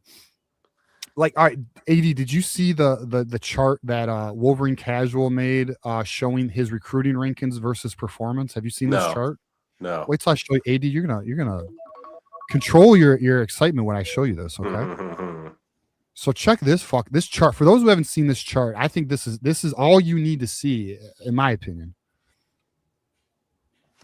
What do we got? Hold on. So this chart here, AD. This is recruiting rankings versus performance. So if you look at this chart, it shows his so in 2025, his class ranking or his team talent ranking was 37. They performed 8th. Their actual on-field performance was ranked 8th in the nation. In 2024, their quarterback got injured. So that obviously you could argue is an outlier due to an injury. In 23, the talent ranking was 30th. I'm dying. And the on-field performance was 24th, but they also had their quarterback who was injured. In 2022, though, AD, talent ranking 33rd, on-field performance 9th. In 21, talent ranking 32nd, on-field performance, 12th. We are talking with a healthy quarterback, top 10 on-field performance with recruiting talent level in the 30s. You give him top 10 talent like we're going to give him at Michigan, what's he going to do with that? Playoffs. In multiple playoff games. And I'll tell you what, we're winning that 27 game against Texas and Ohio. Tell you that. And dude, not only that, one thing I will say, I was listening to a couple Utah guys, man. We need to find a different strength coach because Utah's guy isn't it. And I'll tell you one guy who we could go get. Let's go get Illinois' Tank Wright, who used to be under Ben Herbert. We should go get that guy. Wait, go who? Tank Wright. He was under Ben Herbert for 6 years. That's the real assistant we should have gotten, man. That's the guy I want to go get. Do you not think that the Utah strength coach would be an improvement over Tress? I think no. I was listening to some Utah guys over there. They're like, "Oh, please take him, dude. Please." They don't like him at all over there, and I've never heard of him. So, okay, well, definitely we'll check it out. Any final thoughts for us? Yeah, man. A+ hire, all things considered. I put him ahead of Dillingham, ahead of DeBoer without Morgan, ahead of all of them, dude. This is an A+ hire, dude. Our offense is going to be way better. All the things we're complaining about Sharon about, the disciplined, that type of thing, the toughness, all that stuff's coming back, man. Like Ohio has basically shown themselves to be the new Bama. And we have shown ourselves to be the only team who can consistently beat them. And this is the style that beats them. So that's where we are. We're going to be that team again. And we could even win a natty. So fuck that other guy who said we're a 4-loss program now under this guy. Yeah, we're going to be good. And feel better, guys. Happy holidays. Go Blue. JD. Peace out. Happy holidays. Did you see JD Piquel's video he made on Kyle Whittingham? Yeah, I saw a couple of them. Which one? Well, essentially, he's like Michigan. The bully on the block is back. That's right. Yeah, careful who you make the bad guy. Yeah. So, all right, AD, appreciate you, man. Look forward to hearing from you in the future. Hey, it's no fun when the rabbit has a gun, is it, boys? Yeah. Merry Christmas. Are we coming for that next, son? Later, boys. Later. All right. Next up, we got Juju. Juju. What up, Juju? Yo. Juju, are you so upset? Yeah, but not at this hire. You know who you need to be mad at? Everyone. Biff Poggi. Need to be mad at everyone there. Biff Poggi fucked your dreams up, bro. Yeah, it's a tough blow, but hey, I mean, this hire it's a good hire. It's a good hire. It's not Kalen DeBoer, like you know. No, that's all it is. It's just a good hire. Yeah, fair enough. So, what's your thoughts though on what you're hearing in terms of staff and all that stuff? I guess all I'll say is no one but Tony is replaceable. Irreplaceable, I meant. I'm with you there. I think we got to keep Tony. Which I believe is happening. But yeah, I think this is a good hire. I think he's a good coach. I think you have a very high floor. It's the concern I have is there's no ceiling. Like, I don't know what the ceiling is. And I knew 2 days ago that this was gonna pop. But I'm sitting here thinking, I'm like, the whole time, like, the only thing that's gonna keep us from having a lot of success is who's gonna be the coordinators. And I do like Jason Beck. I think it's a solid hire. I think Bryce would flourish in that offense with better weapons. Yeah, me too. We would have better weapons than Utah by a mile. Like, a better running backs. We would have better wide receivers, pending what we do in the portal. But we already have one wide receiver that's better than our whole wide receiver group in total. So, tight ends to be determined. I personally think you need tight ends, but I guess the staff does not. But we have a new staff, so we might dip into that portal. Yeah, we have a new staff now, so I don't know what they're gonna do. The concern that I have with like I said, the ceiling is gonna determine the coordinators. I'm a firm believer in that. He's a good CEO. The coordinators are gonna work. The coordinators and staff are gonna be what recruits, because Kyle is, in lack of better terms, he's like a hardball. Like, you don't recruit, and you don't necessarily have to if you have those pieces around you. But that is a concern. What if we land Courtney Morgan? Well, I told you. I told you like, I think it was like last week. Well, I remember last time I came on here. That's still a possibility. Yep. If we landed him, that's great. But I don't know. Juju, the people want to know why you're upset. Should we tell them? Yeah, you go ahead. So Juju is upset, because Juju's watching this shit very closely, and his frustration is that we didn't wait for DeBoer. But it just wasn't in the cards after Bitpoji's media tour. So I mean, we had to act. So yeah. And Ward Manuel told the players and the families, hey, no NIL deals till the head coaches decide. That's crazy. Yeah, that's it. You have to name the head coach. But the good thing is, I mean, if you're looking at it from a recruiting standpoint, I mean, anybody who's worried about Malachi Lee should not worry about him anymore. Nope. That's locked up. That's crazy too, because Texas was pushing.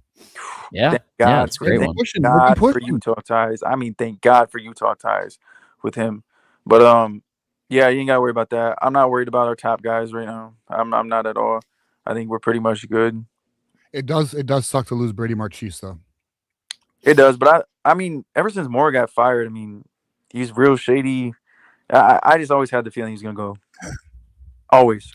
I mean, his family didn't even want him to go to Michigan, bro. Let's be honest. What, Brady Marchese? Yeah. Yeah. So I mean, I imagine that he goes back home south or finds a home south. Well, I think he's back to Georgia is what I would think, but I could be wrong. I think this is a good. I said today, I think with Whittingham, you automatically have the fourth best coach in the Big Ten, and your coordinator will decide what ceiling. Because I think you can get a Dan Lanning. I think you can beat a Dan Lanning with a Whittingham, but you have to have really good coordinators. Yeah. And I think you can compete with Ryan Days and Sig. We'll see what Sig has losing all of his JMU guys. We'll see. He's a damn good coach, but we'll see what he has. You got to plug your roster spots, and you have to make the right hires at coordinator. Otherwise, the shit is not going to work. Yeah, I agree. For Michigan, right. for this to work, Michigan must land a strong staff and a young staff. I think that's critical as well. Yeah, without a doubt. And then potentially, I mean, maybe in 2 years, Juju, they find someone that they think could take the torch. I mean, you would hope so. I mean, with these, the projected anyway, OC and DC. I'm more sold on Jason Beck, even though against pretty good defenses he struggled. But you could point to talent. You could point to a bunch of different things. Right.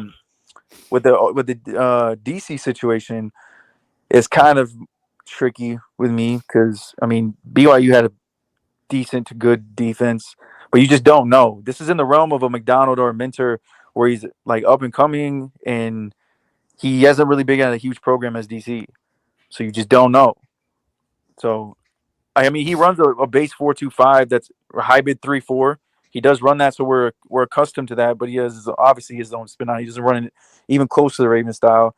But he's a secondaries coach, from what I understand, and he had a top 10, I think, secondary in the Big 12 who has offense. So that's pretty. And his defenses cause a lot of turnovers. They cause a lot of havoc on the back. So that's interesting as well. So we'll see with that. I am in complete wait and see mode. I think this next season reminds me of, if you make those hires, it reminds me of 2021. You got a good CEO that you know is stable with a program, and you have no idea what the fuck your coordinators are going to give you, but you have talent. That's interesting thought. Yeah, it's interesting thought, Juju. My mind's been on the 2015 team because of the unknown, but I mean, I think maybe 21 might be better because there's a shit ton of unknowns. Well, I like the 2015 example because they played each other, right? Harbaugh and Whittingham played each other, and Utah won. That's right. Well, you brought up that Jim Harding. I am a huge fan of Jim Harding. I think that is a massive upgrade. Everything I'm reading about him is he's like a top 5 offensive line coach in the nation. Ah, man, bro, he's beat our ass for recruits. Yeah. Well, yeah.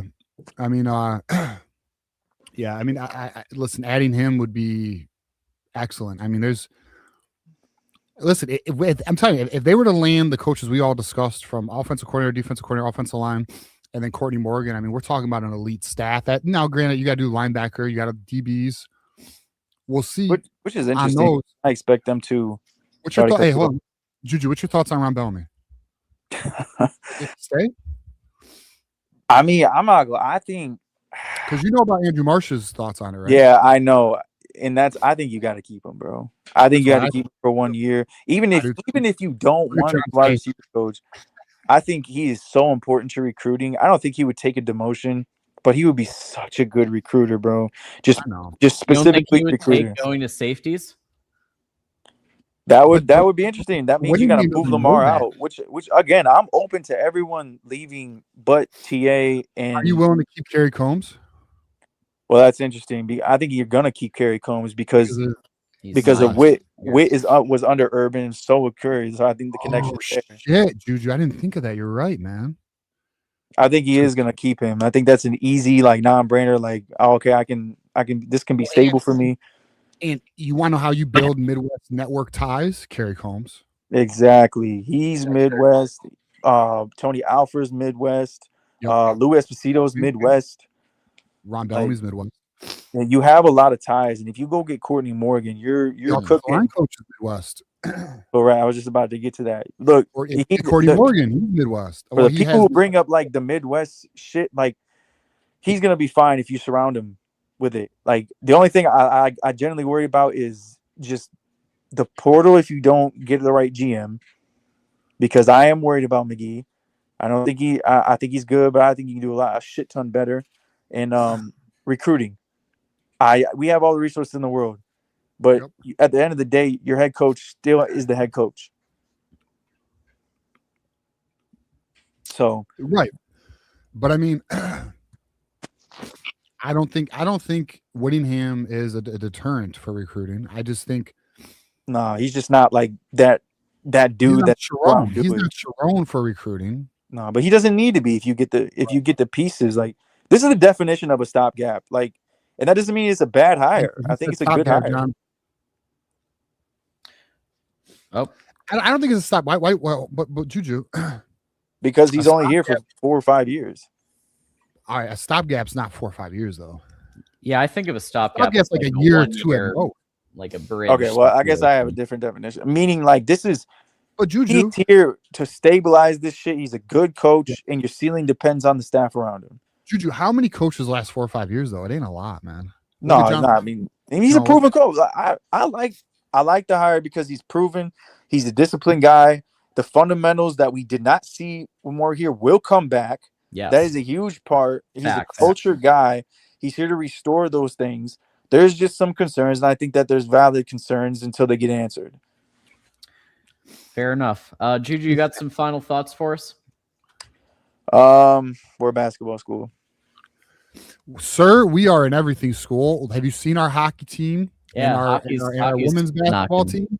I allow Dusty May, bro. He's the only thing we got right now. I love Dusty. When's our next game, by the way? Does anyone know? The 29th. Why are they that's my one frustration before January. These games are sometimes so spread out. I need more. Which will be interesting because McNeese is not a bad team. They're ranked 65 in Kemp. Oh, by the way, breaking news. I will be at the game Monday. Actually, why the there we go. I know this. I'm going to the game. Shout out to Alex, by the way. He's bringing me. Yeah, they said in the chat, I do expect Freddie to come over from Utah and take Kasula's job. Oh, tight ends coach. That's his brother. His brother, right? Yeah. Okay. I do expect that. What? After the fucking article I read, good, because Kasula's a piece of shit, bro. Respectfully. Yeah. Why? Don't talk. Let me just say this, and I know this shoe will fit somewhere. Never be a piece of shit to anybody, even if they're below you. Never, dude. Always treat people with respect. And if they're not doing a good job, then communicate it. Don't fucking talk down to nobody, bro. It's just disrespectful. All right, Juju. Well, we'll have a great rest of your holiday. Happy New Year. Happy holidays to y'all. Go Blue. All right. Go Blue, Juju. Go Blue. And our last caller tonight, and then we're gonna say go Blue to everybody. We got Before Tim. you pull him up. Yeah. Before Tim you pull him up. Yeah. Interesting. Bruce Feldman puts out a tweet. Yeah. It says Louisville's Jeff Brom was never involved in conversations with Michigan's head coaching job per source. Bad look. Not for Michigan, for others. No names. I'll tell you later if you don't get it, John. All right. There was a certain individual pushing Jeff Brown pretty hard. Oh, yes. I got you now. A couple of them. All right. Tim. What's up, Timothy? Nice jersey, brother. Did you get that for Christmas? I talk, I want y'all to guess who name is who. This is her number 2 jersey. I want y'all to guess whose name. Will Johnson. Nope. Woodson. Nope. Shea Patterson. Nope. Earls? Shamar Earls? Nope. He broke the rushing yards. He broke the rushing touchdown. Huh? Corum. Yep. Right. Damn, we're idiots. Shout to Corum, bro. We've had some good number 2 good people jersey. playing number 2. Bro. You know what's interesting? You got the Big Ten thing. I don't got that. Well, hold up. The fuck? Anyways, that's a nice jersey. The letters is stitched. Oh, it's stitched? Yeah. Very good. That's hard to find, man. I'm trying to get a Amon-Ra jersey right now, a blue one. I want it stitched. It's all heat press bullshit. I'm like, I don't want this. Whatever. Anyone who's into jerseys, you hear my pain. Remember a couple Thursdays ago, I brought up that he made a comment that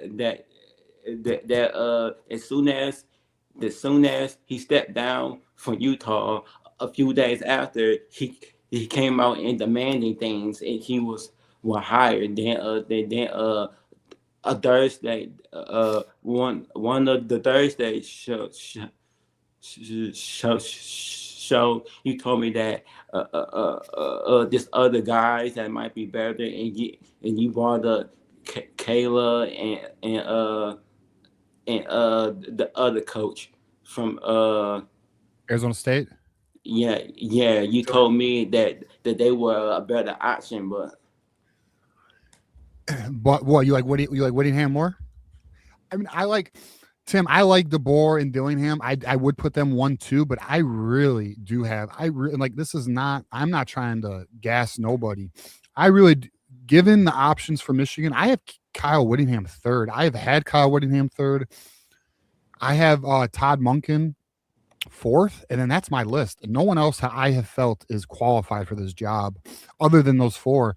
I really am satisfied. Now the coaching staff is the next step, but as it stands, I'm satisfied with this hire right now. It was a good hire, Tim. I wouldn't like Caleb the boy his defense with when it's the regular the season. They pound you off.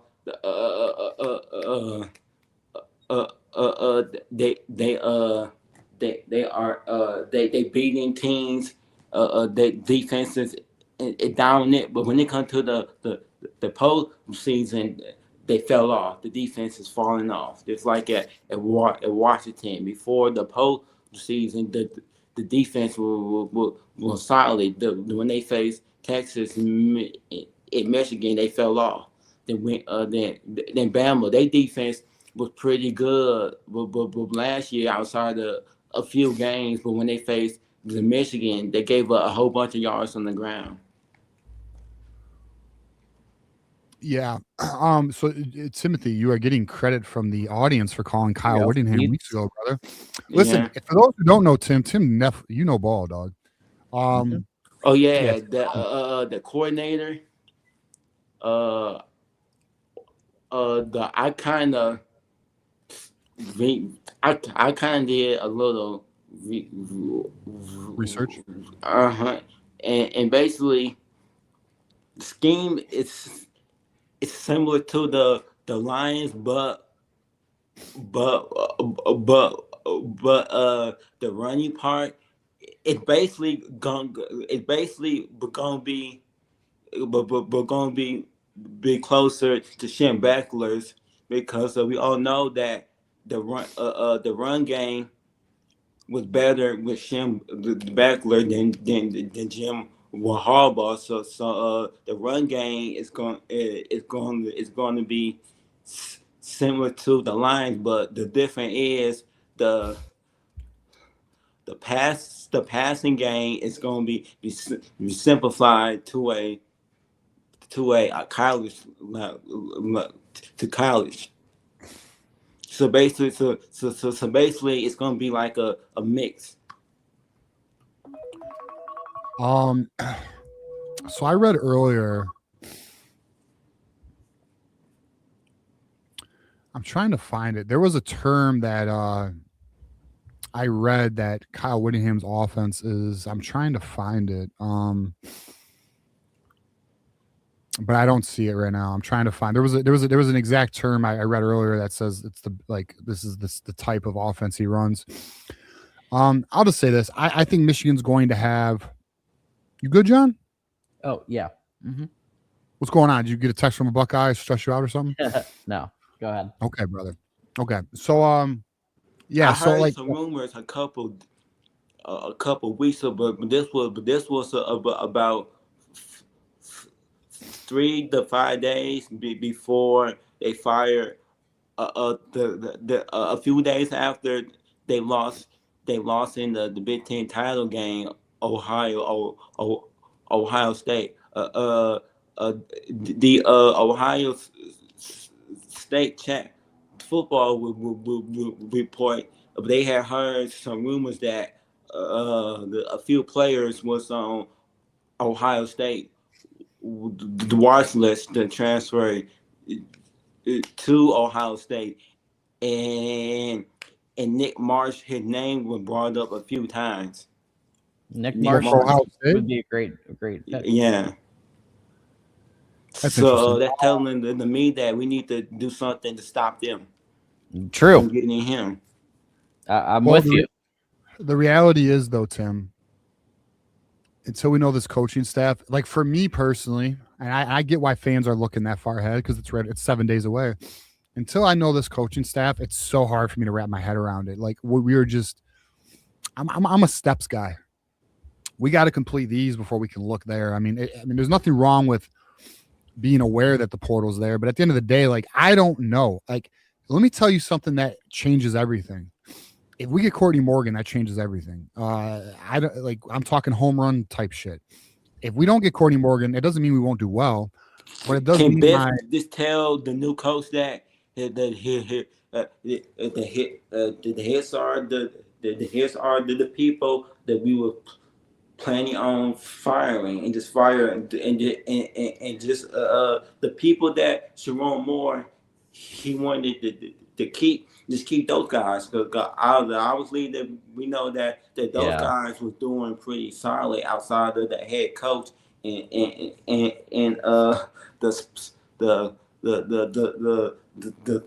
the so-called the guy that Herbert had trusted to take over his duties, but. I think Whittingham's going to do his own evaluations, and I don't even think Biff is going to be sticking around. I think he's going to coach the bowl game maybe, and then because that comments, he rubbed people the wrong way with his little media tour this week. I don't know why Biff did it, but he did it, so it is what it is.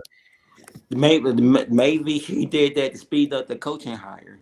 Well, I think he thought it would help him, but it didn't. No, he did the exact opposite. Yeah, the exact opposite of what he was trying to do. But it is what it is. But all right, Timothy, let's get some final thoughts here, brother. I mean, overall, how happy are you with this hire?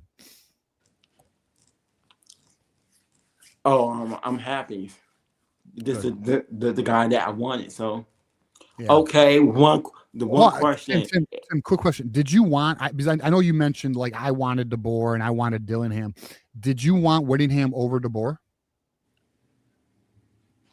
Yeah. Okay, that's fair, man. It's fair. I got one. Okay. So let's say that the new coach he don't want to keep. But keep wink. Martindale.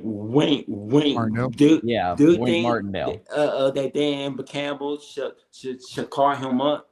Dan Campbell. Oh no, because Timothy, our problem. Although I know Kelvin Shepard, so we're back to Lions. I know Kelvin Shepard. I know. Towards the end of the season, our defense didn't perform well. But that was injuries. Right. I mean, we lost the best safety duo in the league. offensively, we need an offensive coordinator, though. I'm hoping, this is going to sound crazy, and someone might think I'm nuts. I'm hoping Mike, the head coach at, hold on. I got it right. First year, the defensive coordinator. Yeah, Mike McDaniel. I'm hoping Mike McDaniel gets fired from Miami and Dan Campbell gets Mike first McDaniel's year, the defensive coordinator. It's hard to go to Baltimore and Bears. Calvin Shepard, but this was his first year being a coordinator, and when everybody was the healthy on defense, they dominated. They stuffed us. Set 7 sacks against a quarterback. It's hard to even get Lamar Jackson. It's hard to even get a single sack. Yeah, Lamar Jackson you're talking about. Yeah, I know. I mean, with a first year the defensive coordinator, so that's. I believe in Calvin Shepard. I think Calvin Shepard's a good defensive coordinator. I do too, but the haters from Green Bay, the Vikings, they want him fired. Well, of course they do. But I mean, listen, we need an offensive coordinator. John Morton is gone, so that we'll see. I mean, listen, the Lions made me very sad yesterday. We'll see what they can do in the offseason. Brad Holmes has work to do, Timothy. We will see, but appreciate you calling in, brother. And we'll talk to you soon, man. See you, I know a player that they should get, but he ain't going to do this. They need to take a look at Derek Moore or Barham. Ooh, there you go.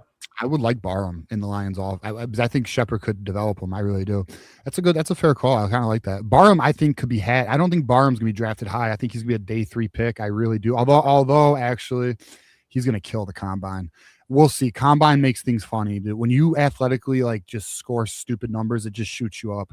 We'll see. I think he's a day 3 pick. We'll see if the combine gets him in a day 2. But all right, Timothy, appreciate you, brother. Go Lions, go blue, as you know, my friend. Later, Tim. All right. So that's going to do it for tonight. How about this? We got a brand new head coach. Kyle Whittingham is here. We did it, boys. We made it. We made it through the journey, man. Did it. It was a month. It was a month of, actually, it was like, what, 2 weeks? It felt like a month. Look, we are now in a better position than we were just 2 weeks ago, before Sherrone Moore decided to go crazy. But doesn't matter. We now have hope. All right, so now here's where we are, boys. So before, because next time we talk to you guys, planned Tuesday, 8 p.m., me and John D'Adamo, Michigan Wolverines Live. We will obviously do post game on Wednesday for Michigan, when Michigan destroys Texas because they're soft as shit. And they're motivated now. But so those are the planned shows. If there's any reason for a breaking show over the weekend, I will say I got plans tomorrow night, so hopefully not. But if there is, we will do our best to do it. And but here's the things I want to leave everybody, things we need to observe as we get into the next week. Official coaching hires, not just rumors or speculation. Official coaching hires. Player retention. I'm sure there'll be some things leaking about guys staying and all that. So I'm curious about that. And then 3 is going to be general manager. For me, I really am curious. Are they going to keep Sean McGee? Are they really going to push for somebody better? I'm very intrigued by that because I think it's actually critical. And then the portal, boys. The portal is upon us, and then we will have a much better idea on the reality of next season and what to expect in terms of the season. I mean, I'm going to remain hesitant to give a projection until I see all that laid out. Oh yeah, because that is no projections yet because we don't know what the staff is going to look like. Yeah. We don't know what anything's going to look like. But I'm with you that I think it's going to be Sean McGee. But again, we don't know. We don't know yet. I am hoping very hard that Courtney Morgan was in Ann Arbor, not just for family, but because I'll just say it. There appears to be some. It seems more than just smoke, but it doesn't. I'm not saying that means it's happening or it's real. It's happening. I'm just saying there seems to be some fire to that smoke, but we'll see. To be determined on it. Absolutely. Because I don't know how Courtney Morgan feels about Kyle Whittingham. You know, like that's it. Like that's I don't know the answer to that question. Is Thambone Pete Thamilto in disguise? Sources are saying. Well, so far we have two thoughts. It's either Sharon Moore or Pete Thamel. I don't know. Listen, hey, it is always okay to have an opinion that we don't agree with. You just better be right. AJ, I see Juju took his girl off the screen. Yeah, yeah, that happened. And for those who don't know. Okay, well, so I don't want to talk about, but I'll read the super chat. But can we talk about the sad state of Michigan insiders? Seems like Sam Webb was carrying the water for Ward and Moore, and has whiffed on this search. I'm gonna stay. We'll remain respectful. I mean, you know, because like the reality is, I'm sure there's gonna come a time where I take a hard fucking L. But listen, no one. I am aware of, you know, recent events here, but I promise there's no one more connected than Sam Webb, dude. Like there's just not. I mean, I'll say this. In my opinion, all right, fuck it, I'll just say this. In my opinion, I think Sam Webb, as connected as he is, and he's good, dude. Like he really listen, no one bats 1,000. But he, in my opinion, got agent information about Brahm. And I think, and obviously, and he's even admitted this. Like he heard from Sharon on his take on the situation between him and that girl. Like he's gonna use his sources. It's just unfortunate it wasn't the best ones this time. Billy says, "Good job, boys. Go blue." Thank you so much, Billy. Appreciate you. Thank you. All right, everybody. So keep it tuned. Obviously, we'll get you updated when we can, but. Big news, obviously, on Kyle Whittingham being the new head coach of Michigan. 5-year deal. Numbers we don't know yet. Here's the rumored staff. Our next show is going to be Tuesday at 8 p.m. Eastern and we are going to bring in Matt Miller so we can do the Texas Citrus Bowl preview. And until next time, we do want to wish everyone a happy holidays, and then we'll be on for New Year's Eve. So we'll be celebrating that together. Yes. Enjoy your weekend. Have a good time. Let's watch and observe how this all plays out, and go blue. Don't forget to follow TJ_Ronin and at John Diadamo. And we'll see you next time. Go blue.